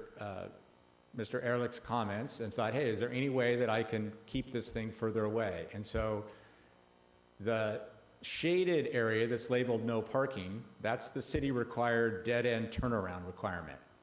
And I was able to shift that into the drive aisle a little bit just because of the geometry of the parking on the opposite side. There's an offset, so I was able to shift that and be able to maintain the wall in its current location. So that's the change. And then the other benefit that I thought is it allows us to maintain an existing mature palm tree that's on that slope. And so that was the change that was made. It roughly, right there where the arrow is, and it probably, no change in parking whatsoever. No relocation of parking, no adjustment to parking. Just the ability to have more slope remain, more potential landscaping and protect the existing tree, and not go any closer to his home than the existing service parking does now. So the thought process behind even the change itself was to try to make it better for the appellants? Yes. And so if we came to the conclusion that we shouldn't consider this particular set of plans, we would actually go back and consider the prior set of plans that had been submitted to us because we have concerns of notice. You wouldn't have any issue with that? No. Okay. All right. I'd like a discussion then from our city attorney on this, given the allegation of notice and due process issues. So given that this change is relatively minor, is moving the project farther away from the private residences, it's not creating any new view issues or other impacts, and the public has had the opportunity to view this information now before making any comments, I think the city council can proceed looking at these new plans. Okay. All right, well, we're going to go to public comment then on this item for now. So what we'll do is we'll start in the community room and trying to gauge sense from council in terms of length of public comment. Do we stay at 3? Do we need to go to 2? All right, we'll go to 2. So we only have 3 calls? Really? How many? Hey, Carol, could you get a sense of how many people are going to come in? to speak?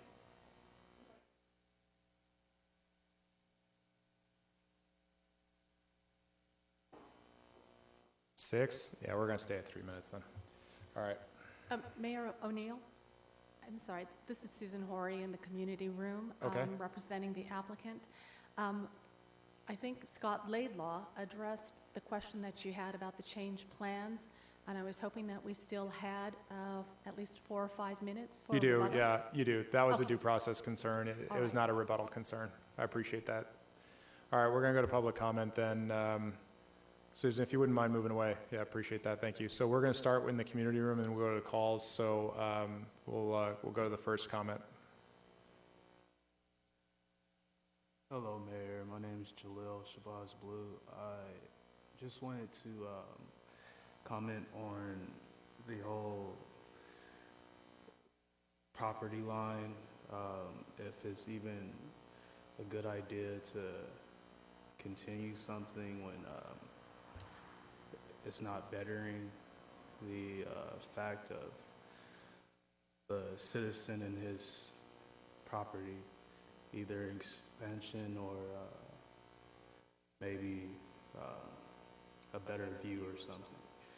But that's all. Thank you. Thank you. All right, we'll go next speaker, please.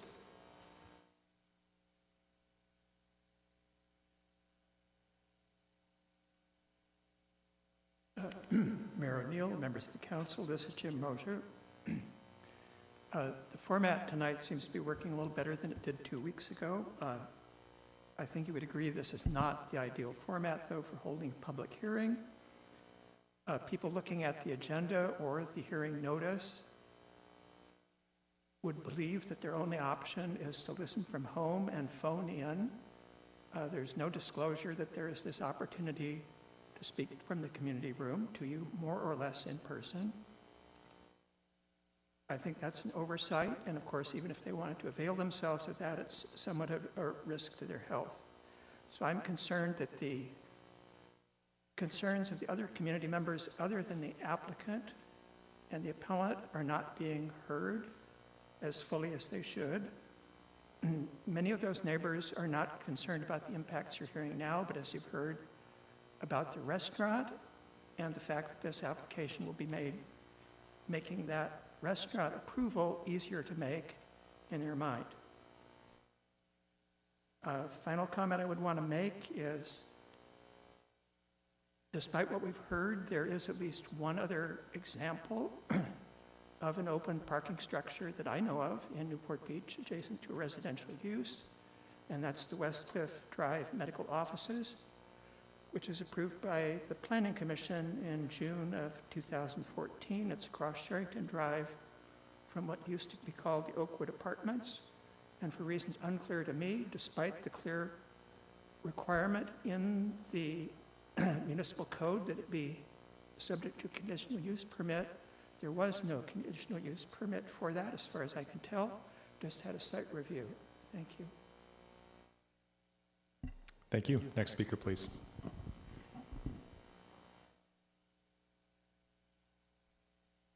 Mr. Mayor, members of the council, my name is Brian Jeanette. I live up above the Cliff Drive Park at 400 Santa Ana Avenue.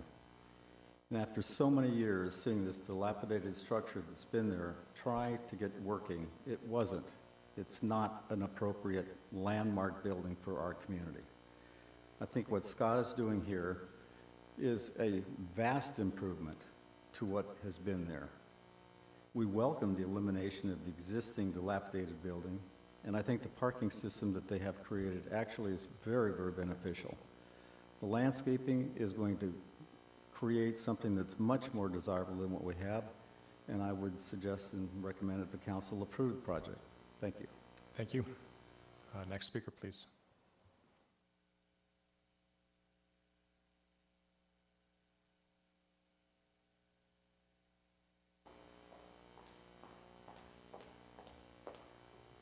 Good evening, Mr. Mayor and council members. My name is Stephanie Sitzer-Palalis. My husband and I I'm one of the appellants, and I didn't have an opportunity to speak, so I'm going to submit my public comment here. Just wanted to second everything that our attorney Aaron Elric had voiced on our behalf. Just wanted to address a few points, perhaps, that I think the applicant is missing and kind of misses the point in general in his presentation. I think there's been too much emphasis on what the project is going to look like and how beautiful it is, and I agree, it is beautiful. They've done a good job, perhaps distracting the rest of the community from the bigger point, which is what is this going to be used for? Who and what and when, hours of operation. There's been a lot of talk about off-site parking. That is the main reason why I feel it's only justified we get a complete roof over this thing, because it's an unknown, and without having that in place and having the projects viewed together, the restaurant project I'm talking about, I think that there's really no other way to kind of get around and everyone comfortable with this. Also, as to the trellis system, if that's something, if a complete trellis is something that's, available and can be engineered, I would expect the applicant to present that, or if it's not able, if it's not possible, we'd like to have some explanation why, or why is there no roof? Why is this being so resisted on their behalf? Secondly, my husband and I, we bought this home, really want to raise our family there. We intend to be there for the rest of our lives, and I'm not in the business. I do not want to spend our time policing and enforcing these various conditions for the next 30, 50 years of our lives.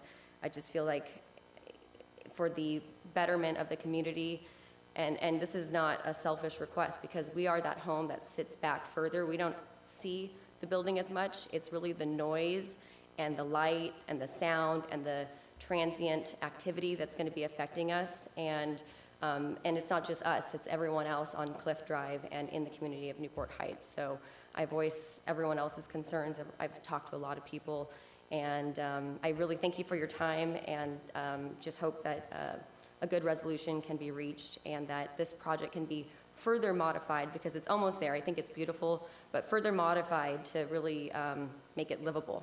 Thank you very much for your time. Thank you. All right, next speaker, please.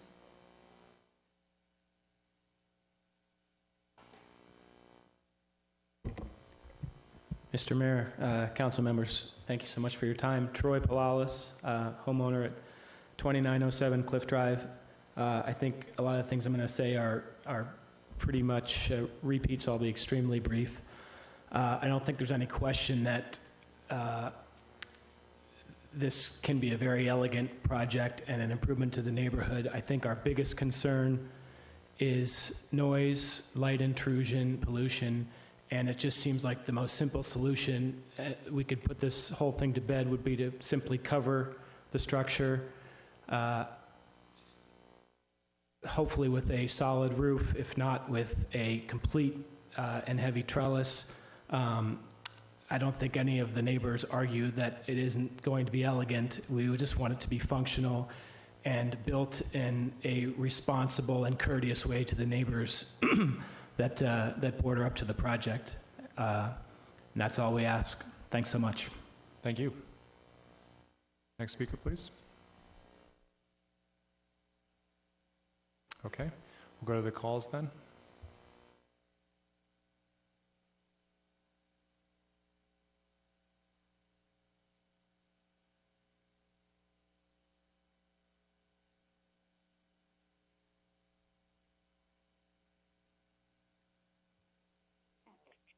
Okay, go ahead. Hello. Hi, go ahead. Hello. My name is Jeannie Phobes, and I'm calling about the parking structure that you were discussing. Yes, thank you very much. You can go ahead. Okay. I wanted to find out if you have, I couldn't hear the meeting. I could just watch you on my computer. And did you decide about a roof? Because I definitely want to insist. We live in Newport Heights, and we've lived here many, many, many years. And we have a lovely, quiet neighborhood here at Newport Heights. And we're just a block from Cliff Drive, and we will have an impact of traffic and noise from this new project at 215 Riverside, and I wanted to make sure that the parking structure would have a roof on it. So we don't have rooftop parking. And has that been decided yet? No, it hasn't. We usually always wait until after public comment to make decisions, but we appreciate. Yeah. Thank you. I appreciate that. So that's very important to me, that you have a roof, have a roof on that parking structure and don't have cars on the top level. And also, has it been decided to have a bar in that complex? Because I want to stress that I hope there will not be a bar. We're going to have enough traffic, increased traffic, without having drinking involved. Understood. I appreciate that, ma'am. Thank you. You're very welcome. And those are my main concerns right now. Thank you very much. Have a great night. Thank you. Thank you. All right. Good night. Next speaker, or next call, I mean.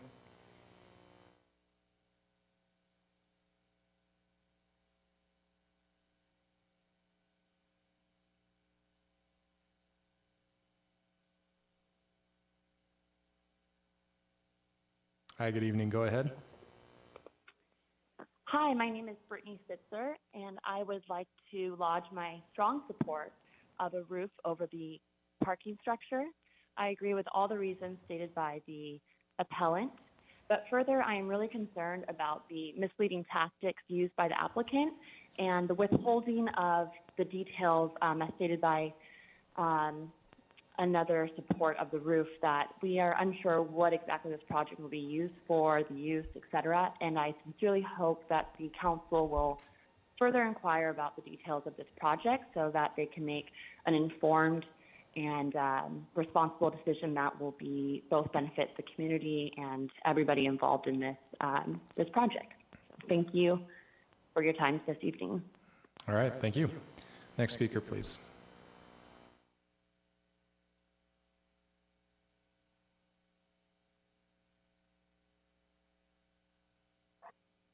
Hi, go ahead.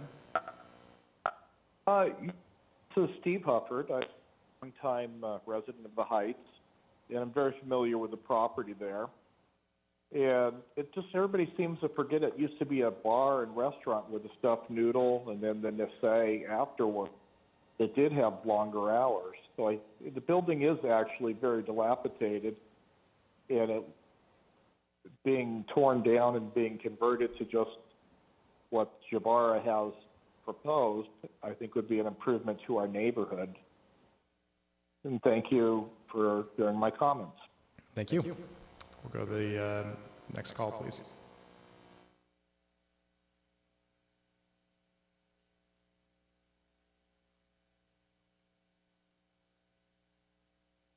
All right, go ahead.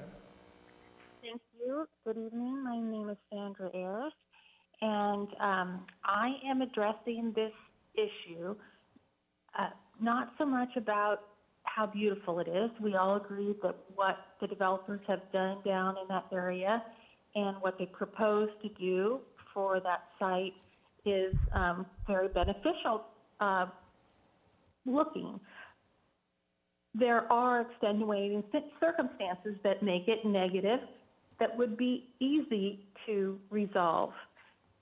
First of all, I want to say this is a high interest issue in our neighborhood that I don't feel is fairly reflected in this presentation. There are over 40 letters that have been sent in, and I know there would be many more people with butts in seat, like have been said, need to be represented for you to see the interest. I didn't know that I could be in that public room either, so I'm doing this very uncomfortable phone calling. But I still care enough, just like the 40 people who sent the letters care and anyone else who's still trying to call in. So I would like to say first that there are two quick issues that I want to address. One being that the ingress and egress on Riverside Avenue, I think, is very dangerous. I think that it's been said to the developers, it's been said to the city. There was someone sent in a letter that on Sunday it was nonstop with police officer along Cliff Drive, which we're thankful for, but it was nonstop for him, stopping people running the stop sign and bicyclists racing down the road, that when people are coming out on Riverside Avenue and not being able to see, that is going to be a threat and a liability in the future for the city and the developer, because the risks have been stated. Second, the city and the developer are putting themselves at a litigation risk by avoiding CEQA on the review of this project. Most importantly, I'm talking about the roof and the noise that comes up to our quiet neighborhood. We hear things all the way, like been stated, from the harbor noise all the time. I hear even, used to hear Dave Grant yelling at the growers there. So we hear everything off the harbor. We hear things from the restaurants. We are going to hear things from this parking structure. We're going to hear alarms. We're going to hear cars starting. We're going to hear horns honking. And there is no reason for there not to be required a roof on this project. I don't know why council members would not understand they're setting a new standard. Let me finish.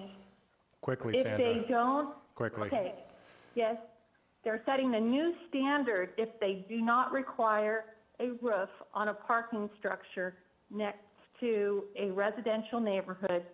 They wouldn't want it next to their neighborhood. Thank you very much. All right, thank you. Not to make light of this, but I think people hear Dave Grant all the way in Newport Coast. Anyway, go ahead.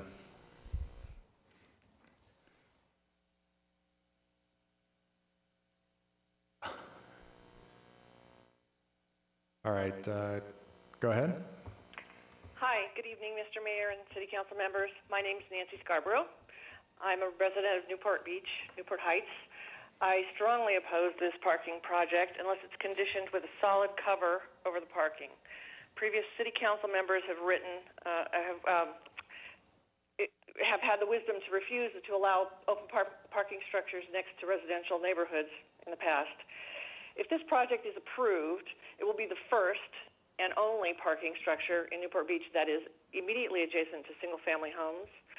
And in this case, the property lines of some of those adjacent homes are about 5 feet from the parking structure. The developer's attorney has submitted a written statement indicating that there are open parking lots throughout the city. This statement is very misleading. While there are open parking structures within Newport Beach, there's not a single one that is adjacent to a neighborhood, a residential neighborhood. In the previous instances, City Council has required a cover over the open parking structures adjacent to neighborhoods, and in several cases, they've even outright denied the approval of them. Secondly, the existing building has about 16 parking spaces. The new project has 40 parking spaces. The planned new office space is about 2,700 square feet. By code, that would require 11 spaces. What are the additional 30 spaces for? We don't know. The architect talking about the worst case scenario. The worst case scenario would be that someone builds a nearby rooftop rooftop restaurant with an occupant load of 200 people, that might be 50 cars, who are drinking until 10 or 11 at night and returning to their cars to leave this quiet residential neighborhood. This is definitely more impactful than any current conditions. I only have one other comment. The attorney for the homeowners received drawings yesterday. Those drawings are not on the city's website as of this morning. I'm in the design business. I know that you don't submit a new set of drawings because you moved one wall 5 feet east. None of us has had an opportunity to review these drawings. The devil's in the detail, and I'd like to know if any of you on the council have seen these drawings, and if not, how can you vote to approve this project without knowing what changes have been made and what the current scope of the project really is? Thank you for your time. Okay. Next caller, please.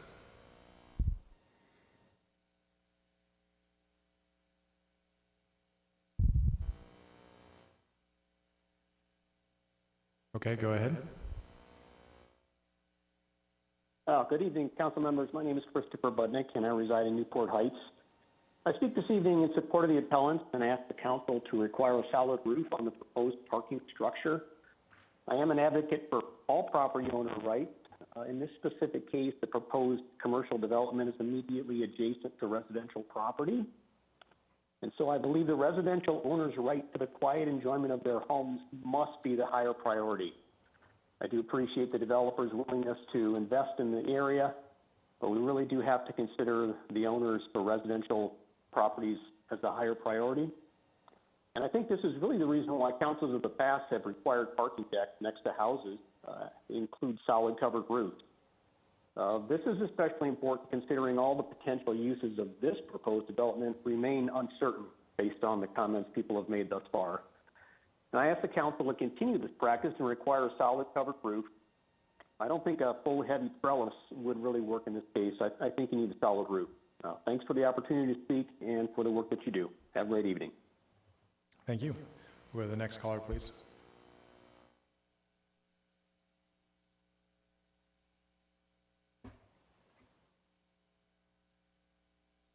Okay, go ahead. Hi, Mr. Mayor O'Neill. This is Peggy Palmer speaking. And I would just like to say, in regards to the 215 Riverside project, that we already have a guideline in place. It's called the 2006 General Update Plan.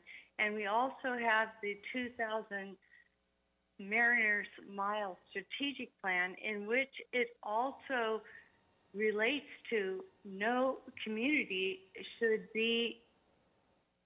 have harm and have a parking but a commercial realtor or a commercial center. And I do have to say that Mr. Jabara has sent me numerous demand letters and cease and desist letters. He's bullied our neighborhood. He has not been going into good faith. And if you look at the 2006 General Update Plan, as well as the Strategic Mariners Mile Plan, it specifically outlines that this type of parking structure should not abut a neighborhood. So with that being said, I hope you guys make the right decision. Will Mr. O'Neill, it sounds like you have done a great job trying to mediate the parties. This guy is just going gung-ho, trying to take our neighborhood away from us. He's done a great job with the other projects, but taking a parking structure, putting it there, is just not reasonable. So thank you very much, and I appreciate your time. Bye-bye. Thank you. We'll go to the next caller.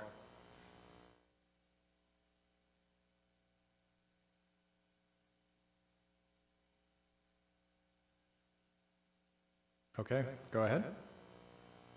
Hi, my name is Myra Ramirez, and I would like to show my support for the 215 Riverside project.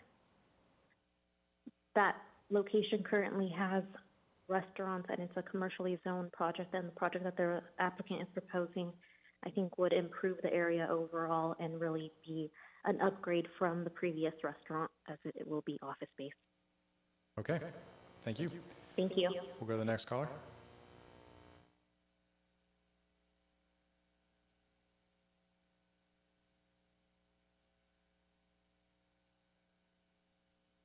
All right, go ahead.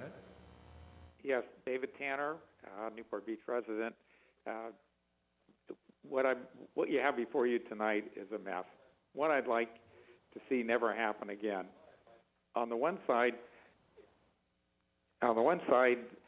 I'm sorry, I'm trying to mute things here. On the one side, you have staff saying this project is shovel-ready with no environmental concerns. One ready to be fast-tracked through the permitting process, a project which the applicant has divided into pieces to attempt to avoid a longer, more arduous permit process. Staff is agreeing with everything the applicant is proposing and recommending approval. On the other side, you have the community up in arms, threatening litigation, saying this project will have potential impacts to the Avon wetland, a heritage oak tree, a coastal bluff, and will create noise, light, and glare impacts to adjacent residential units a feet away. I and others to general plan policy after policy violations, staff has intentionally withheld from the public, this council, and the Planning Commission build their case to justify the recommendation for project approval. Tonight, you are considering making changes to the project to reduce its environmental effects. The same project staff says has no environmental effects. How ironic.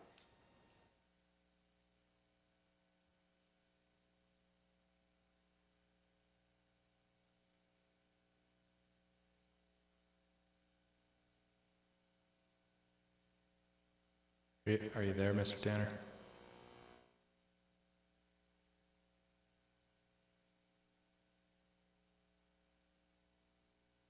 Okay. All right, we'll go to the next caller then. Okay, go ahead. Hi there, my name is Charles Klob. Good evening, Mr. Mayor, members of the council. Thank you for the opportunity, although it is continually awkward to communicate with you in this method.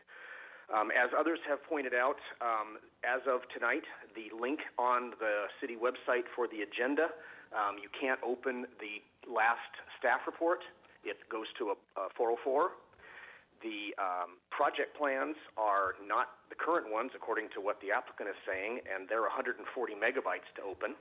And the correspondence page of letters hasn't been updated for a day, and I know, because I've seen copies of them, that you've received much more correspondence that the public doesn't have access to.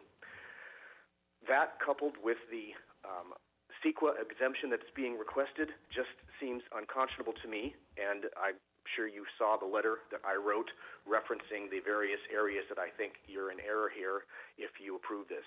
I urge you to deny this project, send it back until it is brought complete in concert with the restaurant that we all know is the real plan, and let us hear it that way. Thank you. All right. Next caller, please.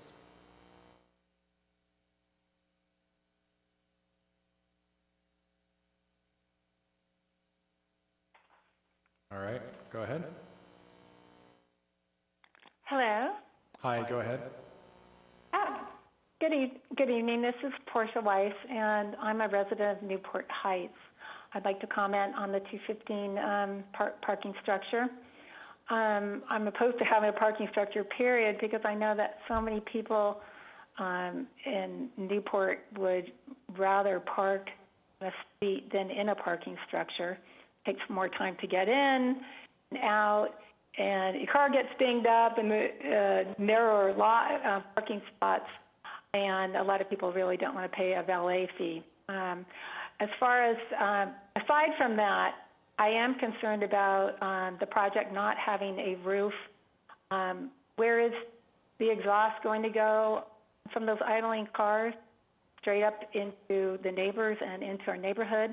The noise from the doors slamming, music blaring, car alarms, tires screeching. We've all heard it. We've all smelled it in parking structures. And I think if you are going to go ahead with this project, the roof on it. I am also extremely concerned about the impact that this project will have to our environment, our precious Avon wetlands, yes, the heritage coastal oak, our beautiful Cliff Drive Park, which is a real gem of all parks in Newport Beach for both the residents and visitors. And I feel that this project needs to be reworked, and there needs to be a more realistic view of what the parking places are going to be used for. If it is going to be, if they are going to be used eventually for an open-top restaurant and bar that could hold 200 people. And I think we need to take a closer look at this project. At the very least, a full roof needs to be mandatory, and but it wouldn't hurt to back up a little bit and reevaluate this project. Thank you so much for your time and for caring about what us residents feel. And I really wish I was there and not chatting with you from the phone, but thank you very much. I trust that you will come up with the decision that will represent us residents as well as the needs of the entire community. Thank you. Thank you. All right. Last public comment next.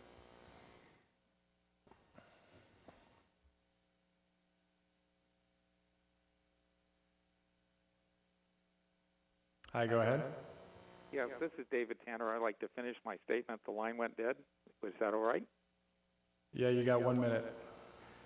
Tonight you're considering making changes to the project to reduce the environmental effects. The same project staff says it's no environmental effects. How ironic. The project, like all other projects, must follow the rules. That means compliance with CEQA. A vote to require the project to comply with CEQA is a vote to enhance the public trust. A vote to allow the circumvent CEQA is a vote to erode the public trust. We want the city to follow the rules, to bend over backwards to ensure the city protects public trust. That's why we sacrifice to create the general plan and make Newport the great city it is today. We are a city of rules. It is up to you to make sure they are properly enforced. And I'd just like to say, the applicant's team has tried to do a really good job, but as the applicant's representative said in his opening statement, he was here to address unusual circumstances. I think those unusual circumstances make this a very difficult site to develop. I think there's a fair project that can be done that gives the applicant what the applicant wants, the residents what they want, and throws in for the city that if the applicant wants to talk about, I'll be glad to talk about it. Thank you. All right, thank you. All right, we'll bring it back up.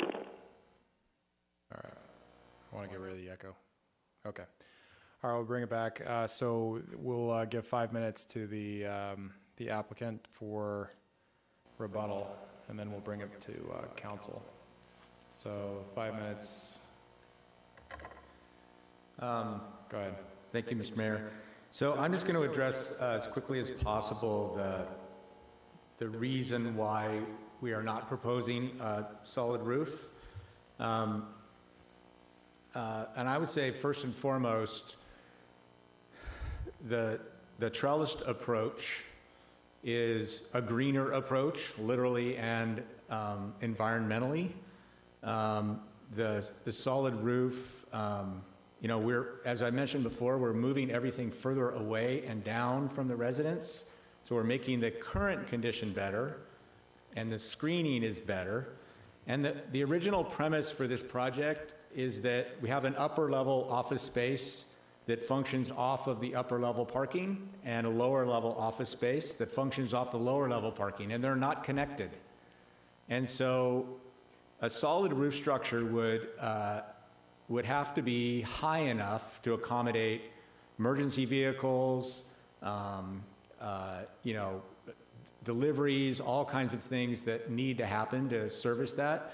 And I don't want to drill down into the technical details why the building is that way, but that's a building department requirement at this point, the way the roof, the trellises have been incorporated and not a solid roof.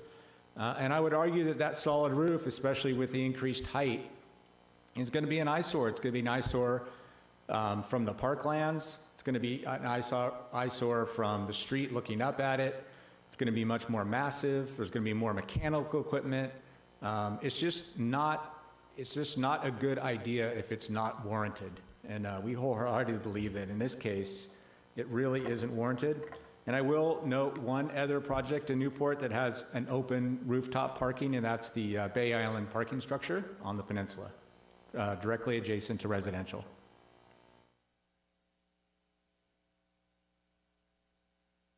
In the remaining time, I'd like to address a couple of issues. First of all, I want to thank the council for taking time tonight to listen to all the public comment and to listen to our presentation of the project. I think one of the things that you heard is that this is going to be precedent setting. As Scott mentioned, there are other examples, such as the Bay Island parking lot, but also the reason why we're doing a conditional use permit is that it permits the council to consider the unique situation of each setting. And in this particular situation, as we did in our main presentation, explain to you, this is not like any of the other sites where the parking structure was built from existing grade and went up. Instead, we're taking the parking structure, lowering the existing grade, and building under it. And so this is not a precedent. Secondly, I want to address our request for condition 63, which is to limit the entry, only the entry, to the upper level of parking after 10 o'clock. We feel that from an enforcement standpoint, it would be very difficult to implement being able to stop people exiting after 10 o'clock. And we don't believe that there would be a lot of cars there, but from an enforcement standpoint, I think it would just, from practicality, be very difficult to do. Also, since we cannot put up a gate because of queuing issues, working with the city, we feel that using the language of the Planning Commission, which prohibited entry to the upper level after 11 o'clock, we agree to scale it back to prohibiting entry after 10 o'clock would be the appropriate revision to condition 63. Lastly, I would like to conclude our remarks by saying that we would like the council to uphold the recommendation of the Planning Commission to approve this project. Excuse me, not the recommendation, it was the action of the Planning Commission to approve the project. We have worked with the city staff to identify other conditions which will address any impacts of the project in terms of its impacts to the adjacent residences, including agreeing to hire an arborist, extending the trellis as we've described, and would request your approval of this project. I think that, as the Planning Commission remarked when we were before them, it's never a bad thing to provide additional parking in the Mariners Mile area. And this is exactly what is being done here, together with the redevelopment of a 1960s era building and with a project that would fit in and would be compatible with the surrounding. So thank you very much, Council, and we look forward to your decision and deliberation. Thank you. All right, thank you. So we'll bring it back to Council at this time, and so if you'd like to speak, make sure you queue up.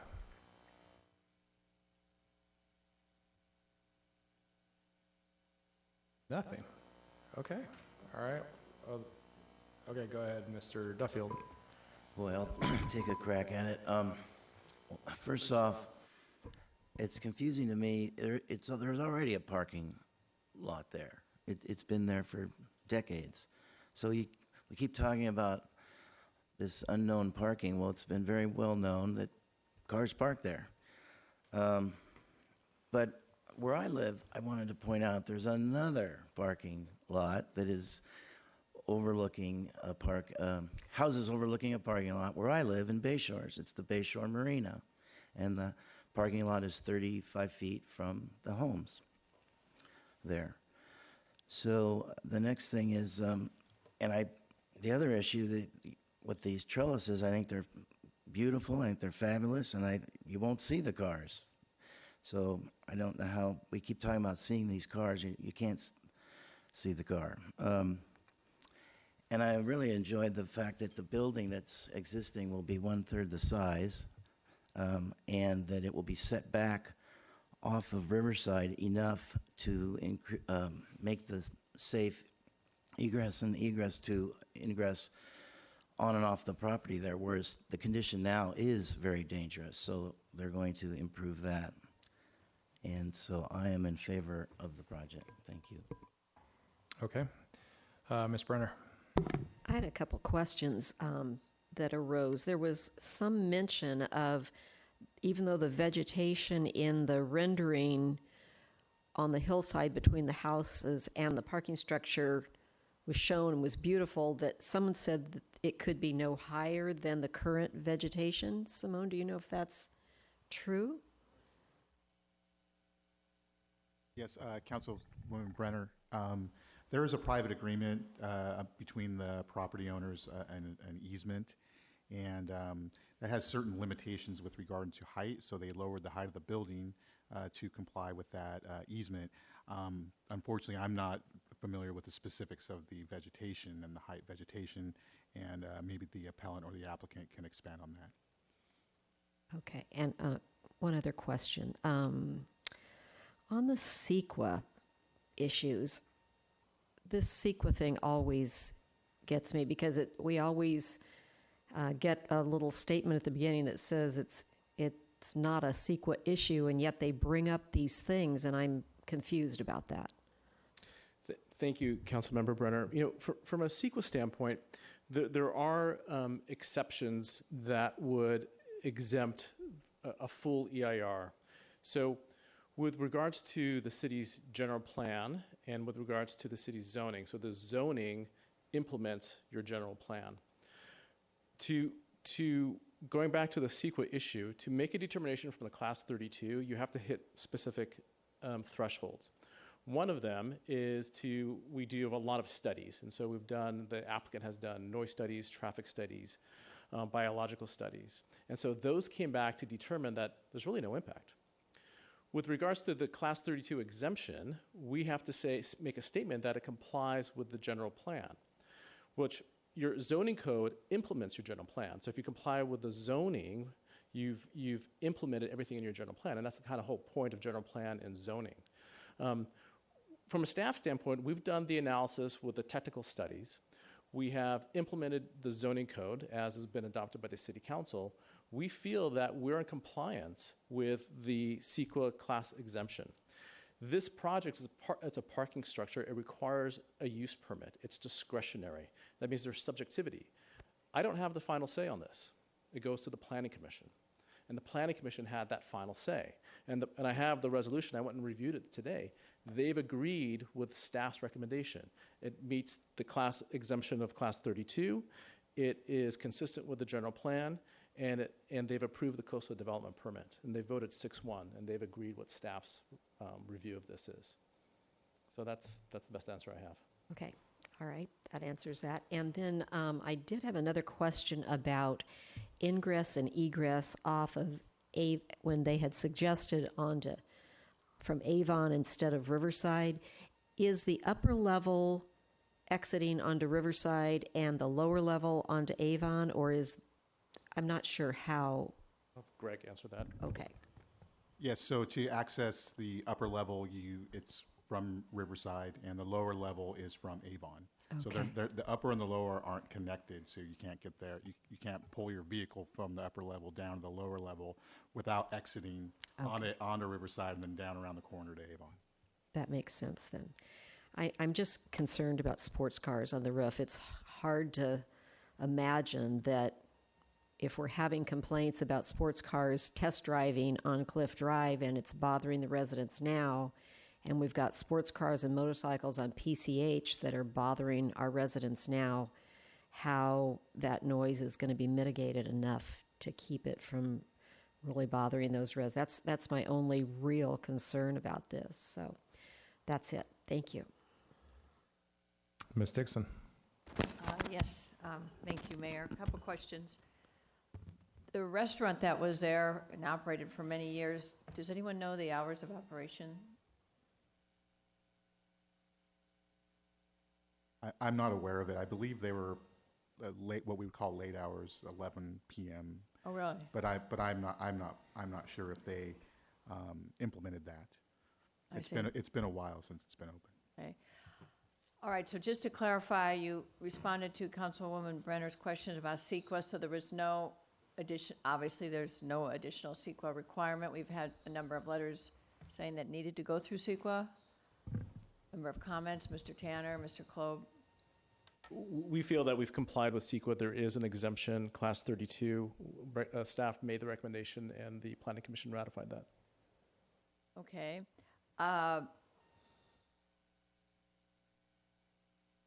And also there were questions in letters about combining why, if you could explain why the potential future restaurant was not part of this application. So the applicant didn't submit the two projects. They submitted two separate projects, a parking structure with an office building and a separate restaurant on a separate parcel. That restaurant is still going through the review process, and we all assume the restaurant will park in the parking structure. I don't have any knowledge that that will be done or not be done, and I think right now in this climate, I don't know if a future restaurant is the best use right now. The applicant can actually change their mind of what the space is going to use for. Is it going to be used for a restaurant? Are they going to convert it back to a retail? We don't know. These are two independent projects. From a staff standpoint, there's no reason to look at them concurrently. If it is a proposed restaurant, that restaurant will have to find parking. The parking can be maybe in that parking structure. Maybe that restaurant will go to another location. Clearly, that parking structure has surplus parking. That is the applicant's decision to build more parking than is needed for that office building. Mr. Jabbar owns the adjacent center, so maybe there's some synergy that they're looking to do. But from a legal CEQA standpoint, there are exceptions for the staff not to review projects together. In this particular case, we could look at them independently. We have still not concluded the review of the rest of it. It is still an incomplete application, and it's kind of stalled, really. Oh, so there is an application pending? There is a pending application, correct. And we have a lot of pending applications that stall out. So I don't know what the plan is for Mr. Jabbar on that restaurant. And just my observation of this entire complex, I mean, it has been done in pieces. And so, for example, the existing Stacey Bone and the jeweler and the post office behind, so that was a separate project also, I understand. Is that correct?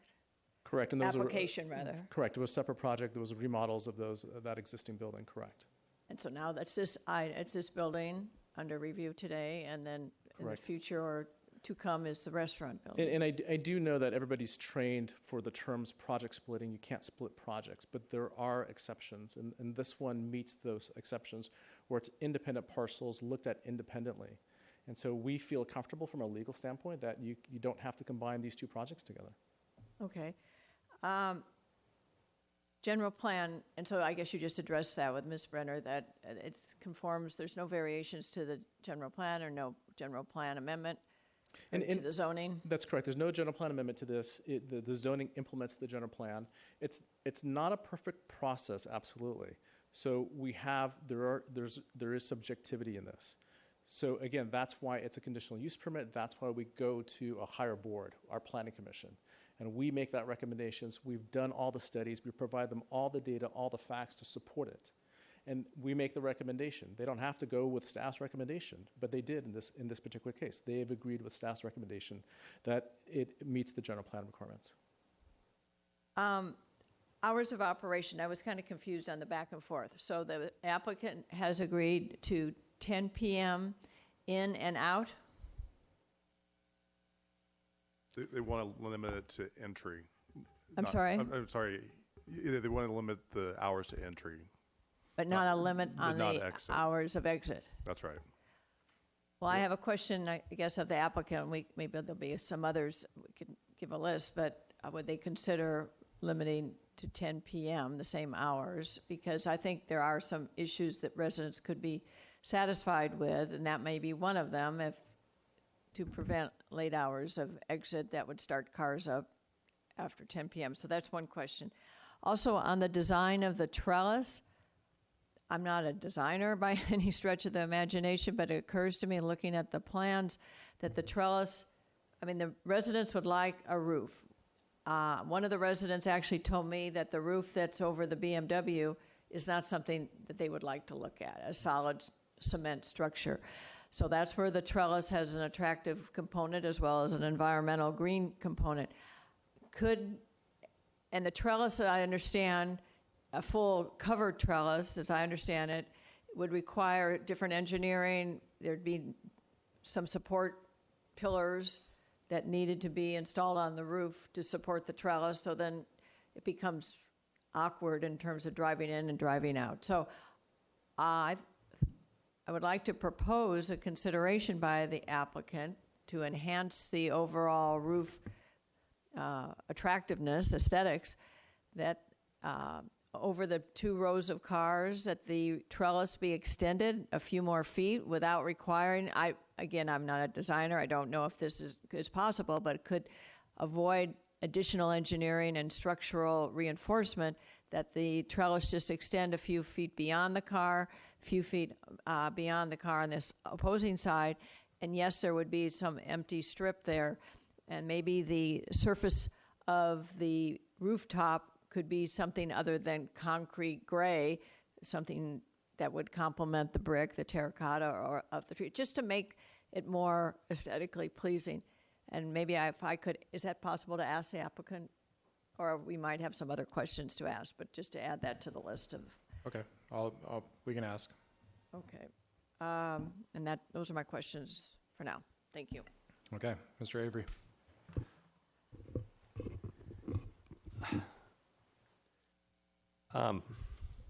Well, this is in my district, so I've been aware of it and involved for a while now. And I take a kind of a broader look at this. And part of it's just Newport Heights is a very established, wonderful neighborhood where most of the neighbors fight not to have sidewalks, and they want to keep their telephone poles and telephone wires, and it's kind of rural. And but everybody loves it up there, and it's fantastic. And what's been happening from my perspective, not only on council but as a resident, is just what's been happening, in any town that's successful like this, where property values are going up and it's well managed. People want to move here, they want to live here, and they want to invest here. And so we see the old Ardell property was underdeveloped. The Haskells bought it. Arnold Haskell bought it in 1958. They built a very modest structure, except for the Kano's building, which was originally the stuffed shirt. But otherwise, there were huge view corridors. It was wonderful. And the park, across the street, the Haskells also owned that, and that was just a great big flat lot with no lights whatsoever for decades upon decades. And all the people up on the ridge had the enjoyment of not having any light pollution and having clear views to the bay, because Mr. Haskell, in fact, owned a home up there, and he didn't want any of that. And so it was wonderful. And it's still underdeveloped today, of course, and that development hasn't started yet, as is the block between Tustin and Riverside. There's a parking lot and then a group of buildings that have been there since 1975, when the previous group of buildings burned to the ground. That is also underdeveloped. So this whole area is underdeveloped, and it's just getting to, we all know how economics work, and it's all going to get developed. And this is just part of it. But I will have to say that this development is really, and everyone agrees, is a great development. And Mr. Jabara has invested more in design and more in sort of trying to really come up with a great product, a very nice community-driven product. And I think we're very fortunate to have that. Every time I go down there, I just think, wow, he didn't have to spend all this money. He could have been generating the same ROI with spending less money. But that doesn't take away, obviously, the impacts to the residents and their concerns. And that's why we're here, and that's what makes this sort of difficult. It'd be easier if we had an irresponsible developer, but we don't. We have someone who's really doing a good job, and we have residents have every right to be concerned with all the noise and the air and all of it. And I think any of us have those, if our homes are nearby, are going to have those questions. But we can't stop really the intensity of development that's going to be occurring in this area primarily. This is the northern side of it, but or western side of it, and then going way east to almost to the Balboa Bay Club. And what we see here, of course, is this struggle to contain it and to try and keep the quality that people love about Newport Heights and the area. And I think I basically feel where they're at now, and it's too bad there's so much bad blood. And I think there's been a lot of effort on both sides, and I was really hoping, of course, for my own selfish sake, that they would reach an agreement before we have to make some decision, because I think ideally, councils don't make this decision, but sometimes we have to. So I will not accept this without a hard 10 o'clock end to cars being up there. I just think, and there can't be any excuses about it. There has to be some sort of way, guard gates, valet, whatever, that just nobody's driving up there past 10, because most people are in bed by 10 o'clock. And it's just, given the proximity of the unfortunate situation there, that's just the reality. So that's, for me, that's kind of a limit. And, and it's important to me that that would be really adhered to over the years. That's a deal point that I think for particularly the residents, the 4 residents that are right above it, I think they have to have that. I've spoken to a few of them. And the lid, I think they've done I think it could have been, I won't say worse, but it could have been have more impact. But I think there's been a lot of work to reduce the impact on this project. So I think the trellis design is really nice. I think the cars are covered. So it's primarily, to me, it's primarily a noise issue at this point for people. And there's been some other things, of course, but noise is the big one, and we need to contain it by the hours and probably by some sort of valet parking or something. That, if you're going to serve the restaurant, I don't think it matters really whether they're connected or not, or however that you're going to.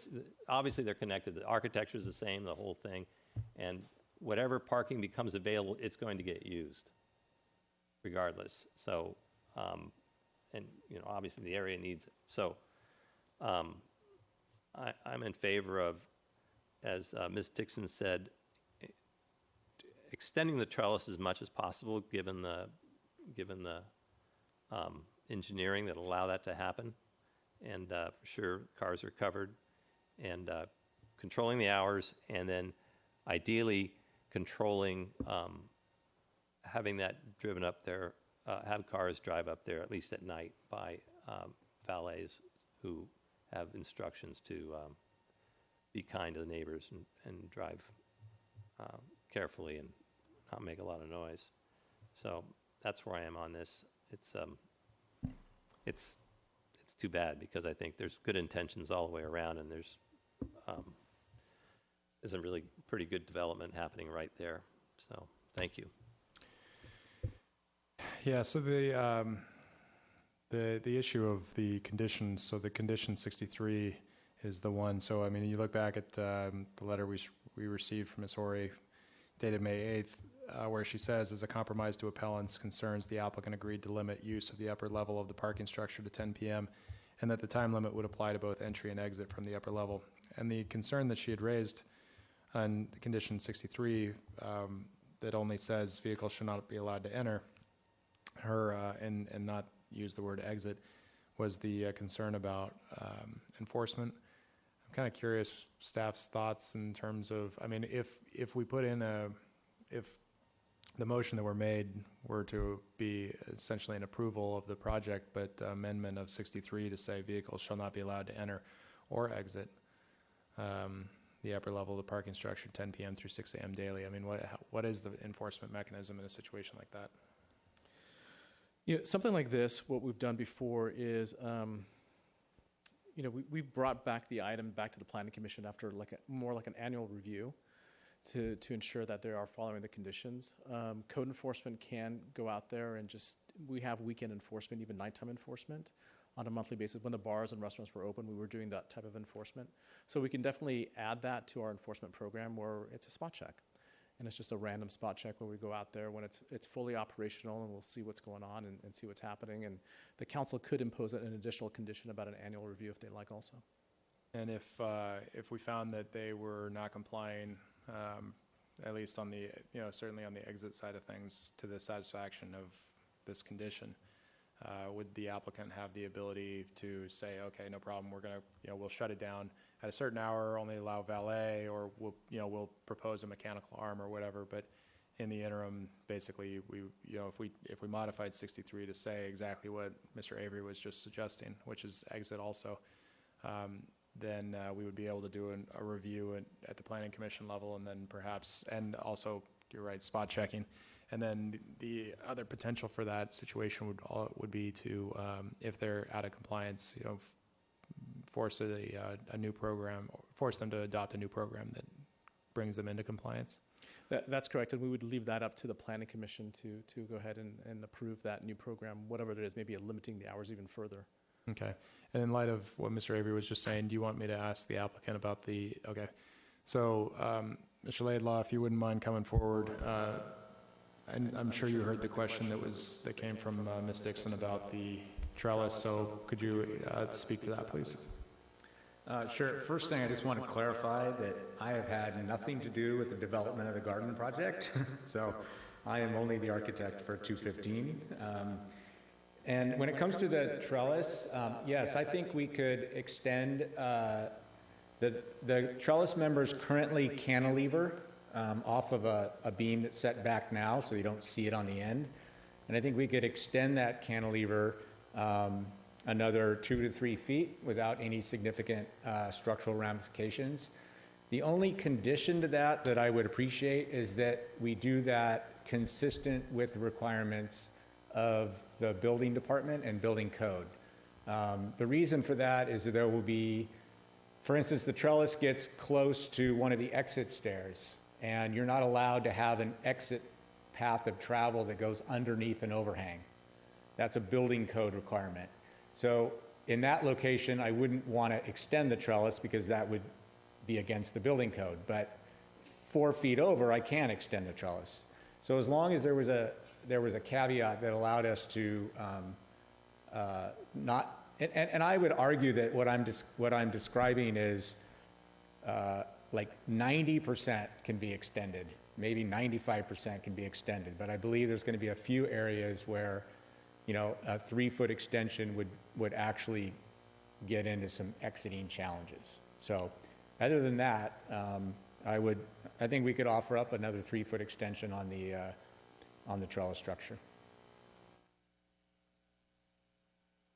All right. In light of that answer, here's my motion. I move approval of staff recommendation with the following modifications to conditions 61 and 63.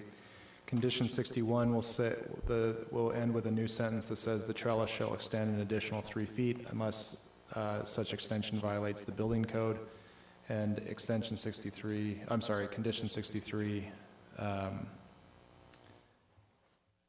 you know what? I'm sorry. Our city attorney has noted for me that the request from the applicant on condition 63 was to not include the words or exit, but as it currently reads, our conditions of approval for item number 63 actually does say or exit. So we can actually leave that in there. Well, I would still add that last sentence of number 60 of of condition 61. The trellis shall extend an additional 3 feet unless such extension violates the building code. I'll second that motion. All right, seconded by Mr. Herdman. Do we have any discussion at the dais? Absolutely, Ms. Brenner. Someplace I read that we could add a condition that only parking be allowed on this upper level, because I guess there was some concern that perhaps they could ask for a permit to do special events up there, that sort of thing. So could we add that this is only to be utilized for parking? I mean, I think it's worth asking the applicant if they have any intention otherwise. Ms. Horry, could you answer that? Is there any intention by the applicant to use the upper level parking for anything other than parking? No, Mr. Mayor. We will agree to just park cars on the upper level. Okay, so we can add condition 66. Condition 66 would state that the upper level to be used for parking only. Okay. I would incorporate that into my motion. Okay, and approved as amended in the second. Mr. Muldoon. Thank you. I think the trellis is considerate, and I think this builder and architect have gone to great lengths to be considerate of the neighbors. What I'm against is the nighttime restriction for cars coming and going. It sounds like we're going to set up a complaint box essentially for this property, and we're going to be seeing this more than I would like to. So, Mr. Mayor, just so I'm clear, you are approving the application with the trellis, and then with the hours of 10 to 6 a.m., no entering or exiting every day of the week. That is the motion. Yeah. Okay. I will offer a substitute motion not that I have a second or not, that will approve the item and include the entire trellis, but will not include the restriction that you seek. Okay, is there a second? All right, dies for lack of a second. All right, anything else, Mr. Muldoon? Okay, Ms. Dixon. Yes, well, I just wanted to say, if we're heading in this direction, I think this is a definite asset to our community and to specifically the retail area that serves primarily Newport Heights plus other parts of the community. There's been, did you say 63 items that were conceded to by the applicant? Is that what that represents? I'm not sure I would quite put it that way, but there are now going to be 66 conditions. Maybe 66 conditions that have been agreed to by the applicant, and in the development process, that's probably pretty routine. But I think, in my opinion, the applicant has tried to listen and has listened and responded to the request by the neighbors, and I think it's eminently fair, and I think it's will be an asset to the community. It's beautifully done, and I want it to be, we all want these kinds of developments to add value to our community and to the surrounding neighborhood. And I can only think of positives for this, and I appreciate the applicant's patience to work this through. And I hope when this is finally built in a year and a half, or whatever it takes, that the neighbors will really see it's really been a fine addition to that community. As Mr. Avery said, that area is going to be developed. That's just the way the world works eventually, and I think it will be a very strong asset and complement to the neighborhood quality. Thank you. Great, thank you. Yeah, I just want to say thank you to the applicant and mostly the appellants for reaching out and trying to reach a decent resolution. Clearly, this is a much better project for our residents than even what was approved by the Planning Commission, leaps and bounds better, in fact. And so I think that we are going to be in a position where I tend to agree. I think this is going to be a good asset. I do appreciate all of the hard work that the appellants have put into the discussions, because you've seen a marked change versus what had been approved 6-1 at the Planning Commission level. So with that, let's go ahead and vote.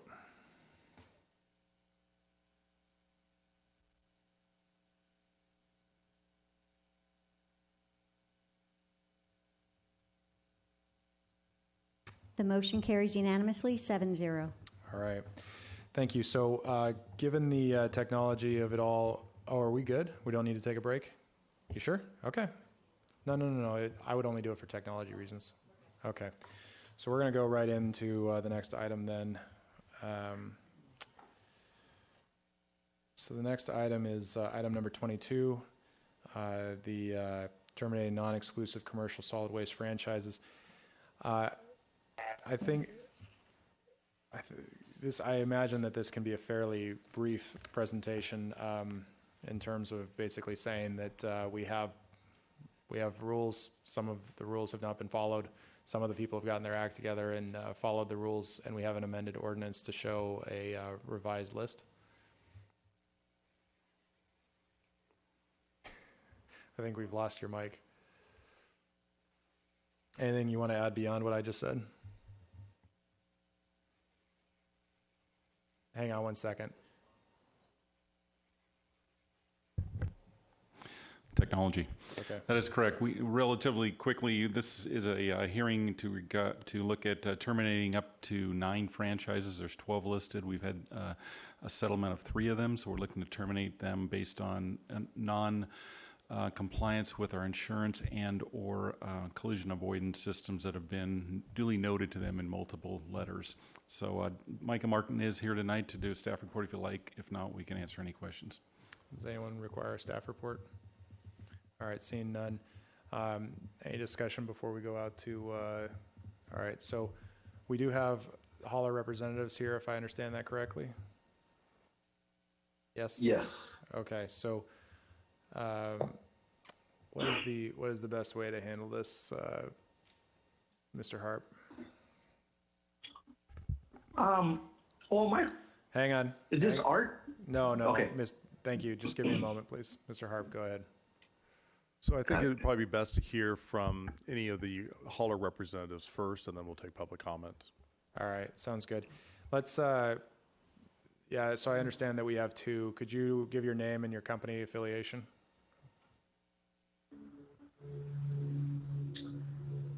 This is Art Vasquez with A to Z Construction Services. Thank you, Mr. Vasquez. Do we have someone else on the phone as well? Yes, this is Alan from GB Rubber Service. Hello? Yes, thank you. Alan, what's your last name so I can call you by your last name too, please? Alan Babishaw from GB Services. Sorry, I missed that. What was? Babishaw. Okay, got it. Thank you very much. All right, so we'll go with Mr. Vasquez first. Mr. Vasquez, go ahead. So I have A to Z Construction and I have A to Z Recycling. The reason why I have those two companies is to be able to I separate them so I can be able to become a Newport hauler. All we use that company for, A to Z Recycling, is we specialize in demolition and job site cleanups. So all we're hauling from our job sites that we get is just construction debris. So I don't get why is it that we have to have a $9 million. Does that correspond to us being a small business owner? Because all we're hauling is just construction debris, which is concrete, dirt, wood. We recycle all of it. So that's basically my dispute. So, Mr. We're paying right now $5,000 a year. If I was to go up to meet what you guys need me to meet, which is $9 million liability, that will put me at $20,000 over what I am already paying. So I don't know if it applies to us, or does it apply to like the waste management, to the haulers that are hauling the asbestos, or all the other like house food waste and just other waste that we don't haul off. So, Mr. Vasquez, this is the mayor. Let me ask you a quick question. So, if I understand what you're saying correctly, you're saying that you currently don't meet the standard in our franchise agreement, but you believe that on the insurance requirements, but you believe that the insurance requirements are excessive in our franchise agreement. Yes, that's what I'm agreeing. What I'm saying is because all we're hauling off is, like I said, from demolition, and it's all construction debris. We don't haul off any hazard waste, anything like that. Yeah, no, I appreciate that. All right, then let's hear from Mr. Babishoff. Okay. Thank you, Mr. Vasquez. Okay, yeah, I agree with the guy there too. I've looked into your agreements. I mean, your insurance requirement. It's going to cost us about $14,000 more for insurance, plus another $4,000 or $5,000 for your deterrent. And I think your insurance is really excessive. We haven't done any work in the city in over 5, maybe even longer years. And with all the stuff that's going on now, this doesn't really should apply to small businesses. This actually, your insurance policy applies to big business. We only haul construction. And that's about basically it, I guess. We haven't even had any work in that. We've also shut down one truck now, and maybe even laid off some few people because of all that's going on. So it's just too excessive at this point. I appreciate that. So Mr. Babishoff, you're in the same situation where your company hasn't met the standards in our franchise agreement, but you believe that our franchise agreement's insurance requirements are too excessive. Yeah, we're already up to $5-6 million as it is right now, and there's no other city that we go in that requires all this insurance. I've looked into it, and it's very excessive. I've never come across in the 50 years I've been doing this that the insurance is really, really very high. I don't know where Newport City gets this. We want to be legal if we get jobs in there, but you got to look at it from the point of view of being business. We have no work. It's just there's no work there to meet that requirement. If there was work there, we'd probably go ahead and get the excess insurance if we had to, but it doesn't. It's just not there. Yeah. No, at this moment. I appreciate that. Any questions from council? Okay. We appreciate that very much. We're going to go into public comment now. Do we have any public comment on this item? Any calls on this item? No. All right, we'll bring it back.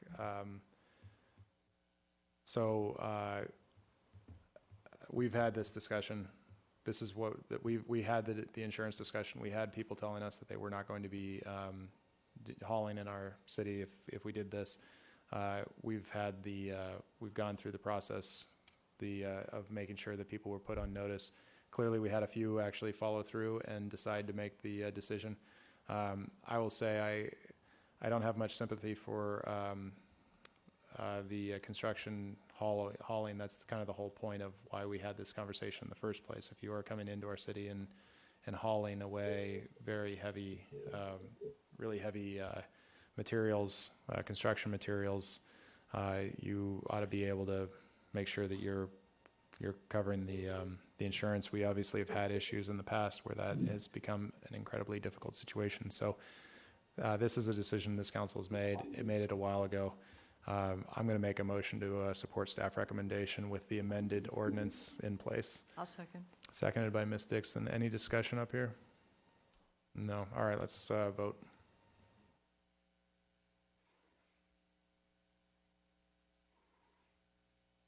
Prior to reading the vote, I'll read the ordinance title for ordinance number 2020-14, an ordinance of the City Council of City of Newport Beach terminating those certain 2017 non-exclusive franchise agreements for commercial solid waste and divertible materials handling services within the City of Newport Beach. The motion carries unanimously, 7-0. All right. Let's go into item number 23, our CDBG consolidated plan.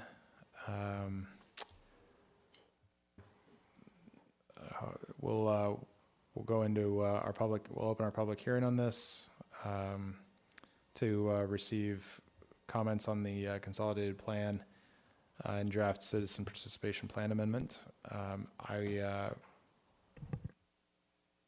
think we've all had a really good opportunity to read through this. I will say I would like to hear just a little bit of discussion. Sorry, let me pull it up. A little bit of discussion on the economic development portion of the presentation. So unless people would like to hear in depth the other discussions, I think that that is something that I think I'm kind of interested in, especially the it's TBD.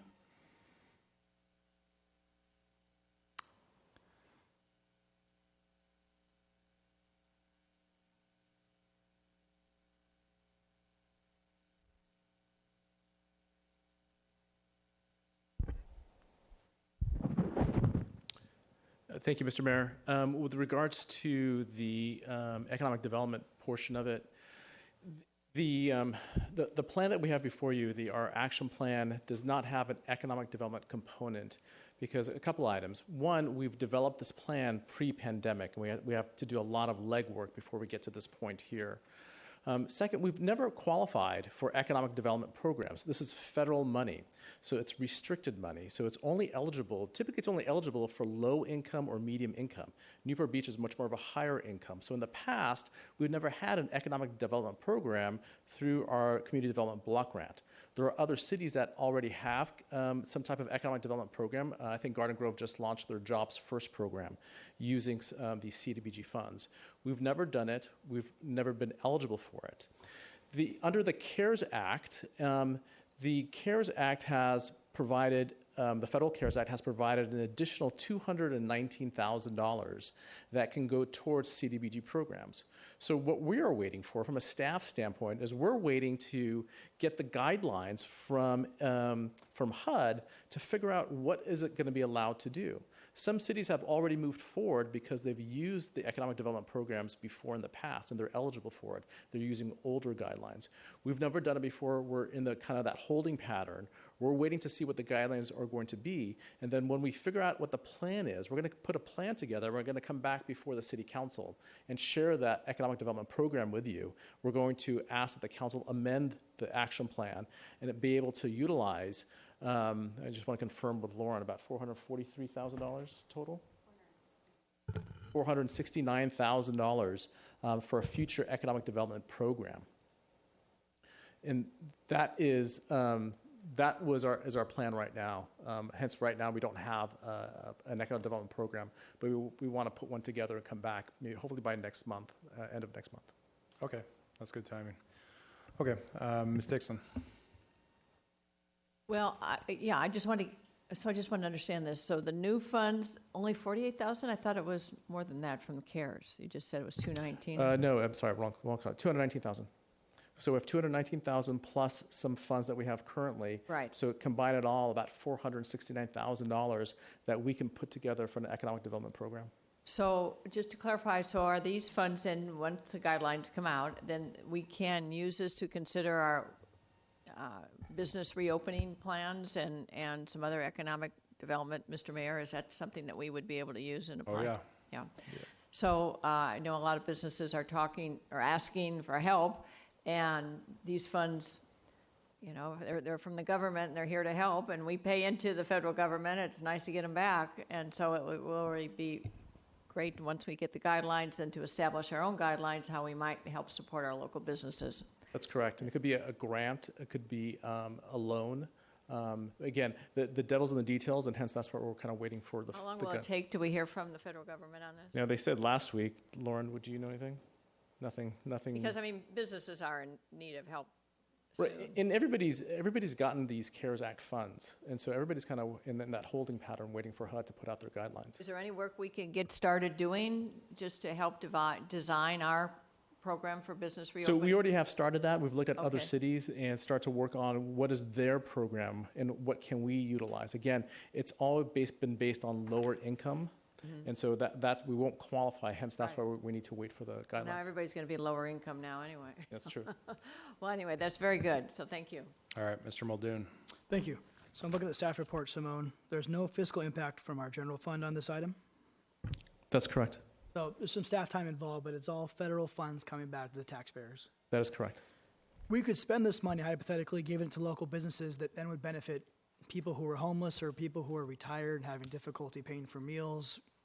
It's however we want to spend it, as long as it goes towards stimulating the economy and something that we all agree on. And those programs you just mentioned, homelessness and meals, those are restricted. That only 15% can be utilized for that, for those services. How much? 15? 15%. 15? Correct. Okay, and then the other The other part of the money is utilized for the administration. So we have an administrator that takes about 20%. And then the remaining is capital projects, and typically like ADA handicap improvements on the curbsides. Okay. But on the capital side, we could do economic development also. And that's what we're hoping for. So that's why we have about $469,000 combined with everything. Instead of doing curbside improvements, we want to propose some type of economic development program. Very good, thank you. Okay. All right, so what we'll do is we'll go out to public comment on this item. Do we have any public comment on this item?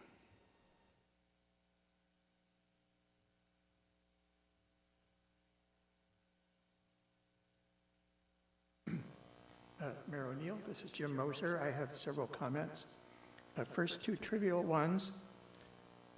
If you look at the agenda packet, page 23-13, you'll see the main plan is labeled as attachment 1. If you look at the resolution, it is supposed to be attachment A rather than 1. And if you skip ahead to page 23-203, you'll see the table of contents to the citizen participation plan, and the page numbers seem to be off by about 3, and that's because it seems to have 2 different sets of page numbers on it, so somebody may want to resolve that. More substantive comments. The plan itself, I think, has a lot of interesting information in it, about the surprisingly large number of cost-burdened homes or households that we have in our city. We have quite a few now. I suspect with the economic troubles we'll have even more. Some of the plan seems to me just kind of boilerplate gobbledygook. I looked at page 23, 164, where we're required to evaluate our barriers to affordable housing. And we identify our barrier as being that our housing is not affordable. And some of it is a little disappointing. If you look at page 23, 185, our affordability goals for the first year are 0. I did want to comment on the citizen participation plan. The current plan seems to be based largely on a community survey that we did. It's commendable that we did that. However, the survey was just to the general public. My impression was it lacked context as to what it was for. It was just kind of asking the general public what they would like to see in the city in the future, rather than specifically asking the people who would benefit from from this program, what those potential beneficiaries most wanted to see the program do. So I thought the lack of context was a problem. And then finally, in addition to the CARES Act, there seems to be an opportunity to delay without penalty the repayment of the Section 108 loan that we've been paying off for many years. And I'm wondering if there's any advantage to the city of deferring that without penalty if we have the opportunity to do so. Thank you. Thank you. Any other public speakers on this one? No. All right, we'll bring it back. So I'll move the staff recommendation, and I'll just kindly recommend that we fix that attachment 1 versus attachment A issue. But anyway, I'll move staff recommendation. I'll second the motion. Seconded by Mr. Herdman. Any discussion? All right, let's vote.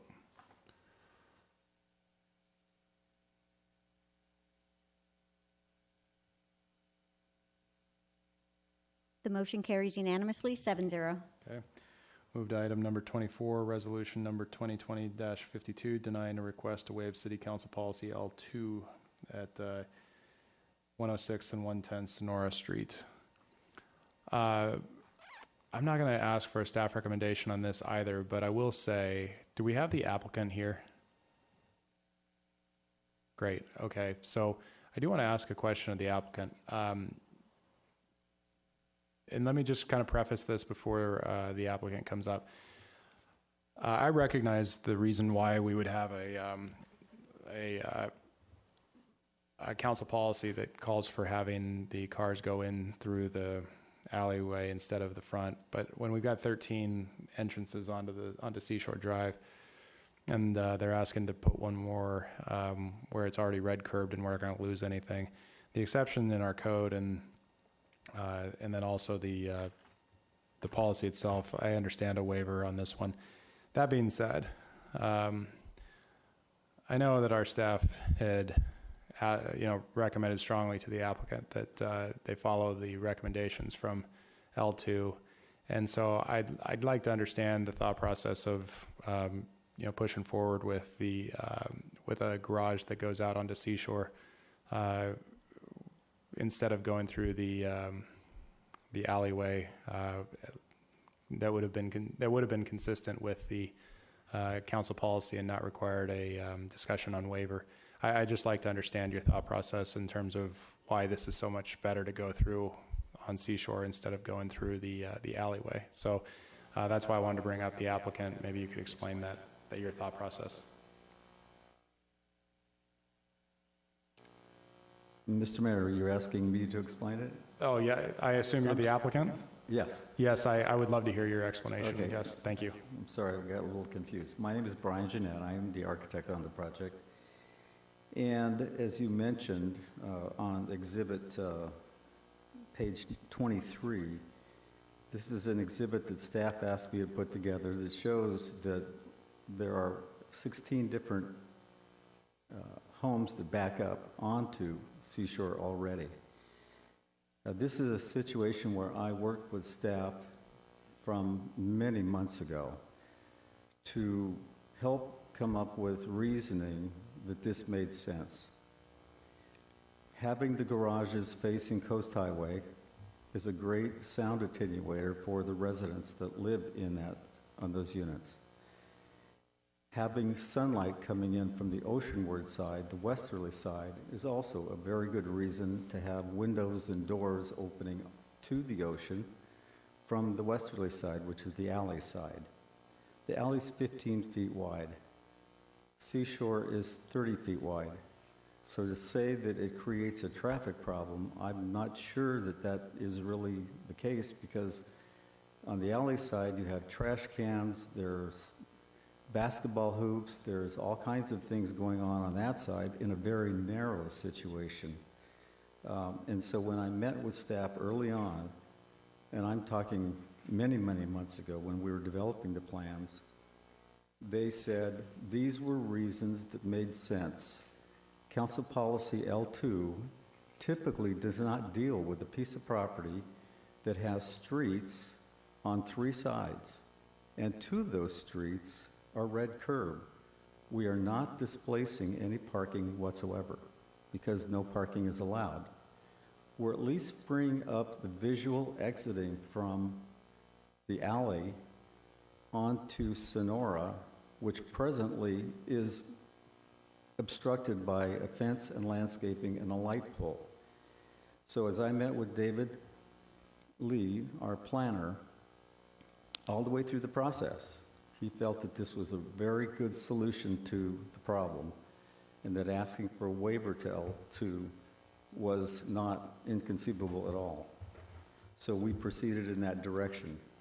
It wasn't until just about a month ago that all of a sudden staff took a different approach.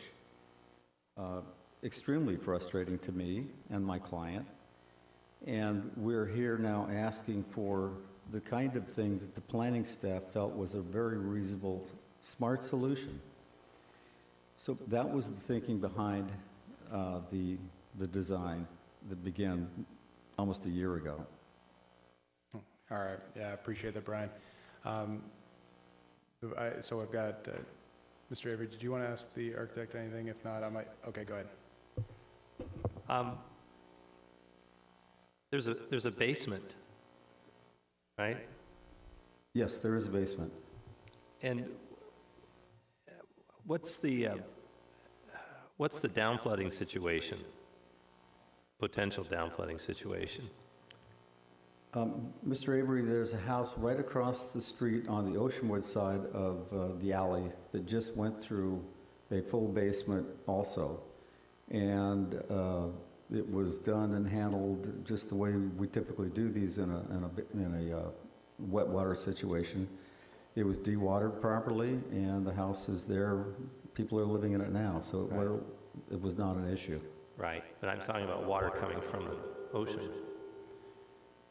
Water coming from the ocean, we're at a level that is above the flood zone, above the FEMA flood zone, and even above the current revised flood zone. So we look at this from a liquefaction standpoint in the same manner that we would on any other parcel in the area that's above the FEMA flood zone. So are there piles with this? Generally speaking, we use a pile system on the exterior, or what's called a secant wall system, which is a series of 24-inch diameter caissons that are drilled in an interlocking pattern. And then we pump the water out and then bring the concrete in and fill it from the bottom up. As it displaces the water, it's pumped away, and then we waterproof the whole system. Right. And that's the same process that was done on the other house you just mentioned? Yes, that's exactly the same process. Thank you. Yes. All right, Ms. Dixon? Thank you, Mayor. Mr. Mayor. Staff, could you, is this Public Works or both Community Development and Public Works?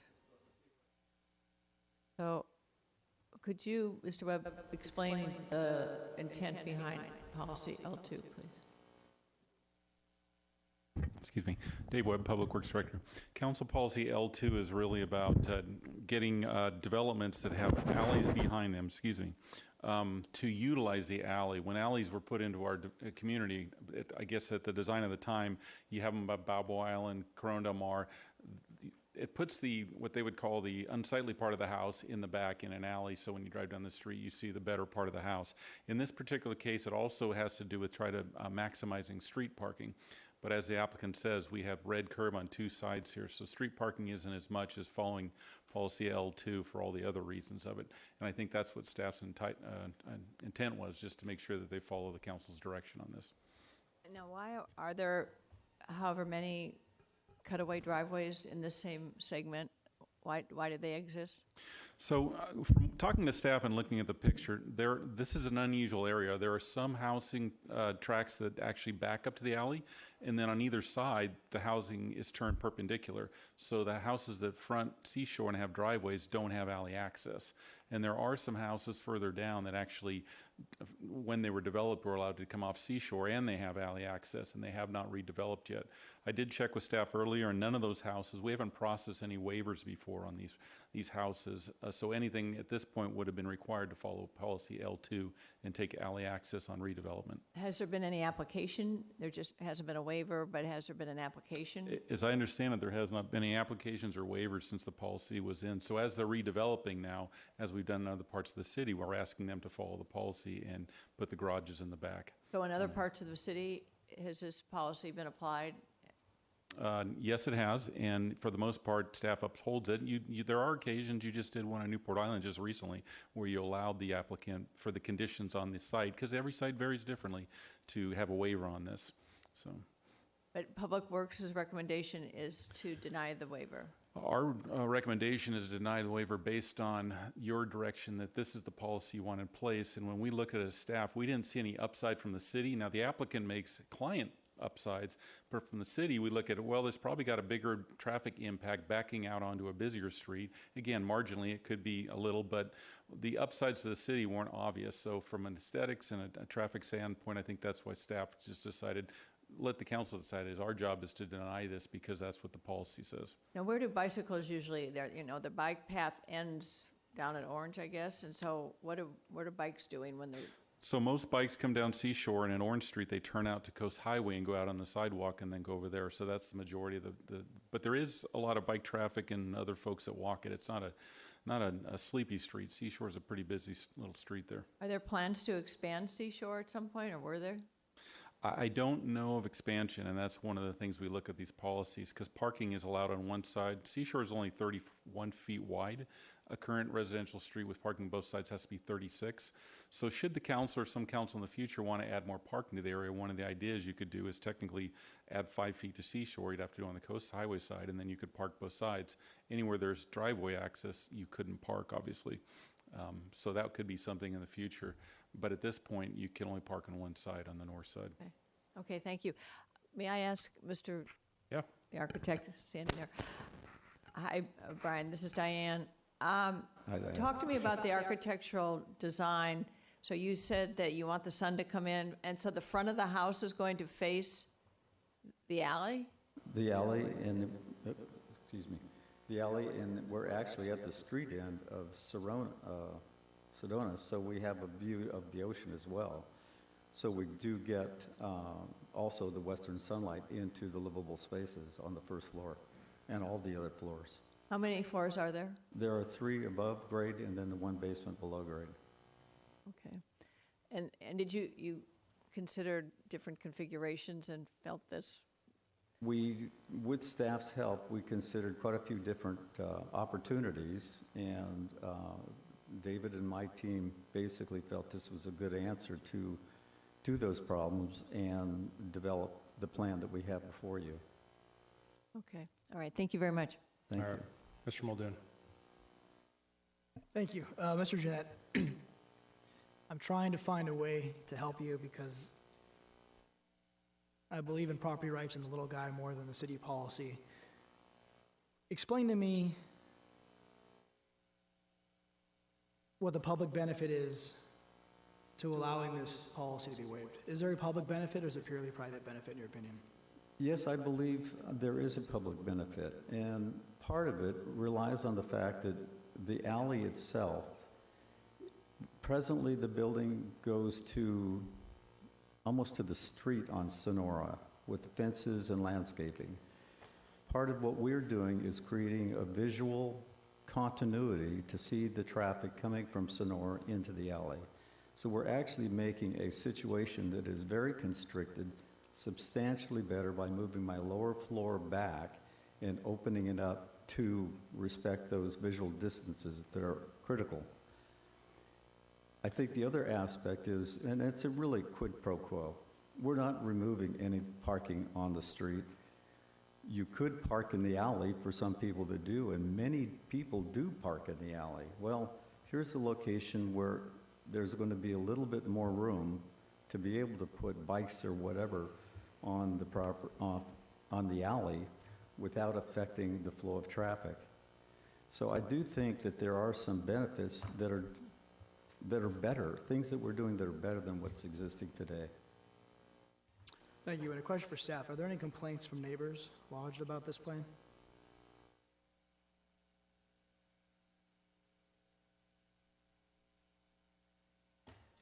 Hi, David Lee from Planning. There have been no complaints that have been given to staff. Okay. So, great answer, by the way, on the public benefit. I didn't think you'd have one, but you did. So I've got to give it to you. I would be supportive of waiving the policy for this plan. Yeah. Mr. Herdman. Quick question about the red curb. Why does it exist in its current location? Why are the curbs painted red there?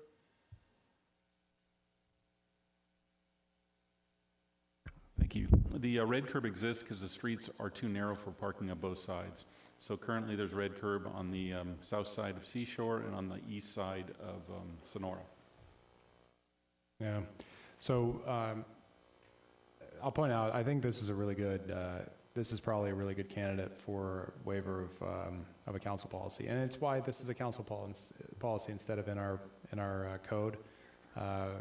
Because if you look at our packet on 24-5, there's a discussion about the specific compliance issue with our code section, that it can block or impede public access, but one of the exceptions there is where the provision of access by abutting streets would not result in the loss of existing on-street parking spaces or prevent the creation of new on-street parking spaces by the closure of existing curb cuts.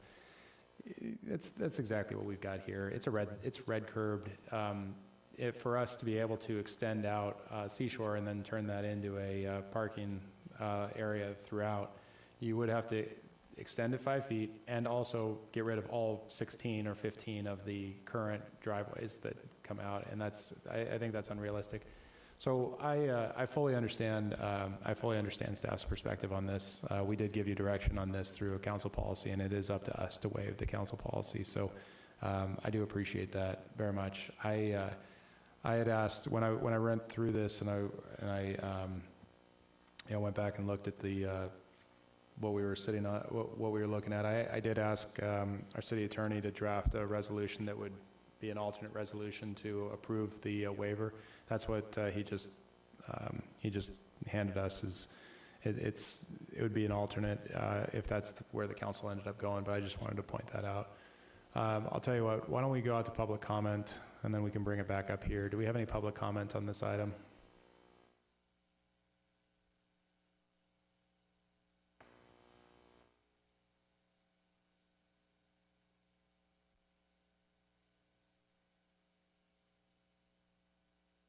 Ladies and gentlemen, my name is Emmanuel Shulian. I'm the owner of this property. And first I want to thank you for such a hard work that all of you do. It works this late. I didn't know this late you work. But I would like to express my desire to see a consistency in the decisions of the city and in the support to what Brian said in terms of what we have been told before about this idea. is that up to today, I didn't know that the city is planning to deny it.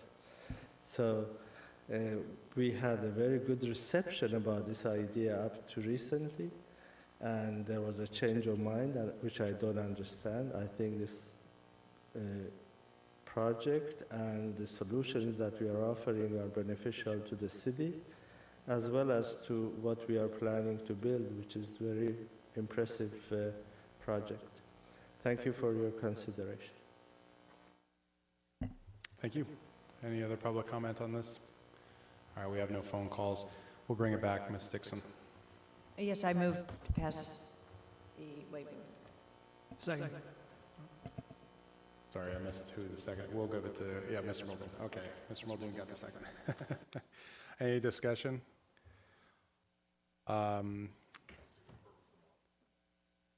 Yes, it's the modified resolution on the waiver. All right, so let's vote on the motion.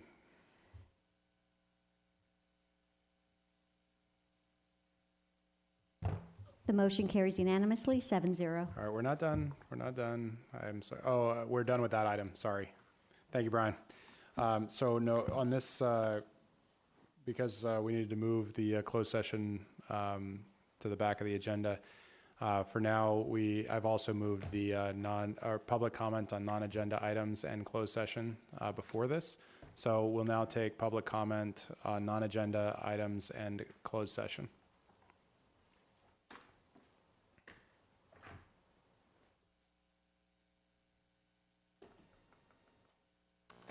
Mayor O'Neill, members of the council, this is Jim Mosier. I have a non-agenda comment.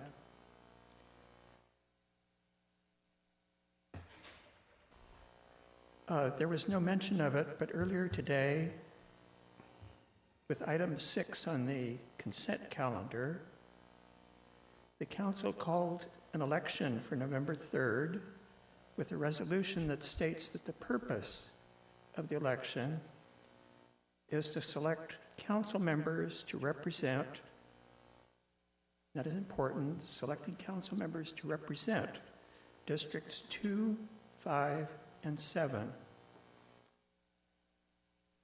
As item 7 on the consent calendar, you also, as was mentioned, put before the voters of Newport Beach a charter amendment.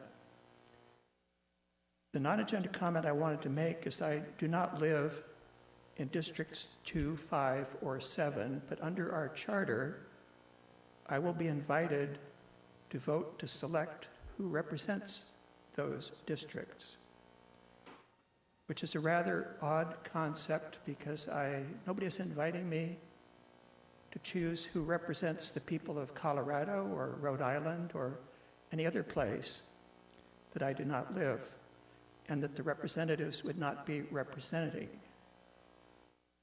The point I'm trying to make is if the council members, those of you who truly see your role as being one of representing a district rather than representing the whole city, if that's how you see your role, you should have the courage, as you did with the other charter amendment, to put before the voters the choice, is that what they want you to do, which you could accomplish by putting on the ballot a question of whether they want district elections. I'm really troubled by the statement that the election is being held to select representatives for the districts, people representing the districts, without that being what our current charter says. So if that's what you want, because you implicitly agreed with that by approving calling the election for that purpose, please have the courage to put it on the ballot so the voters can tell you whether you want that to be the way it works or not. Thank you. Thank you. Any other comments? All right, seeing none, Mr. Harp. Thank you, Mayor O'Neill. The City Council will adjourn to closed session to discuss one matter of existing litigation with legal counsel. The name of the matter is Susan Riddle versus City of Newport Beach. All right, so we will stand recessed until we come back, at which point we'll have a closed session report and then adjourn the meeting in memory of Detective John Jarima. Thank you. Mr. Harp? Oh, not live yet.